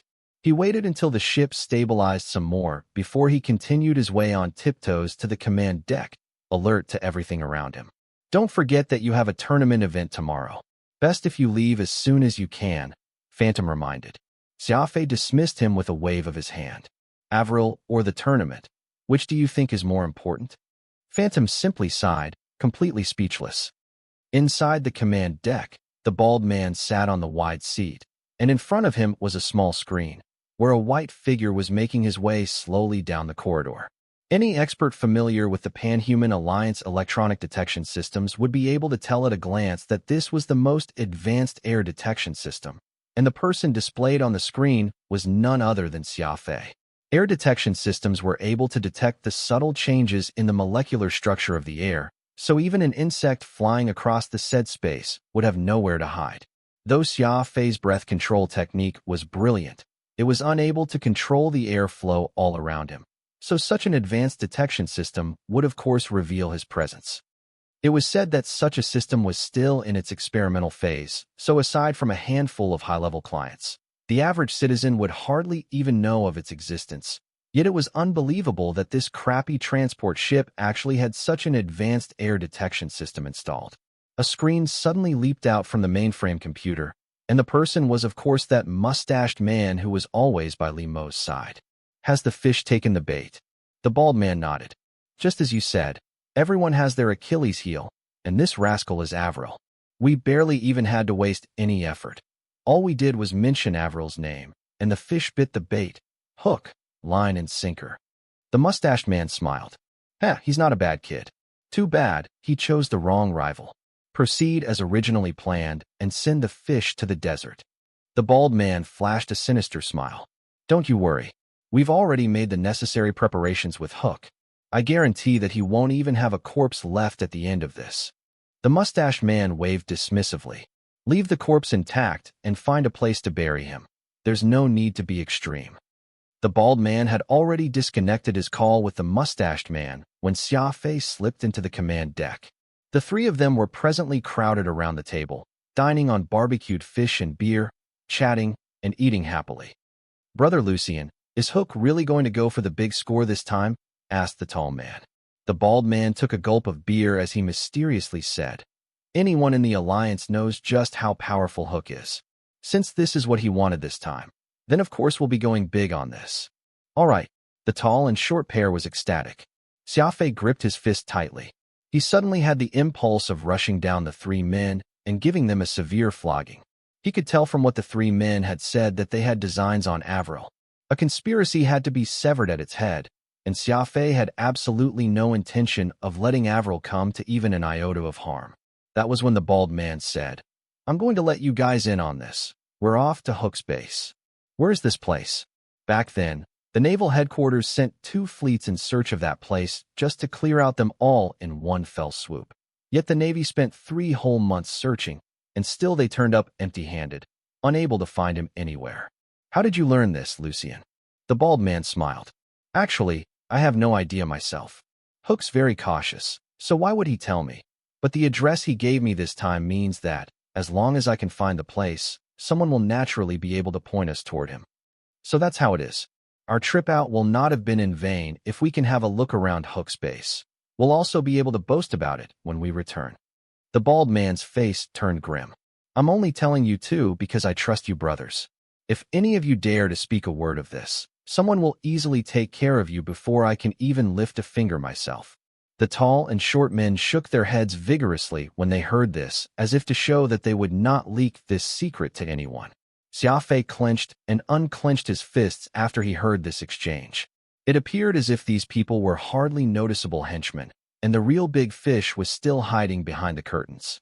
He figured that he should take this chance to delve deep and learn the truth behind this conspiracy once and for all. As the transport ship sped through the darkness of deep space, Xia Fei kept himself hidden in the shadowy corner of the ship, watching their every move. Time passed quickly, and it had already been over 10 hours. Xia Fei was already very far away from the capital ring by this time. Being alone behind enemy lines without any hope for backup or reinforcement just isn't right. Shouldn't we send a message to Serum or Pangxing so that we can get them to respond accordingly? Phantom proposed. Xia Fei shook his head. He poked a finger out to point at a machine that had a blinking light on it. This machine was square-shaped and was not particularly large in size. It had been mixed in together with many other electronics, looking hardly conspicuous. The indicator light was flashing at a very uniformed pace, even making the occasional beep from time to time. That's a precision signal snare. Phantom gasped softly. This machine was able to capture the electronic signal around, track easily and intercept automatically any communication signal on board. Phantom had not noticed that it was there precisely because of how well concealed it was. As long as the signal snare was working, there would be no way for Xia Fei to contact the outside world. It was pointless even if he sent out a message, for it would intercept the signal and turn it into jumbled codes. If there's a need, I'll use the Nether Bell to contact the assassin sect, but I have no plans to loop them in at the moment, Xia Fei said. Phantom nodded. Since Xia Fei was an envoy of the assassin sect, he had a Nether Bell in his possession. The signal frequency from that particular device was not known to anyone in the Alliance, so there would be no way for a signal snare to intercept and jam its signal. Phantom was put slightly at ease, though he knew very well that any attempt to reach out to the sect was tantamount to fishing for the moon in a lake, as the assassin sect was too far away to render any timely assistance. It was midday by the tournament venue for the Golden Finger Cup, and the molecular engineering event was already over. Liemo cinched the first place in this segment just as he wished, closing in his gap with Xia Fei and Constantine. The audience and other participants were perplexed on why the miraculous, double max scorer from yesterday, Xia Fei, was a no-show today. They could not help but wonder just what could be even more important than participating in this tournament. News media outlets would never miss a chance to speculate upon groundless rumors, with all of them interviewing the tournament committee for their opinion on why Xia Fei had not joined the event today. But the committee's answer was equally disappointing, for they had no clue where Xia Fei was, either. Out of everyone, perhaps the one who knew the most would be Avril. This was the legendary ultimate move that Xia Fei had, habitually disappearing when people least expected him to. Ever since they first came to know each other, Avril had already lost count of the times when Xia Fei would abruptly disappear, and just like each and every instance before, Xia Fei's disappearance was so strange that it was completely impossible to predict. Let's go. Avril stood up and left the venue with a look of disappointment. A whole morning of waiting was more than enough to let her know that Xia Fei was gone once again. My lady, I'm sure Xia Fei must have something important, which is why he left without saying a word. Pang Xing hated seeing Avril sad, so he did what he could to console her. I know, Avril said in a small voice. This isn't the first time either. I'm sure Xia Fei will reappear by your side with a bright smile in a few days, Pang Xing continued. I know. Let's head back home first. I'd still like to practice the ceremonial decorum this afternoon. Grandfather's birthday is coming up. I don't wish to be ridiculed when that time comes, Avril said. Understood. I'll send men to wait here, 24/7. They'll inform me the moment Xia Fei returns. Avril thought about this for some time. There's no need. He'll always give me a ring the moment he comes back. That's always for certain. The calmer Avril was, the sadder Pang Xing felt. Just like how bystanders had a clearer view of the situation, Pang Xing knew just how important Xia Fei was to Avril. Pang Xing even felt that Xia Fei was very detestable, causing Avril to be on her nerves for some time every time he disappeared, which only made Avril cherish the time they got to spend with each other all the more whenever he came back. Absence made the heart fonder. Perhaps it was Xia Fei maintaining such a removed relationship with Avril that she was unable to move on from him. In the distance, Liemo came by with Bai Yi and that mustached man in tow, a delighted smile plastered over his face. Avril pretended not to notice him, lifting her breathtakingly beautiful face as she passed him without sparing a glance. Avril, why did Xia Fei not participate in today's event? He isn't afraid, is he?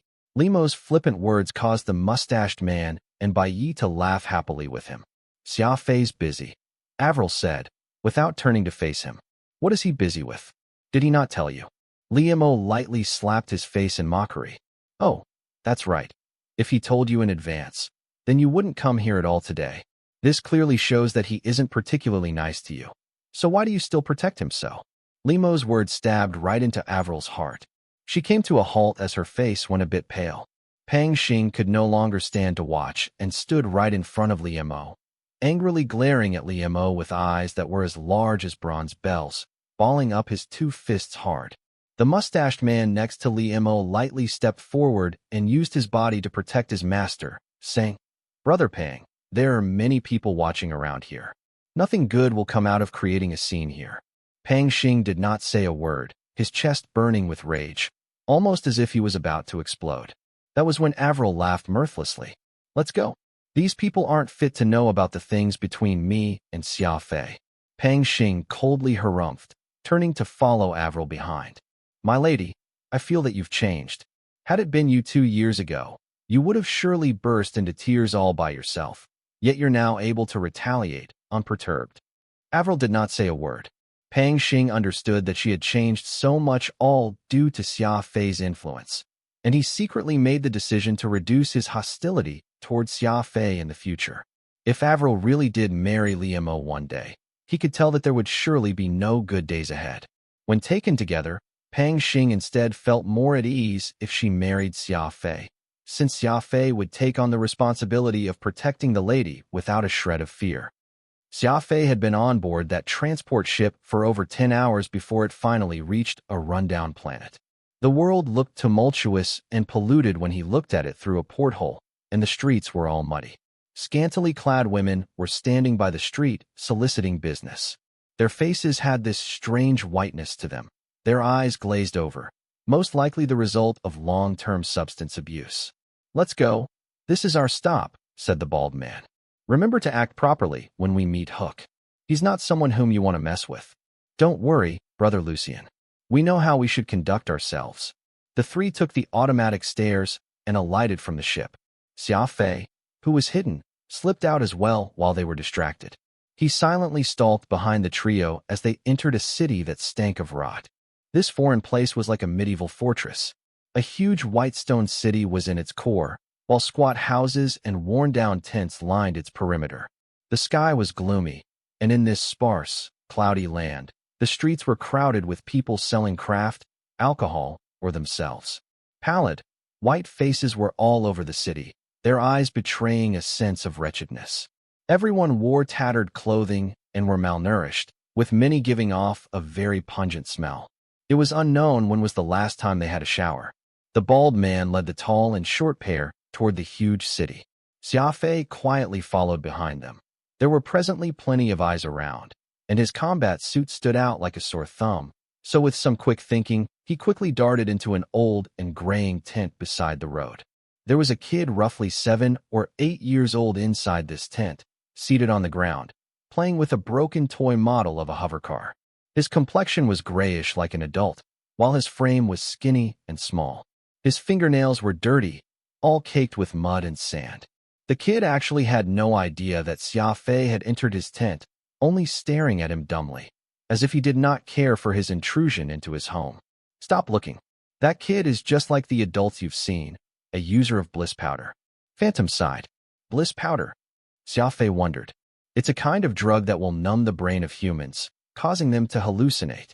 Anyone using it will become extremely crazy, but after the effects wear off, they'll be as dull as walking corpses," Phantom explained.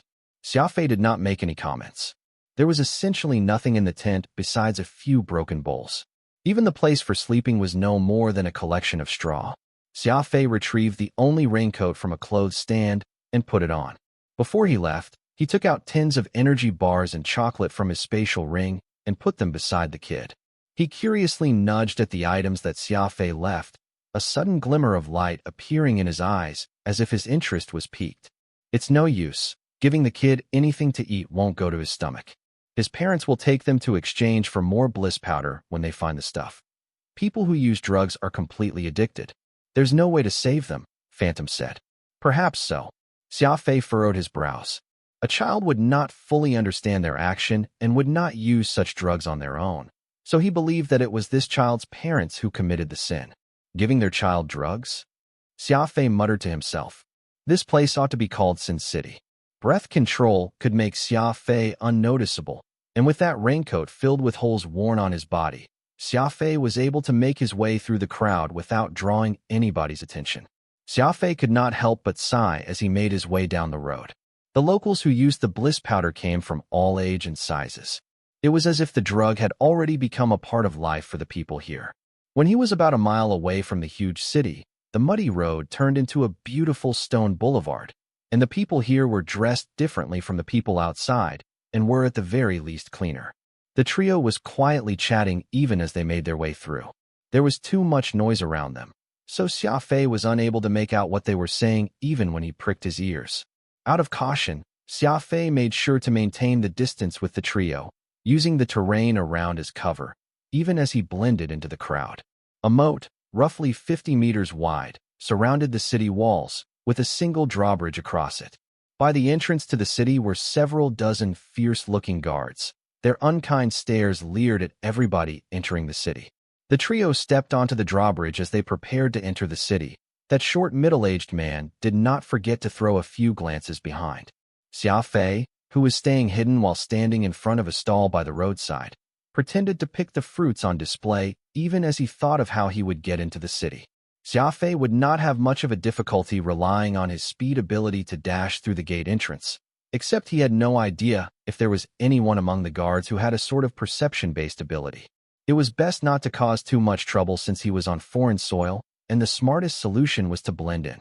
That was when a hover truck came barreling from afar, madly honking loudly, not at all concerned with how packed the roads were. The vehicle was being recklessly driven the whole way as its driver acted completely domineering and arrogant. The crowd instantly parted themselves very knowingly, no one daring to get in the way of the vehicle.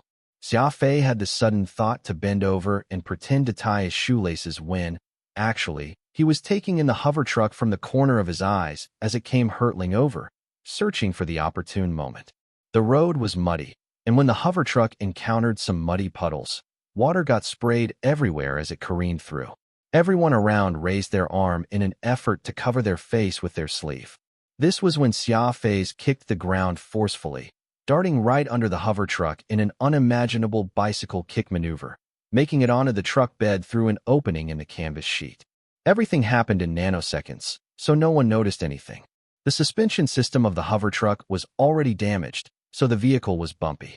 However, Xia Fei was very comfortable on that truck bed because it was stacked with bags of flour. Xia Fei rubbed his nose. The flour had a very strange smell to it, a very tantalizing aroma. He pulled out a short knife from his spatial ring and lightly poked one of the bags, watching as a dark yellow powder slowly trickled out from within. This is bliss powder. The drugs this vehicle is carrying may be worth well more than 100 million star coins, Phantom said. Xia Fei nodded. Seeing that this place seemed to be home to drug dealers, what with the huge amount of drugs being rampantly driven right into the city so unscrupulously and the many addicts all around, Xia Fei had come to the conclusion that this was no good place. There was also a high probability that the man by the name of Hook was a drug dealer. It was evident that this vehicle possessed plenty of privileges, able to charge through the city gates without any interrogation. Xia Fei peeked through the opening on the canvas of the truck bed and could tell that they had already made it into the city, which was why he quietly sneaked out. The Whitestone City was very prosperous. Though there were quite a lot of people in the crowd, few appeared to be pale-faced like the people outside, which only highlighted how the ones in the city could still discern for themselves, opting not to touch that fatal yellow powder. There was a large structure right at the heart of the city, which looked very similar to a stadium. The top of it had a composite pulse laser shield, so not even a bird could fly in. There would be bursts of enthusiastic cheer coming from within the stadium. It was as if some exciting event was being held inside, for the hoarse cries of the audience could be heard in their total engrossed state. His tattered raincoat was already not suitable in the current setting he was in, so Xia Fei did the same thing he did before, taking a short cotton robe, which was light blue in color, from a nearby house. He even found a wide-brimmed straw hat to complement his look before he dove back into the crowd. The bald man and his two brothers only managed to get into the city after 2 minutes, and there was an additional young man with small beady eyes next to them. The bald man was particularly attentive to the young man, not even daring to show off in front of him. The group of four headed toward the city center, while the small-eyed young man kept looking around for delicious food on the way, tasting anything he fancied as they walked forward. If he liked what he tried, he would get someone to pack up some for him, not even handing any money for his purchases. All these vendors gingerly smiled as they handled his requests, not at all having the courage to say a word in response despite their resentment. The group spent some time strolling several rounds on the streets before arriving in a mansion within red walls. The place was strictly surrounded by guards, with just the top-grade hunting dogs around numbering in the dozens. The young man led the trio not through the main entrance, but through a side door, instead, located into a small alley after a turn. A portly woman opened the door for them, not asking any questions upon seeing their faces, holding the door wide open for the three to pass through and enter the mansion. Xia Fei, who was hiding in a corner, saw everything clearly. If his guess was correct, the owner of this mansion was the puppeteer pulling the strings for this entire affair. Xia Fei was not in a rush to get in. He circled around the outer walls of this mansion once before he chose the most suitable point for him to breach the place. This place had few guards, and there was even a secluded thicket next to the high wall, quiet everywhere around. Ducking into the alley, Xia Fei picked up a small rock and lightly tossed it out. The rock struck the hunting dog next to a guard, and the pain of the blow caused it to bolt wildly. The guard was holding on to its leash, so when the dog went crazy, its huge strength ended up dragging the guard along the ground with it. "Help! The dog's gone mad," yelled that innocent guard. "What's wrong?" "The dog's gone crazy. Quickly stop him." The guards around all ran to restrain the dog to save their companion. The moment they all cleared the area, Xia Fei used it to make his way up the walls and into the mansion. This was a very large mansion, so much so that it could be described as grand. It was just that the interior decoration was similar in style to the stone-built city, so while it gave off quite the atmosphere, the finer details lacked any personality to speak of, making it fairly unconventional. The courtyard was large and spacious, while the sculptures used to decorate the space were big and shoddy. Even the hunting dogs bred were large Saladilla wolfhounds, which were bullier than humans. The paths were wide, while the trees flanking these paths were quite old. Their large canopies hanging above gave off this suffocating pressure to anyone who looked up. Technically, such a courtyard, which put great emphasis on open spaces, should be ill-suited for hiding. Yet Xia Fei hardly had a problem doing so. Breath control helped provide him the best defense by concealing his general presence, so even someone walking right past him would hardly even notice him. Xia Fei speculated that the owner of this mansion was living in the center of the courtyard or the back, so he intentionally followed along the main path as he searched, going wherever there was the most concentration of people. Sure enough, Xia Fei heard the bald third brother Lu's laughter from a pentagon-shaped building, as if he was having a happy conversation with someone. There were plenty of muscular guards keeping watch, so slipping in would not be easy. Fortunately, there were plenty of large trees planted on both sides. Since there was no way for him to get through the path ahead conventionally, Xia Fei decided to look up in the sky instead. No one was around when Xia Fei dexterously climbed up the top of a tree, moving toward the balcony using its branches. Since entering the mansion compound, Xia Fei had yet to find any sort of surveillance device. This was extremely incongruent with the atmosphere that such a place would give. It was as if the owner was very confident, believing that the many guards and dogs were enough for defense. The balcony on the third floor was about 7 to 8 meters apart from the closest tree branch. A gust of wind blew, and its leaves rustled along. Xia Fei used this moment to leap from the tree and land softly on the balcony. Opening a window and sneaking right in, Xia Fei made his way down to the first floor, easily locating a single living room, where the bald Lucian was chatting eagerly with an old man with a hooked nose, while the short and tall pair, who had accompanied him, stood a fair distance away. Aside from these people, there were also dozens of big, burly guards who were spread all around as they kept a lookout. There were also several pretty women who were constantly pouring tea and water for the guests. Needless to say, the hooked nose, old man should be the aforementioned Hook.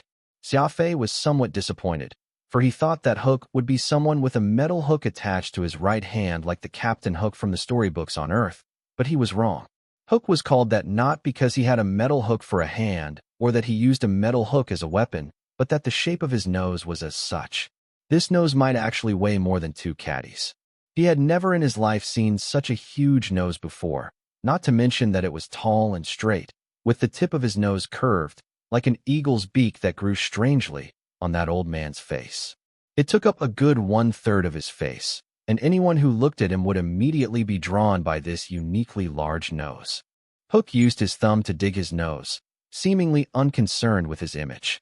The size of the average man's nose could only take just a small finger at most, yet this old man could reach in with his whole thumb and barely fill half his nostril.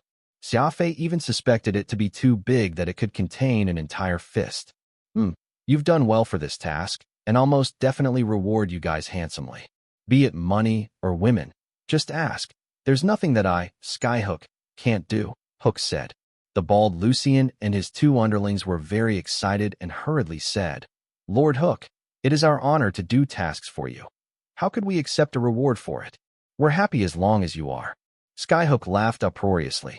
"You BSDRD, all you know is flatter me. How about this? From here onward, you guys are all considered my men.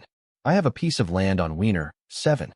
I originally want to let one of my underlings take care of it, but it is unfortunate that the lad isn't careful enough, getting himself apprehended by the Narcotics Enforcement Bureau some time ago. I'll let you guys get a crack at it, instead." Xia Fei was slightly stunned. It was apparent that what they were discussing was about the drug trade, and Hook wished to let the three of them act as his middlemen, in charge of supplying to the addicts within the region. There was business to be made here, for whenever there were drugs, there would also be addicts. The prosperous capital ring was no exception to this, though he did not expect Hook's influence to actually penetrate right into the heart of the capital. Lucien nodded his head repeatedly. The drug trade was a hugely profitable line of business, where countless people would risk their life for it, but never able to make a living out of it. They were all people who were knee-deep in the underworld dealings, and there was nothing they dared not do.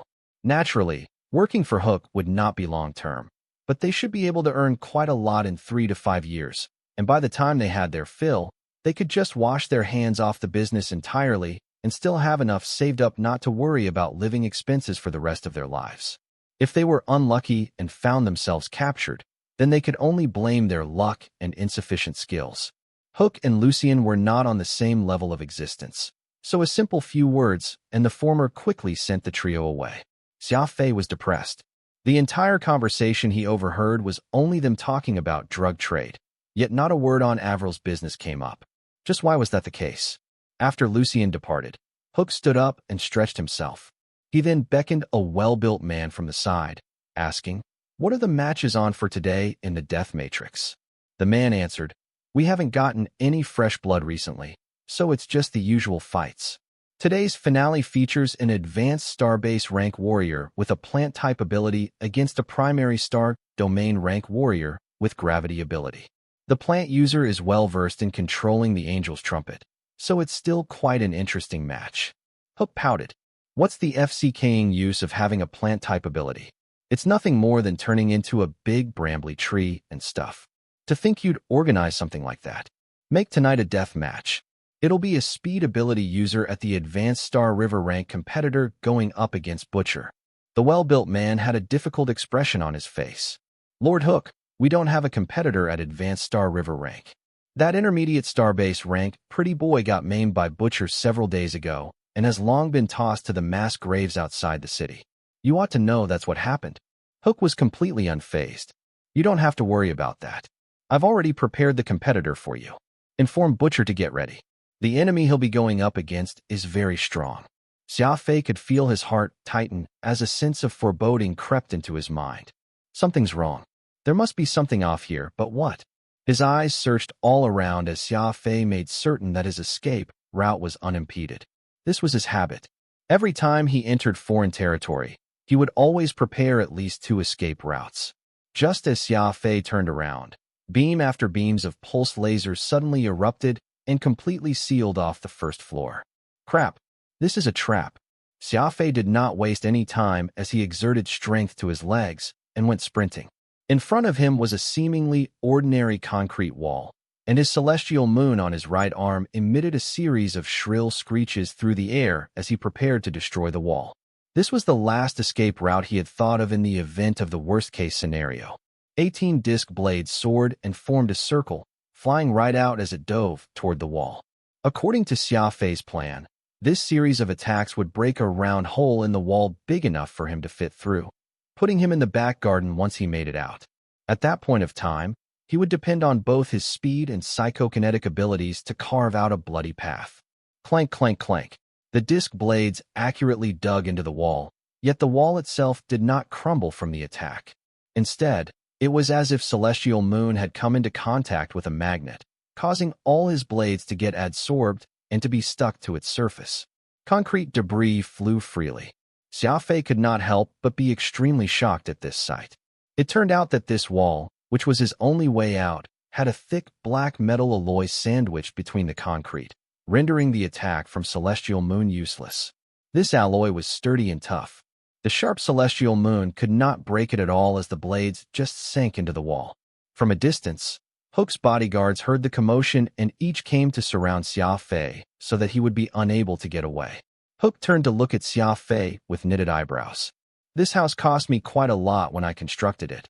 Every wall is reinforced. You can try it if you don't believe me. Xia Fei already had a clear understanding of what had happened at this point. The whole conspiracy thing was just a scheme that he had been blindsided from the very start. He felt quite a bit annoyed deep down, but Xia Fei still chose to remain composed, calmly walking to the wall to pluck out his disc blades before he fitted them back to the mechanism on his right arm. Even the best fumbled at times. Xia Fei was not perfect, so of course he could not have everything calculated without a flaw. It was just that this mistake he had made was quite a bit tragic. Not only had he fallen for someone else's trap, worse was the fact that Xia Fei had no idea where he was. Turning back around, Xia Fei very coldly stared at Hook. Skyhook. Hook nodded, not saying a word. Xia Fei rotated his wrist as he walked over. The bodyguards kept backing away, their eyes trained on Hook. As long as he gave the order, the dozens of strongmen present would not hesitate to pounce. I wish to know just one thing, Xia Fei calmly stated. Xia Fei kept his celestial moon as he slowly paced toward Skyhook. I wish to know just one thing. How much did Liemo give you? He did not make this statement loudly, yet it was very penetrative. When people were in trouble, they would sometimes be reticent or make a last-ditch gamble. Xia Fei just happened to be the latter. As long as there was a slim glimmer of hope, he would not easily give up. Hook chuckled but did not say a word. His finger tapped on his chair rhythmically.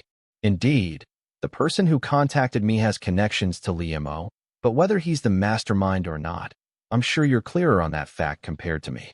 You're a smart man, so you should know very well whom you've offended. All of a sudden, hundreds of pulse laser beams shot out around Xia Fei, trapping him inside.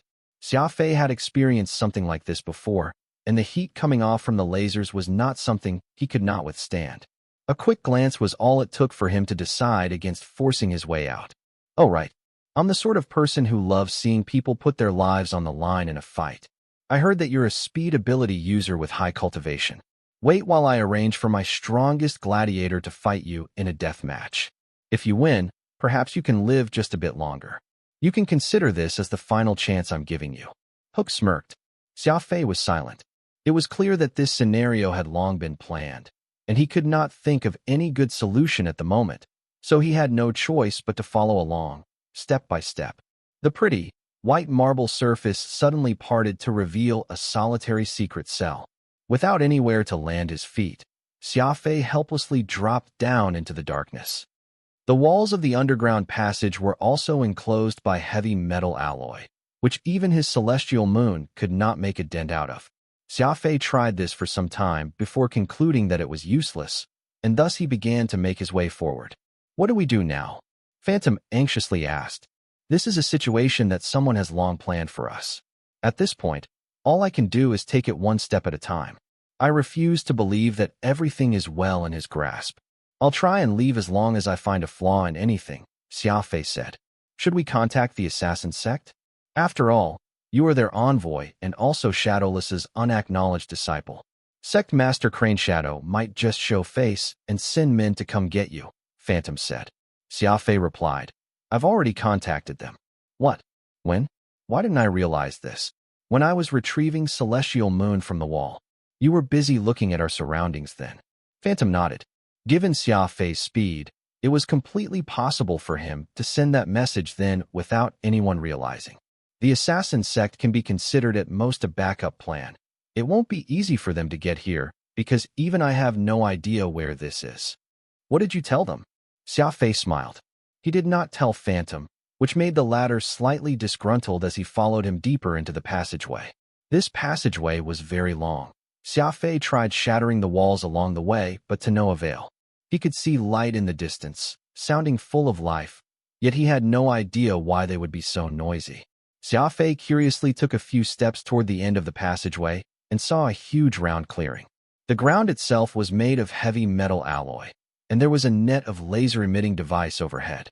Two topless warriors were in the middle of a gory fight as tens of thousands of audience watched the cruel battle unfold while eating popcorns, engrossed in this bloodsport.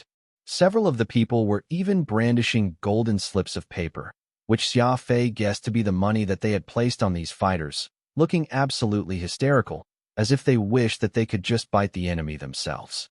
Of course, none of them had the guts to risk their lives against these gladiators, but still loved watching them lose their lives. Xia Fei suddenly thought of the Roman Colosseum. This place might be a bit more high class, but they still shared the same unhinged temperament. Lighting a cigarette, Xia Fei stood by the laser fence as he watched the two fighters duel. There were plenty of similar fences on both sides, but it was only this cell where Xia Fei was that had a direct route to Hook's residence. To his right stood a middle-aged man with cold eyes, tall, big, and bronze skin. His body was littered with scars, and right now, he was noisily eating a peach in hand. The fat one's going to win. The middle-aged man did not even register Xia Fei's presence as he muttered this to himself. Xia Fei smiled. That might not be the case. This middle-aged man curiously turned his head and glanced at Xia Fei before he continued watching the intense battle playing out in the clearing. I still think I'm right. That skinny man's left leg's already injured. With his movement speed largely reduced, it makes it harder for him to defend himself since his legs won't obey. Look, he's already at a disadvantage. Xia Fei commented. Being at a disadvantage doesn't mean that he'll surely lose. The skinny man's eyes are filled with vigor, while that fatty is fighting for the sake of fighting. The attitude these two men have is vastly different, so the conclusion to this may not pan out as certainly as you presumed. The middle-aged man snorted. That skinny man only arrived at the blood matrix last night. If he's able to survive a few more days, his eyes will also turn into that of the fat man. If that's truly the case, that means the skinny man will win even if he loses, Xia Fei said. And just why is that? Once someone loses hope, then they're no different from a living corpse. What's the point of their continued existence? If the skinny man loses, then he'll be killed while still having his fighting spirit burning in him. That can be seen as dying a worthy death. Conversely, the one who survives will continue to live on his days wishing that he's dead, so even losing here can be counted as a win. The middle-aged man furrowed his brows. In that case, are you saying that the skinny man will win no matter the outcome? What sort of logic is that? It's the truth. Xia Fei blew a smoke ring as he said these three words. The middle-aged man burst into laughter. What BLLSHD truth? The way I see it, it's just your warped logic. He reached out his right hand with a large grin. It was due to the laser fence, which separated them, that caused him to only mime shaking hands. Butcher. Xia Fei. The two men performed a weird handshake in the air, which could be considered as them introducing themselves to each other. Xia Fei retracted his hand and continued watching the fight. The hooded, fat man stabbed the skinny man's shoulder blade and thus ended the match. The fat man raised his two arms and bellowed to the crowd, and the audience, which numbered in the tens of thousands, shouted in unison, "Kill him! Kill him!" The skinny man collapsed onto the ground, his face drained of blood. Just like a script that they had rehearsed, the thick-set warrior did his best to brag about his victory, exaggeratedly demonstrating the posturing of a victor. Later, he used the knife he held in hand to chop the head off the loser, spurting fresh blood several meters high in the direction of the crowd for the climax of his match. Satisfied, he left the ring as he rumbled with laughter. Xia Fei sat cross-legged on the ground, chain-smoking. That fatty seems to be very excited. Did he not consider that it will one day be his turn to have his head chopped off by someone? Butcher did not share his sentiment. Everyone here knows that if they're to go through the motions, they'll have a feast waiting for them. You've just arrived. If you endure several days of hunger, you'll come to learn that a piece of bread is far more important than some human lives. Meanwhile, respect and honor are all worth SHD here. Xia Fei kept silent. The savage nature of humans was pronounced here, so any discussion of morals was no more than empty words.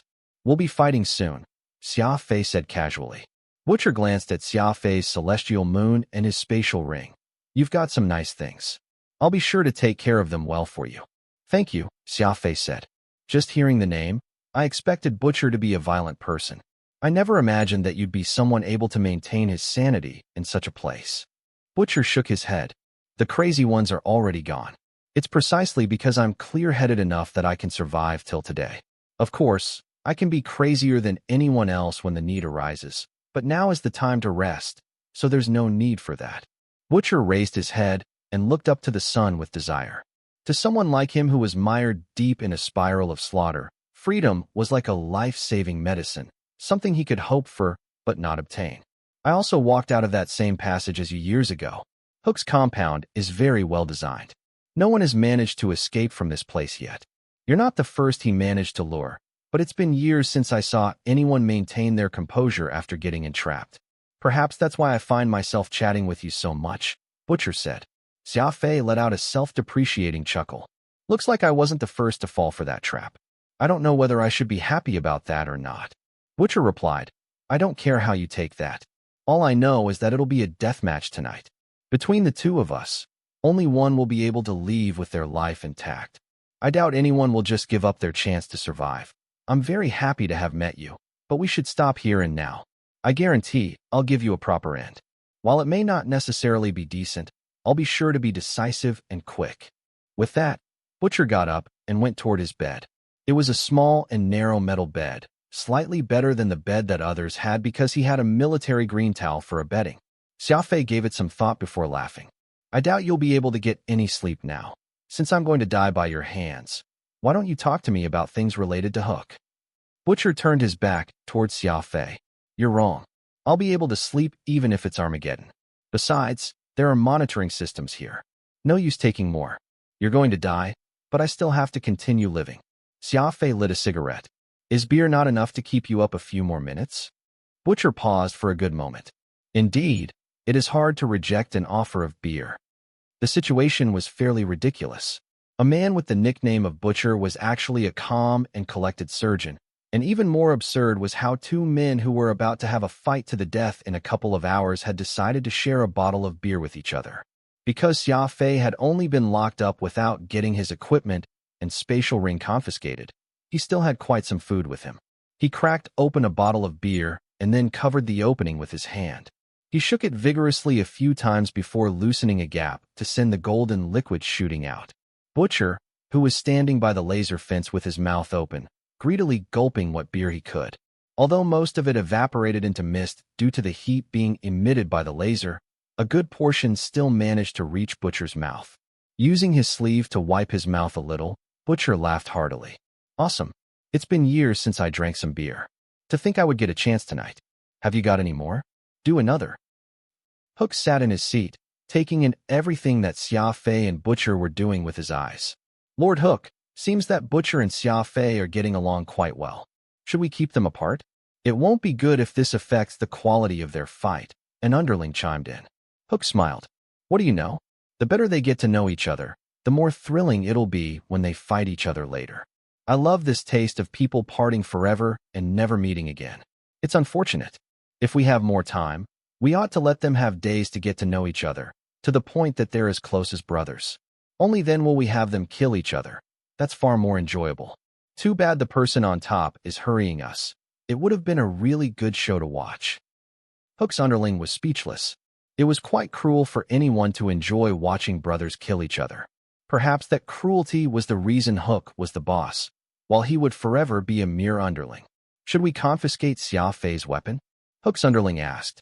No need. Hook was unconcerned. Do you think he can break the laser defense array with it? Just let him stay for 2 more days. Lord Hook's right. We spent plenty of money getting the laser defense array up, and countless wrongful innocents have lost their lives to it. So there's no way that Xia Fei will be able to break it. The underling quickly humored. Hook glared at this man. Who are you calling wrongful innocents? Yours truly spent so much money on this blood matrix. Those people who died were hardly wronged. Several bottles of beer later, Butcher was still unsatisfied. Unfortunately, Xia Fei had already run out of beer. He licked his lips and said, Now that I've drunk your beer, it's only right for me to satisfy your curiosity. If you have any questions, ask away, but you can forget about it if you're hoping that I'll be merciful to you. Xia Fei chuckled. I'm not that ignorant. Besides, who knows who's going to win when we fight? I'm simply very interested in Hook. Hook is just his nickname. People here all call him Skyhook. As for his real name, no one has any idea. From what I know, he should be one of the top drug and entertainment merchants in the alliance. Everyone living on this planet works for him, helping him produce and process the drugs. Entertainment merchant? Xia Fei curiously asked. Why would a drug dealer also have the entertainment merchant hookup? This is really strange. Butcher pointed to the entire arena at large. Wouldn't you consider this entertainment? Watching men murder one another so brutally, what could be more exciting? This structure is called the blood matrix. All the spectators you see are actually insignificant small fries, and they simply exist to help liven up the atmosphere. As long as you have the money, you can use the interplanetary internet to watch this match, where real people kill one another. Of course, the signal is repeatedly encrypted and bounced, so much so that there's no way for anyone to locate this place with it. Hook can play God on this planet, for no one will be able to leave. Even though he brought you here, there's no way for you to find it if you happen to escape. The interplanetary internet was like a highway. The toll stations were only in charge of collecting fees, not minding just what could be inside the package going in and out. That was why all kinds of erotica could be spread via the internet. While such violent content was banned, Starlink Corporation was only able to investigate the content of the mainstream broadcast. This meant that they had no way of handling the signals with more advanced encryption. Has no one attempted to escape in all these years? Xia Fei asked. Of course there were. Someone would make such an attempt every once in a while, but I've never heard of anyone succeeding, Butcher answered. Xia Fei responded. Even the most powerful laser will need a laser emitted to be shot out. Even if no one has any means of destroying the lasers themselves, surely someone should have tried damaging the emitters. Besides, such a huge system will surely need to undergo routine maintenance. Butcher scoffed. It's not that easy. The laser emitters are all hidden within the building, so unless someone is able to break apart the thick metal alloy walls, there's no way one can even threaten the emitters. This system here in the blood matrix is split into many different units, and they're maintained every few days, but only a single unit will undergo maintenance at a time. The rest will still operate as usual, not at all affecting the defenses in place. I have no clue which company produced a system of such quality, but it's a little bit too much. I've been here for years, yet there's not a single issue with the defenses aside from the routine maintenance. Xia Fei was quiet for a good while. Everything he heard just proved that leaving this place would hardly be an easy task. Then there's an even more important factor, the lack of unity. At its maximum capacity, the blood matrix is able to contain several thousand warriors at any one time. Logically speaking, that should be a really powerful force. But because these people are not united, no one's willing to lead everyone to escape. Aside from sacrifice, there's no other way to get out of here. A bunch of warriors will first have to pay the blood price in order to overcome the defense systems, leaving the rest capable of escaping. Unless someone is really willing to sacrifice themselves for others' freedom, there's no chance of anybody escaping from here, Butcher said. Several thousand warriors? Where is Hook even getting thousands of warriors to entertain him this way? Xia Fei asked. Do you really have no idea after visiting Hook's mansion? He'll either offer a high salary or other things as bait, trick a few independent warriors to work for him. Once these people set foot on the planet, they can forget about leaving it. He's not afraid no matter how high a cultivation rank one possesses. He'll just pretend to invite them over for a banquet. And just as he arrives in that living room of his, those sets of hidden laser systems will entrap his target. Getting caught in any of those laser traps means you'll be transported to the blood matrix. It's not up to anyone to decide whether they want to join in the death match or not, for their opponents are already numb to all this. All they care is to kill people so that they can live a few more days longer. Butcher's voice was a bit hoarse as he explained, his eyes drifting off into the distance. Xia Fei asked, Did you just tell me your own experience? Butcher nodded. Precisely. He grimaced. Had I not been greedy back then and accepted Hook's contract, who knew how things would have been like? Xia Fei was silent. He lightly drew a few words on the ground with his finger. As martial arts practitioners had keen eyes, Butcher very quickly noticed that something was off. Xia Fei crooked his head as if he was randomly drawing on the ground out of boredom. Butcher used his eyes to very quickly read what Xia Fei wrote. We're being monitored. What I'm going to say next is very important. You must take note. Capital ring. Liamo took a very enjoyable bath together with several beautiful women before heading into the living room to turn on the most advanced 745-inch 3D TV. The man with the pencil-parted mustache moved with grace, handing over a glass of champagne with a single ice cube in it to his young master. Liamo was in an excellent mood today. He pulled the menu and opened an extra secure TV connection, smiling as he watched the introduction being aired.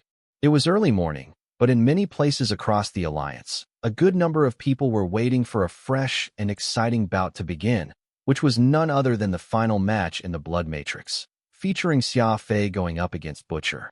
Any fan of the Blood Matrix would know Butcher's name. With a battle record of 273 wins and 0 losses, enough to be included in the not very long history of the Blood Matrix, the gladiator was very calm when fighting, yet also exceptionally cruel when killing his opponent, satisfying plenty of people's lust for blood and gore. Today, the famous fighter Butcher was going to take on a fight with an opponent who was also somewhat famous, a cadet in the Heaven Execution training camp of the Adjudicator Union, Xia Fei. He was also the holder of the double max point in this year's Golden Finger Cup, with many believing that Xia Fei could have very well emerged as the overall champion of the tournament had there not had been any unexpected accident. Unfortunately, this man, who had yet to be crowned the champion, fell into the claws of the Blood Matrix. So even the most optimistic viewer did not believe that he would be able to escape from the notorious Blood Matrix, for none had ever managed to do so before. Liamo watched the introduction play out on his display screen, excitedly drinking his champagne in one gulp. Hook has done even more amazingly than I could have imagined this time, pitting Xia Fei against Butcher. I'll get to watch with my 2 eyes as he gets tortured to death. This is just too enjoyable, too awesome. The mustached man was pursing his lips. Young master, Xia Fei is ultimately still a member of the Adjudicator Union. If they learn that one of their own gets killed in such a manner, it will be as good as declaring war against them. Besides, doing it in such a semi-public stage, I'm afraid that Hook will be subjected to the relentless investigation of the Adjudicator Union after this. Liamo handed his glass to the mustached man, a clear indication of wanting more wine, even as he said, completely unbothered, "So what? Hook will be the one shouldering the blame if anything goes wrong. What has it got to do with us? Even if the Adjudicator Union wishes to pursue the matter, they'll only trouble Hook. We only spent a bit of money and got to witness such an exciting match. It's simply too cheap. It's like what Father said. There's nothing one can't do with money." Xia Fei. Oh, Xia Fei, you made the mistake of being a pauper when you dared to go up against high society so openly, not even knowing that a little pinky of mine is enough to kill you. The mustached man nodded. Young master's right. I've managed to very cleanly accomplish this task you assigned to me, not leaving even a piece of evidence that can trace this back to us. Even if Hook manages to guess that we're the ones behind this delivery, he's got no proof. Besides, him being bold enough to do a live broadcast of this match is proof that he's ready to burn bridges with the Adjudicator Union. Over by the Adjudicator Union's Department of Weapons and Equipment, Serum was anxiously pacing back and forth in his office. His blonde secretary who never left his side was standing dejectedly in a corner, not even daring to breathe. The table's communicator was ringing, its purple indicator light indicating that it was a confidential communication coming from the union's core department. The blonde secretary hurriedly walked over, wanting to take the call, but he did not expect for Serum to actually be a step faster than him. He dashed over and pushed the button, his voice impatient. "How is it? Any news?" An old man, with a thorn bird tattoo on the left side of his face, appeared on the screen. His eyes were sharp like daggers, his stern face gaunt, and his cheeks sunken. The old man shook his head. "We've been on the case of the Blood Matrix for many, many years, yet we've simply been unable to obtain any first-hand information. You can hurry us all you want, but our hands are simply tied." Serum slapped the table with force, his 2 eyes lit up with rage. "Raksha, don't FCKing tell me your hands are tied. Xia Fei is related to that mad dog Qin Meng. Both of us will be in deep trouble if he learns about this situation. You're the GDDMN department head for the Classified Investigation Department. Who the hell would I turn toward if not you?" Serum swore in his anxiety, disregarding the relationship he had with the old man over so many years. Raksha's face turned pale. He knew very well how deeply etched the name Qin Meng was in his heart. He sighed. I think it's best if you come clean to him. I truly can't be of any help this time. The orange warrant has already been sent out several hours ago. My men have already done all they could. If you're still dissatisfied, why don't you seek Nicholas's executive department to see if they have any solution? Serum reached out and tugged open his uniform, instantly tearing it into two as he used excessive force in that simple action. With his thick chest hair exposed, he barked, Do you think I would FCKing turn to you if Nicholas had any idea on what to do? Raise that warrant to the highest level. No matter what, you must get me that person back, alive. Raksha shook his head. Sorry, the highest warrant will need the president and the committee of elders' unanimous approval. I don't have the power to do that. More angry expletives would not solve the problem. Turning off the screen, Serum sighed as he sat down in his chair. Connect me to Qin Meng. On the screen, Qin Meng appeared to be sunbathing on a sunny beach in Hawaii presently. He had rapidly gained back his body mass thanks to the good food and regained about 70 to 80% of his vigor from before. However, his skin was several tones darker than what he used to have, and also much more energetic compared to before. You called just at the right time. I was just thinking of talking to you. I don't intend to continue staying in the library on Heck, so I can return to the capital after some time. Qin Meng was sipping on a drink as he laughed. It was around the late evening back on Earth, and the yellow intermingling with the impending night sky made for an extra lovely backdrop. Serum furrowed his brows. You've made a deal with those guys never ever to go back to the capital ring. Have you forgotten about that? Qin Meng smiled. I didn't say that I'm returning to the capital ring itself. I'm just going to be somewhere decent nearby, which will let me open a library. If I'm not mistaken, Xia Fei will soon be devoting the core of his development heavily to the capital, and after so many years, it is time for me to head back and take a look. Serum was quiet for a good while, uncertain on just how he should broach the topic of Xia Fei. What's wrong with you? Do you have something to tell me? Serum nodded. Yes, something happened to Xia Fei. Sunset Villa. Xia Fei's sudden disappearance had thrown Averil's heart into a mess, but she still continued with her daily life, with all the servants getting a feeling that their young mistress had matured quite a bit. The existence of the blood matrix was not considered a secret to many people. Be it people in the military or major warrior organizations, many had tried to unravel this mystery. As the owner of the 11th largest business in the alliance, which possessed a fleet and an independent security system, Averil's family wielded an exceptional amount of power, and with how the blood matrix relied on the interplanetary internet to broadcast the fights, even Starlink Corporation had an understanding toward the blood matrix, which was not any less to the military or peacekeepers. Pang Xing had overseered every aspect of Sunset Villa ever since he became the head butler of the place.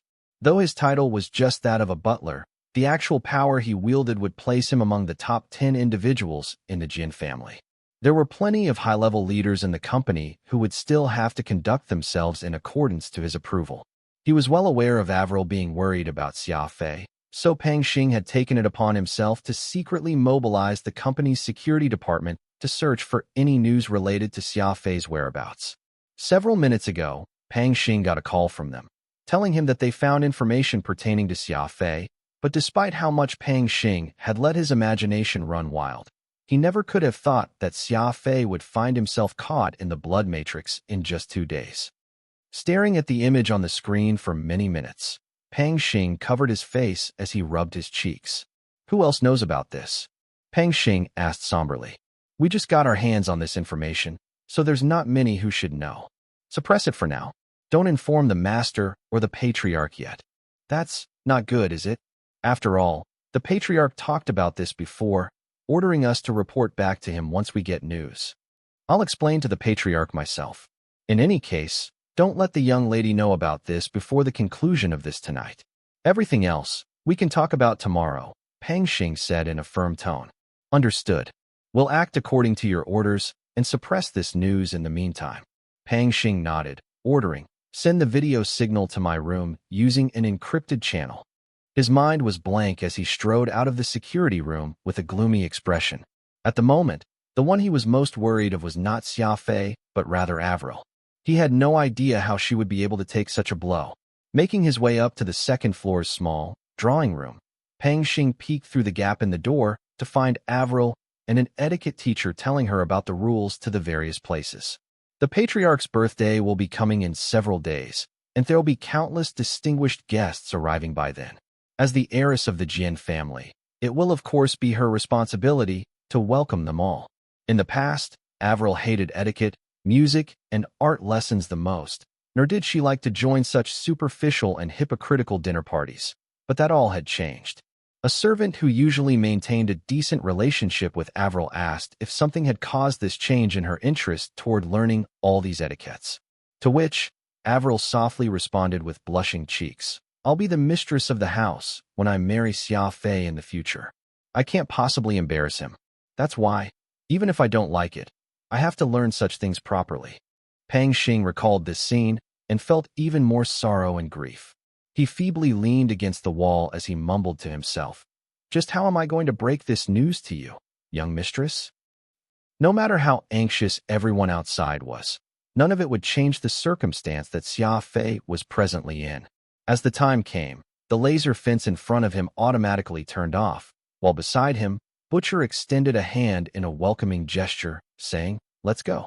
At the end of the day, we are still warriors, and we need to maintain the dignity we have no matter the situation." Xia Fei nodded and took several steps forward to enter that circular arena in the blood matrix. The crowd, which numbered in the tens of thousands, went wild, excitedly waving the tickets in hands, screaming Xia Fei's and Butcher's name. Xia Fei looked up at the strong fluorescent lamp and then at the stands. All he saw were the gleeful faces of the audience, which had contorted into something unearthly. They were looking forward to an exciting match and were even more anticipating the ground to be sprayed with fresh blood. Hook sat in the most prominent of seats, a massive throne gilded in gold, which befitted a king. His face showed traces of mockery mixed with jubilance, as if telling Xia Fei that he was merely just a tool for the former to extricate enjoyment from. Xia Fei was scanning the crowd when, all of a sudden, he spotted a very familiar figure on the left end of the stands, seemingly knowing the person. Xia Fei began to tremble as if he had been electrocuted. He was in shock. Xia Fei could not dare to believe his own eyes. That figure was so very familiar that he was entranced. Even though the strong floodlights were blurring his vision, Xia Fei could still clearly make her out from among the crowd. Dressed in a long black robe with a hood covering half her face, under this nun getup was a slim girl. Someone whom Xia Fei had had on his mind for a very long time, and someone whom he could neither face nor mention the name. Su Ruoyu. It was her. It was definitely her. Xia Fei's intuition told him that this girl was none other than Su Ryu, the one who had occupied his thoughts daily, and the very girl who had been missing for over 2 years, never once reappearing. Xia Fei was a calm person, and it was frightening how he could maintain his composure in even the toughest situation. But this moment brought him a bit of warmth in his eyes as he felt some liquid welling up in them. His body became stiff as the crazed yelling all around him suddenly disappeared. The thousands of rabid audience in the stands had disappeared, and even the air itself had disappeared. The only ones left in this world were just him and that girl who was struggling to carry a backpack which was much bigger than her frame. Xia Fei flashed a smile to that skinny figure, and that robed girl shivered unnaturally for a while. She lowered her head, tugging at her hood as she kept her eyes stuck to the ground, not daring to meet Xia Fei's gaze. Xia Fei was upset. He did not understand why Xiaoyu would want to hide. If possible, he wished that he could just charge past the laser fencing, get up to the stands, and give her a tight hug, even if it was just for a second. However, he did not do that, not because he did not want to but because he could not. Besides Xiaoyu were several others who were similarly dressed in black. From her stature and behavior, it was not hard to tell that they were also women. Xia Fei's eyes soon cleared up and he used the few seconds he had to observe them, remembering every action Xiaoyu and the people around her made. Cough, cough. Butcher intentionally coughed with his brows knitted. Xia Fei knew clearly what he meant. That momentary loss of his senses had not caused him to forget his current predicament. He turned around and faced Butcher. Butcher blinked a few times as Xia Fei mechanically nodded, a response of sorts. Xia Fei suddenly felt that this situation was very absurd. The little girl, who was constantly in his mind, had finally appeared again, so going by conventional logic, What would happen next was a grueling battle and a decapitation thereafter. It had to be mentioned that Xiao Yu's appearance was very timely. To see her right before he met his end, though it was just that blurry figure, was thousands of times better than being unable to see her ever again even. Xia Fei ought to feel gratified about this, for at least he knew now that Xiao Yu was still alive, who evidently grew up by quite a bit. Xia Fei turned around and looked up at Xiao Yu again. The girl was staring at him fixedly. Her gaze was so fiery that Xia Fei could feel his heart palpitating despite his combat suit. This situation was awkward. Xia Fei had once imagined that his paths would cross with a pretty and grown-up Xiao Yu on some gloomy street, and never had he imagined that they would actually meet each other again in the hustle and bustle of the blood matrix. The longest distance in this universe was not calculated in light years, but being unable to recognize each other despite sharing the same space. Xia Fei knew that Xiao Yu was intentionally averting her gaze because she likely had her misgivings. With a light brush of his spatial ring, Xia Fei pulled out a metal plate with the Adjudicator Union's logo printed on it. He held this plate high up with his right hand, smiling at the crowd as he showed it to them all once before wearing it around his neck. The audience was puzzled. They had no idea what that metal plate in Xia Fei's hand was, or what he was trying to express at this time.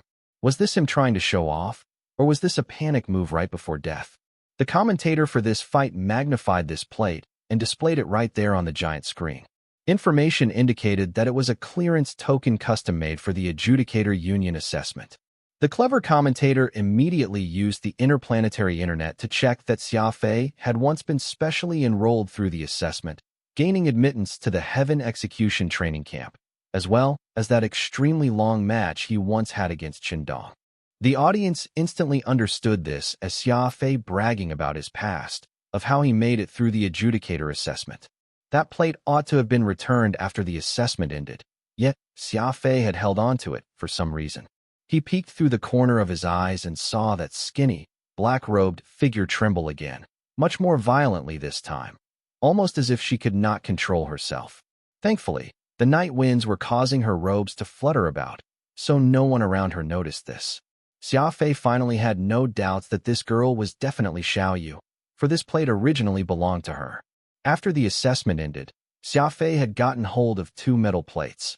One was for him, and the other was meant to be Xiao Yu's, but she had mysteriously disappeared by then. Thus, Xia Fei had kept this token, which ought to have belonged to her, all this time. He kept it in the deepest corner of his spatial ring, all in the hopes that there would come a day when he could hand it to her by his hands. So he hasn't forgotten me after all this time.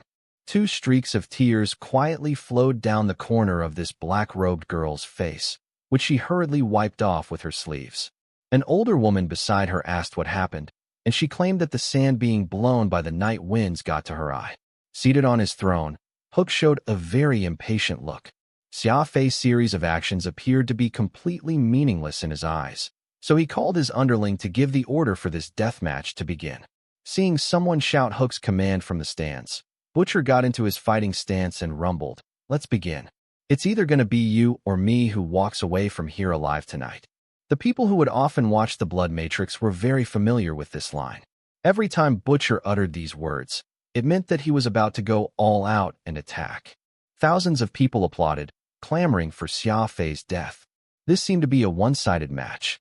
Innumerable people were on Butcher's side, while very few were willing to take the risk of placing their bets on Xia Fei. After all, Xia Fei was a stranger to these people.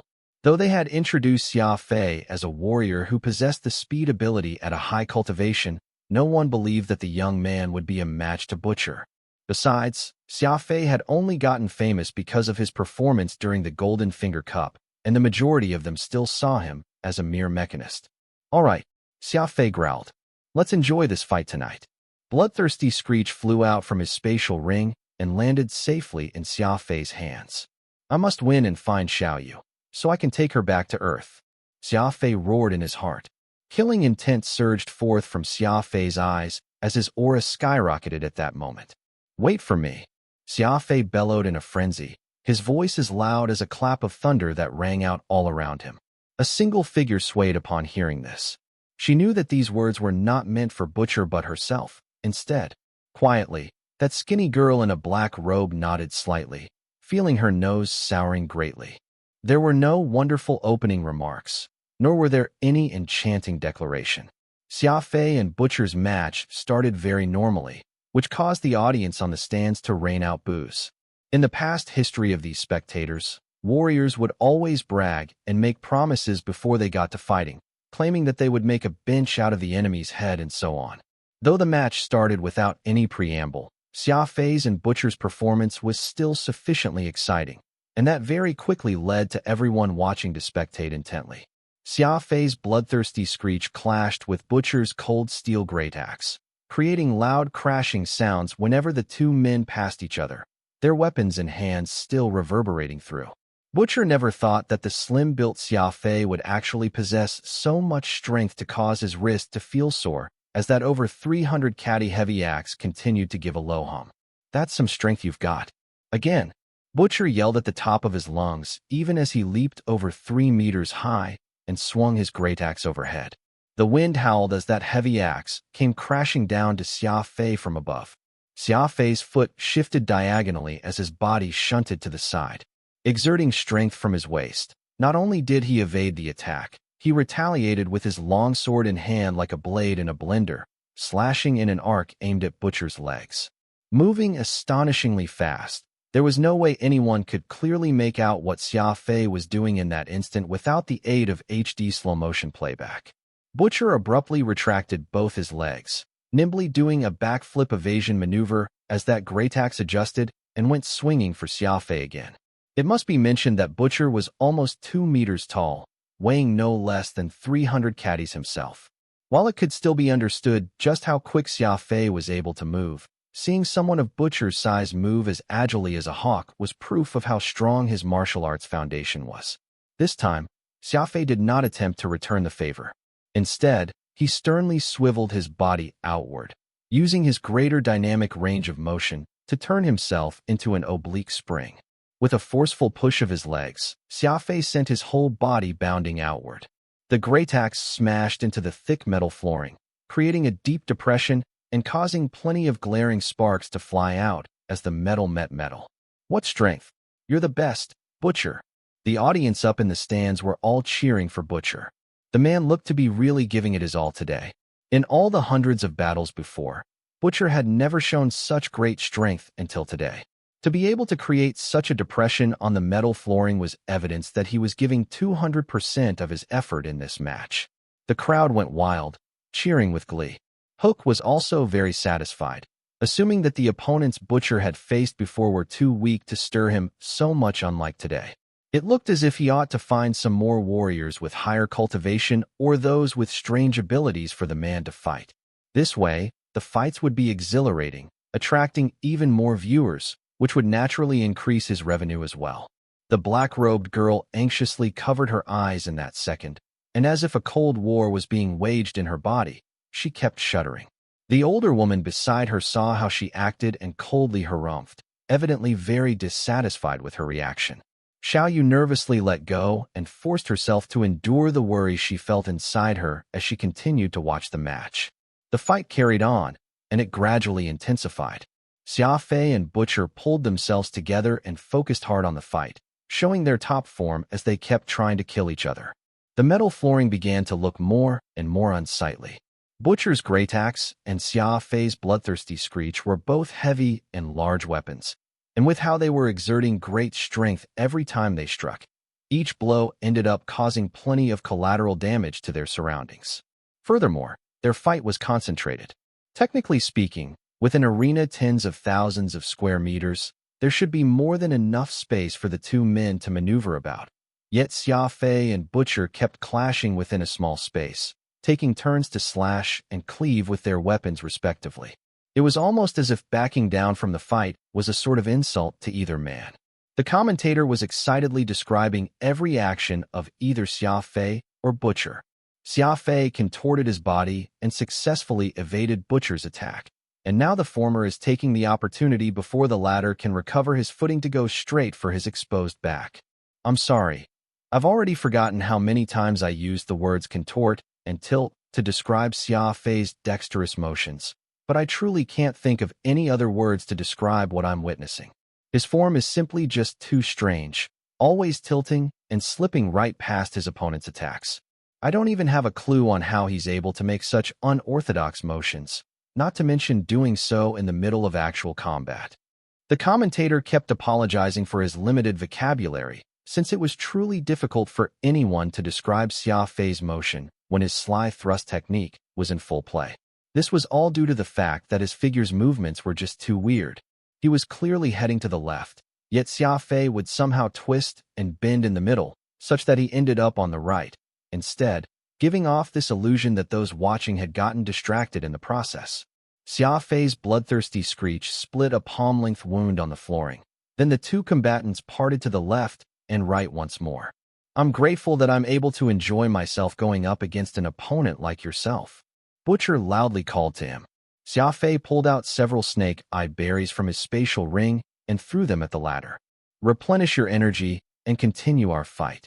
Butcher burst out laughing. You're straightforward, indeed. Fine, I shall fight you till the end. An enthusiastic applause rang out from the stands. It was evident that Xia Fei and Butcher were fighting for the sake of the fight, and their pure warrior's spirit had infected quite a lot of them. Of course, there were some who had placed their bets that wished for this fight to end as soon as possible so that they could cash out their tickets.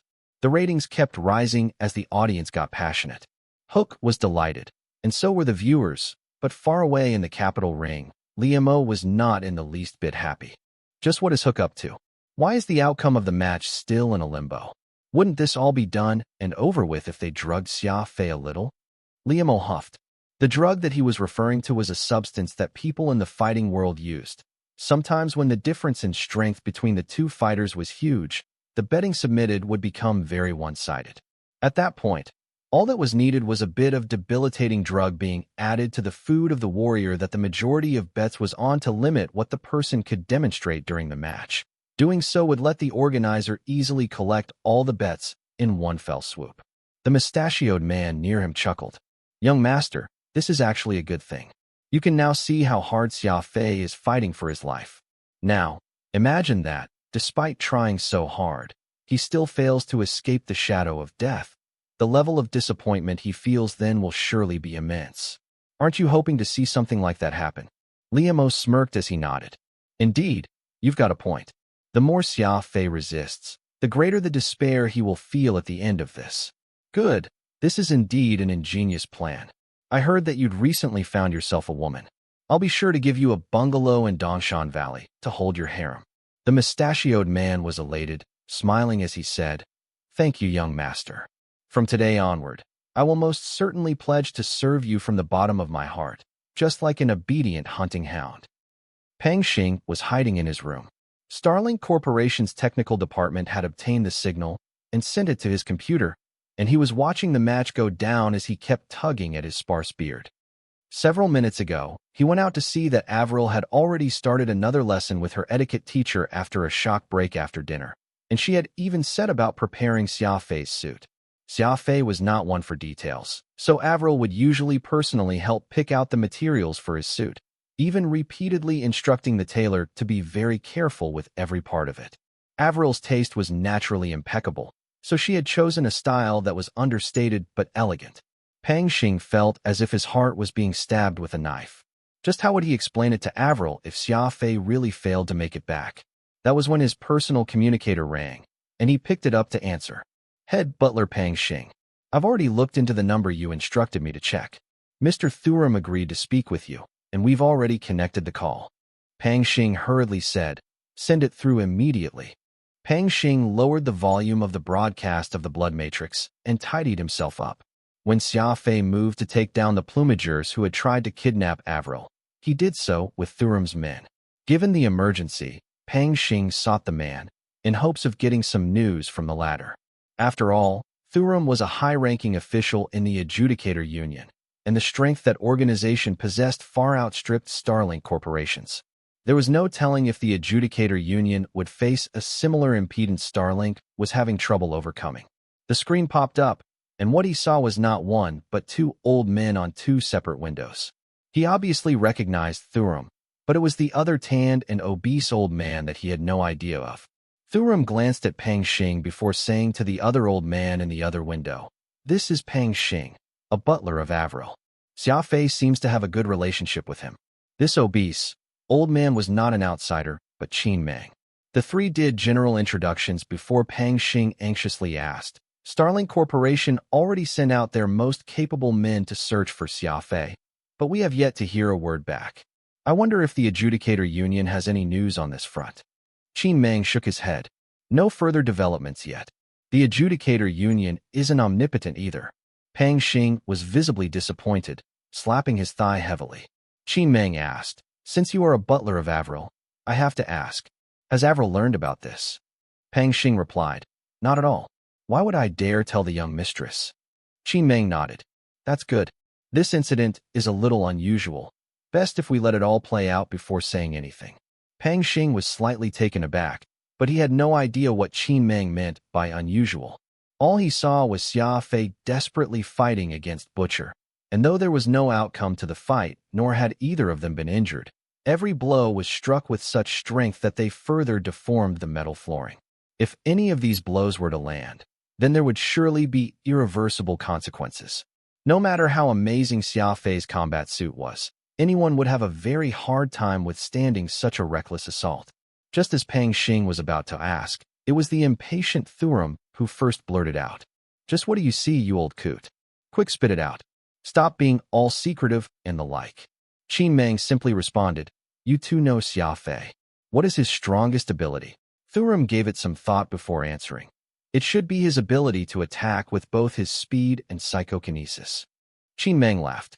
"That's right. Have neither of you wondered why Xia Fei has only been using his speed and not his psychokinesis?" This, Thurum was momentarily rendered speechless. That's indeed strange. Xia Fei appears to be putting his life on the line, yet he has yet to unleash his strongest ability. Could he have an ulterior motive? Qin Meng chuckled. "Correct." His finger lightly pointed to an inconspicuous spot in the picture. "Take a look at this."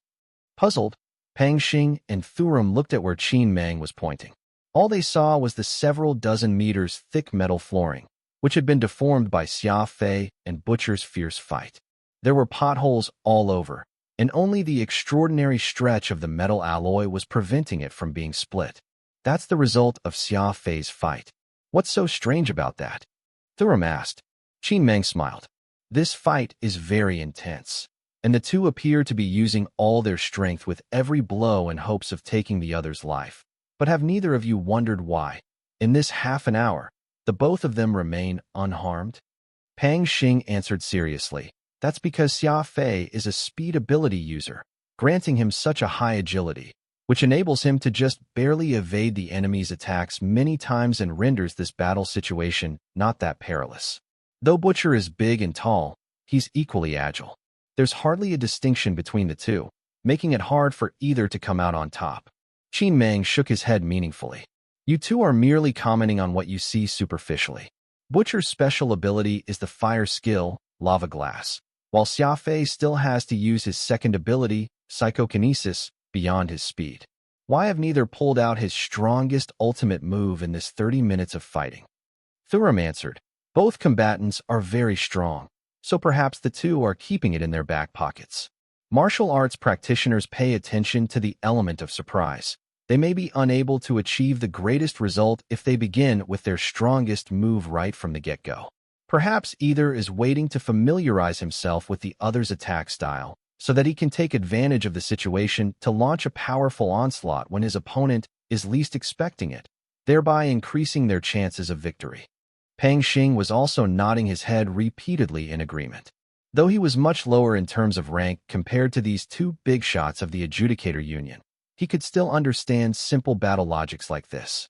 Qin Meng shook his head once more. "You're not wrong. It's best not to easily show one's strongest move when taking on someone evenly matched. This is also a very reasonable fighting strategy, but have neither of you realized that both Xia Fei and Butcher are currently circling around a certain area as they continue fighting? In this arena that has hundreds of square meters for them to maneuver about to their heart's content, it seems that they're only occupying that one spot, and every trade of blows has to be done there." Thurum then said, "That's not hard to explain, too. In combat, It's not just combat techniques that matter, demeanor matters as well. The two men don't wish to back down at all, so this aggression they have is a demonstration of their uncompromising spirit. Qin Meng was apparently very satisfied. He rubbed his chin craftily, looking like a very cunning person. That smirk on his face perplexed Serum. When he steeled himself to tell Qin Meng about what happened to Xia Fei, Qin Meng pointed at his nose and gave him a good earful. It was only because Serum knew about his sect brother Qin Meng's temperament that he endured it. Anyone else, and Serum would have fallen out with him no matter how much of a good mood he was in. However, after watching the match for 30 minutes, Qin Meng's personality did a complete 180. His face relaxed even as he glowed with an inexplicable sense of pride, as if he had discovered treasure. Qin Meng's eyes glowed as he said excitedly, "Xia Fei has done well so far, so perhaps what the two of you have said is exactly what he wishes everyone to think." Serum and Pang Xing shared a look of doubt. Qin Meng's statement confused the two men greatly, unable to make sense of it. "Let's just continue watching. I hope that Xia Fei won't disappoint me." "Of course, he's still going to need that bit of luck," Qin Meng said. The fight was as intense as ever. Xia Fei and Butcher seemed to be going all out in this fight, still being heavy-handed with their attacks, each and every blow thrown out showing that neither intended to give up until they took the other's life. Their weapons clashed once more, neither letting the other off. They were like bulls locking horns, completely relying on their strength to contend with each other. The two came face to face. Figurative sparks flew when their eyes met. "How is it?" Butcher furtively asked. The cheers and cries from all around them drowned out any noise, which served as a cover for the two to converse quietly with each other. "I haven't found it yet. I'll need a bit more time," Xia Fei said in a low voice. 5 minutes. If you can't do it in the next 5 minutes, the deal is off, and I'll go for the killing blow." Xia Fei smiled. "Okay." With that, Xia Fei spat right at Butcher's face. They were nose to nose with each other, and Butcher was unable to evade that shot of spit from Xia Fei that had blurred one of his eyes, causing him to rapidly back away several steps and use his sleeve to wipe the spit off. "You rascal! I'll FC Kanji end you today," Butcher bellowed with a show of rage. Actually, he was saying something else in his mind. "This has been quite a good show. I almost got fooled myself." Xia Fei stood on that fresh dent on the metal flooring, pointing toward Butcher with one finger. "Come and take my life if you've got the guts. FCK you. I'm going to smash you." Butcher raised his great axe high in the air. Under the harsh light, anyone could clearly make out that the edges of the axe had already been sharpened to the point it was more like a pickaxe due to the Butcher's over-aggressiveness. Butcher used all his strength and cleaved down madly with it. Xia Fei hurriedly dodged to the side. Because this one blow from Butcher was so forceful, Xia Fei barely managed to evade the edge of that great axe. Xia Fei was standing precisely on a depression, which had been created from their previous exchange. Now that Butcher struck this same point again, this depression became even more obvious. "Die!" Xia Fei immediately countered with an attack of his own.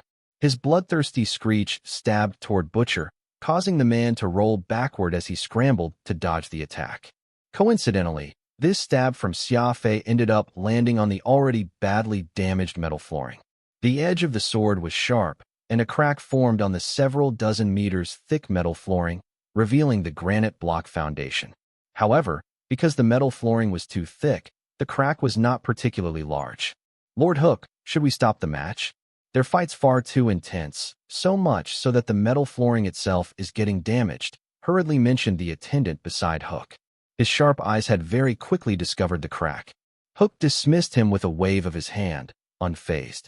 "Don't interrupt me from enjoying the match. What's a bit of damage, anyway? Do you think they can even run off anywhere? Do you know how much we're making from this fight? Now scram." That attendant had no choice but to slink away. Xiaoyu's heart was all over the place as she watched from the stands. She was feeling all sorts of emotion, sadness, fear, and nostalgia. Each and every one of these thoughts was plunging in her young heart. There were several women beside her who were dressed in the same black robes.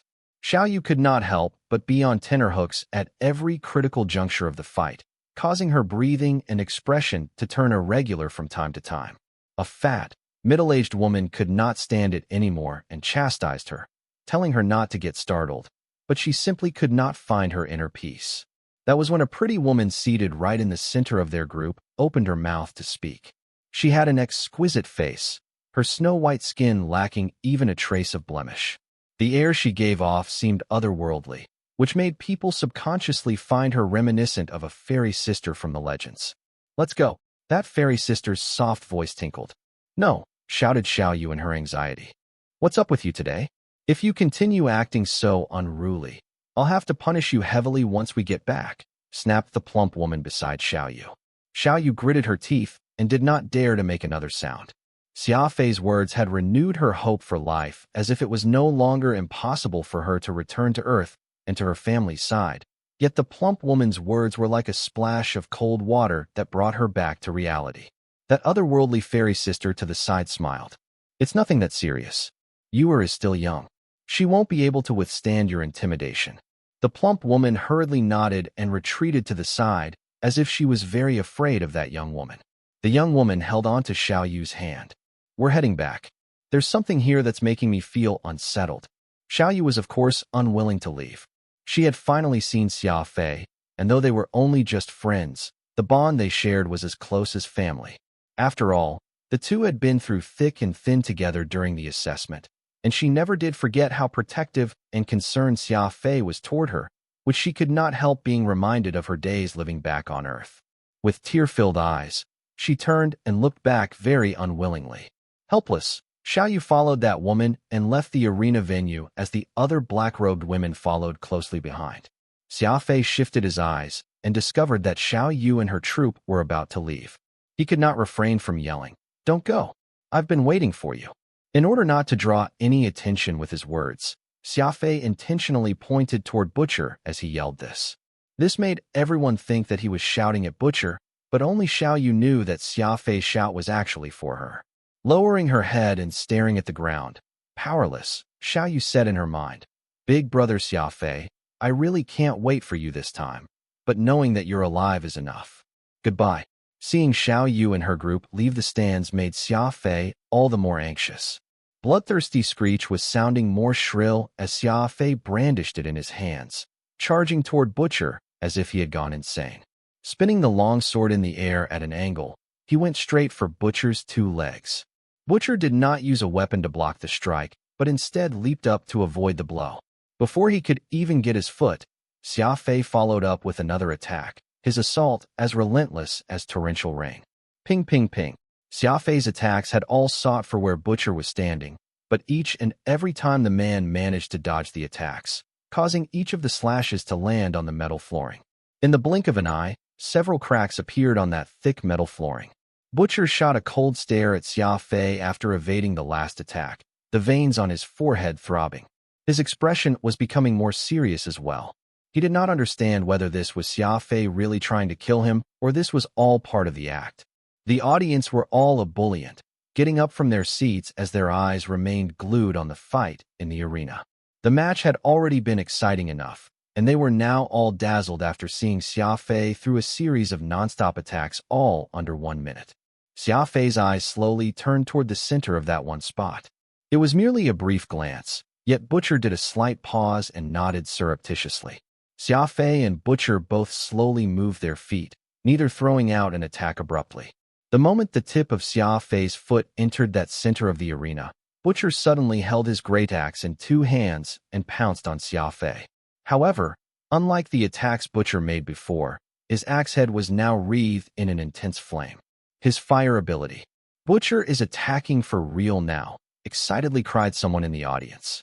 Lava glass gave off a glaring glow even as the temperature around surged unbearably. "Take this."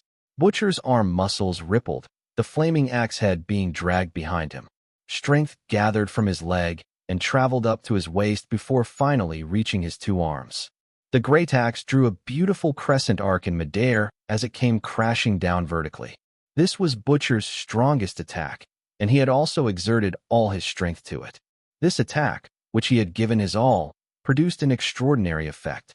When that great axe slammed onto the ground, a meter-long fissure immediately appeared on the metal flooring, even shattering the granite foundation beneath. Naturally, this strike did not land on Xia Fei. Everyone watching saw that slim figure slip away in the fire as Xia Fei darted away some 20 meters from that point. With the tip of his sword at the ready, Xia Fei gripped the sword handle above his head as he stared fiercely at Butcher. Thunder Fury, Xia Fei bellowed, his bloodthirsty screech shooting right out for the ground like a laser. The effect from this attack was even more shocking than Butcher's previous attack. The long sword thrust past the metal alloy floor to the granite and buried itself deep under the ground. It was like a megaton blast had exploded as sparks, debris, and dirt went flying in every direction. Even some of the spectators were struck by the random flying objects, which left them bleeding, showing just how wild that attack had been. The crowd in the stands instantly hid under and behind their seats to take cover in fear. Only a small portion noticed the laser fencing in the sky seemingly weakening, flickering like a dimming light bulb. It was over a dozen minutes later when someone poked their heads out to look at the center of the arena, only to find that Xia Fei and Butcher had already stopped fighting and were actually standing together. Butcher was slamming his great axe viciously into the ground, digging out Xia Fei's bloodthirsty screech before handing it back to him. "We've finally succeeded." Butcher glanced at the flickering laser array, a sign that its power source was being exhausted. He would be free once the last of this energy was spent. Xia Fei's arms were shuddering slightly. Thunder Fury was a second-tier technique of his psychokinesis, and every time he used it would result in severe backlash. At the moment, his arms were in great pain as if he was on the verge of losing all sensation in them. What are we going to do next? Butcher's two eyes were shining. Freedom was a harmful plaything. Those who did not have it would lay down their lives just to obtain it. Faced with his impending freedom, the emotions that Butcher was feeling could no longer be described with just the word excitement. Xia Fei looked around and saw that there were still hundreds of captive warriors in cells. They were rubbing their hands with anticipation as they stood before the laser fence. Even a fool could tell that the lasers blocking their freedom were weakening by the second. "Those who wish to be free, follow me and Butcher in killing Hook and his men." Xia Fei roared as he raised his fist in the air. "Kill Hook! Kill Hook! Massacre his women and offspring!" With all their suppressed emotions coming to a head at that moment, hundreds of warriors answered Xia Fei's call to arms. "You have a better reputation here. Lead these men and leave none alive," Xia Fei said in a grave voice. Butcher nodded. "Leave it to me. I've long since been waiting for this day." The audience was all frantically evacuating like a receding tide while feeling panicky. After all, these people had all treated the warriors trapped in the blood matrix as entertainment, so who knew what might happen now that they were all freed? Hook's face paled as he muttered to himself, They destroyed the power system. Lord Hook, what should we do? The energy capacity in the reactor core is rapidly declining. It's already under 50%. The laser defense will most likely collapse in just a few minutes. Lord Hook, quickly give us the order. There are people who have started fleeing." Hook's underlings were all pleading beside him. These were all his diehard loyalists, while those who used to fawn upon him had already disappeared without a trace the moment they saw that things had gone awry. Hook only gathered his senses after several seconds passed, stammering the order. "Send for the guards to come and defend the place. Kill the deserters." After giving that command, Hook stood up and took the secret passageway leading back to his compound. His forehead was drenched in a cold sweat. Hook knew what the consequences would be given how he had usually treated these warriors as sacrificial lambs for his enjoyment. He was afraid that these men would not give up until they made sure that he was dead. Xia Fei kept his bloodthirsty screech into his spatial ring and looked out into the distance. He wanted Hook dead, but it was even more important for him to find Xiaoyu, for that had been his wish all these years. The laser array did not disappear for the longest time, and Xia Fei's mind was in a state of chaos.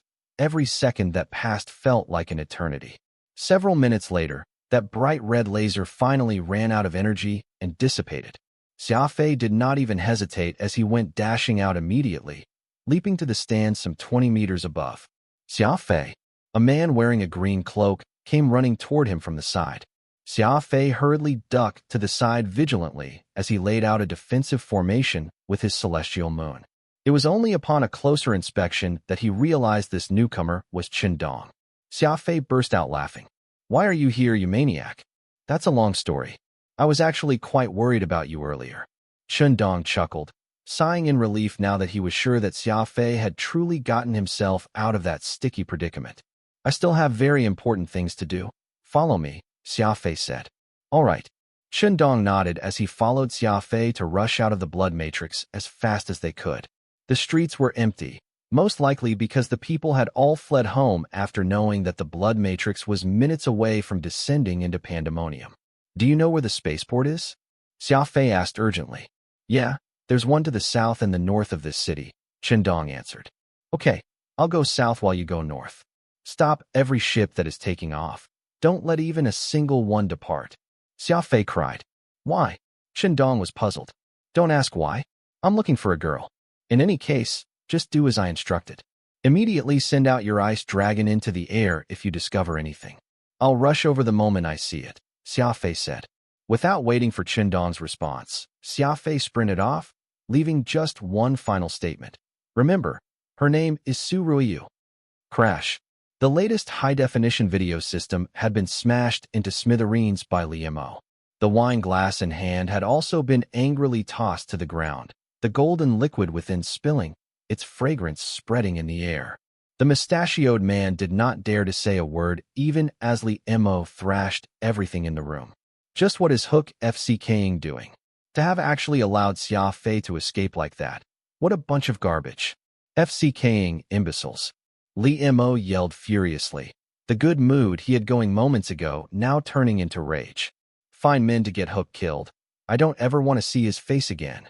The mustachioed man said softly. Young master, I doubt Hook will be able to live even if we don't make a move. After all, a good majority of the warriors in the blood matrix have been backstabbed by him.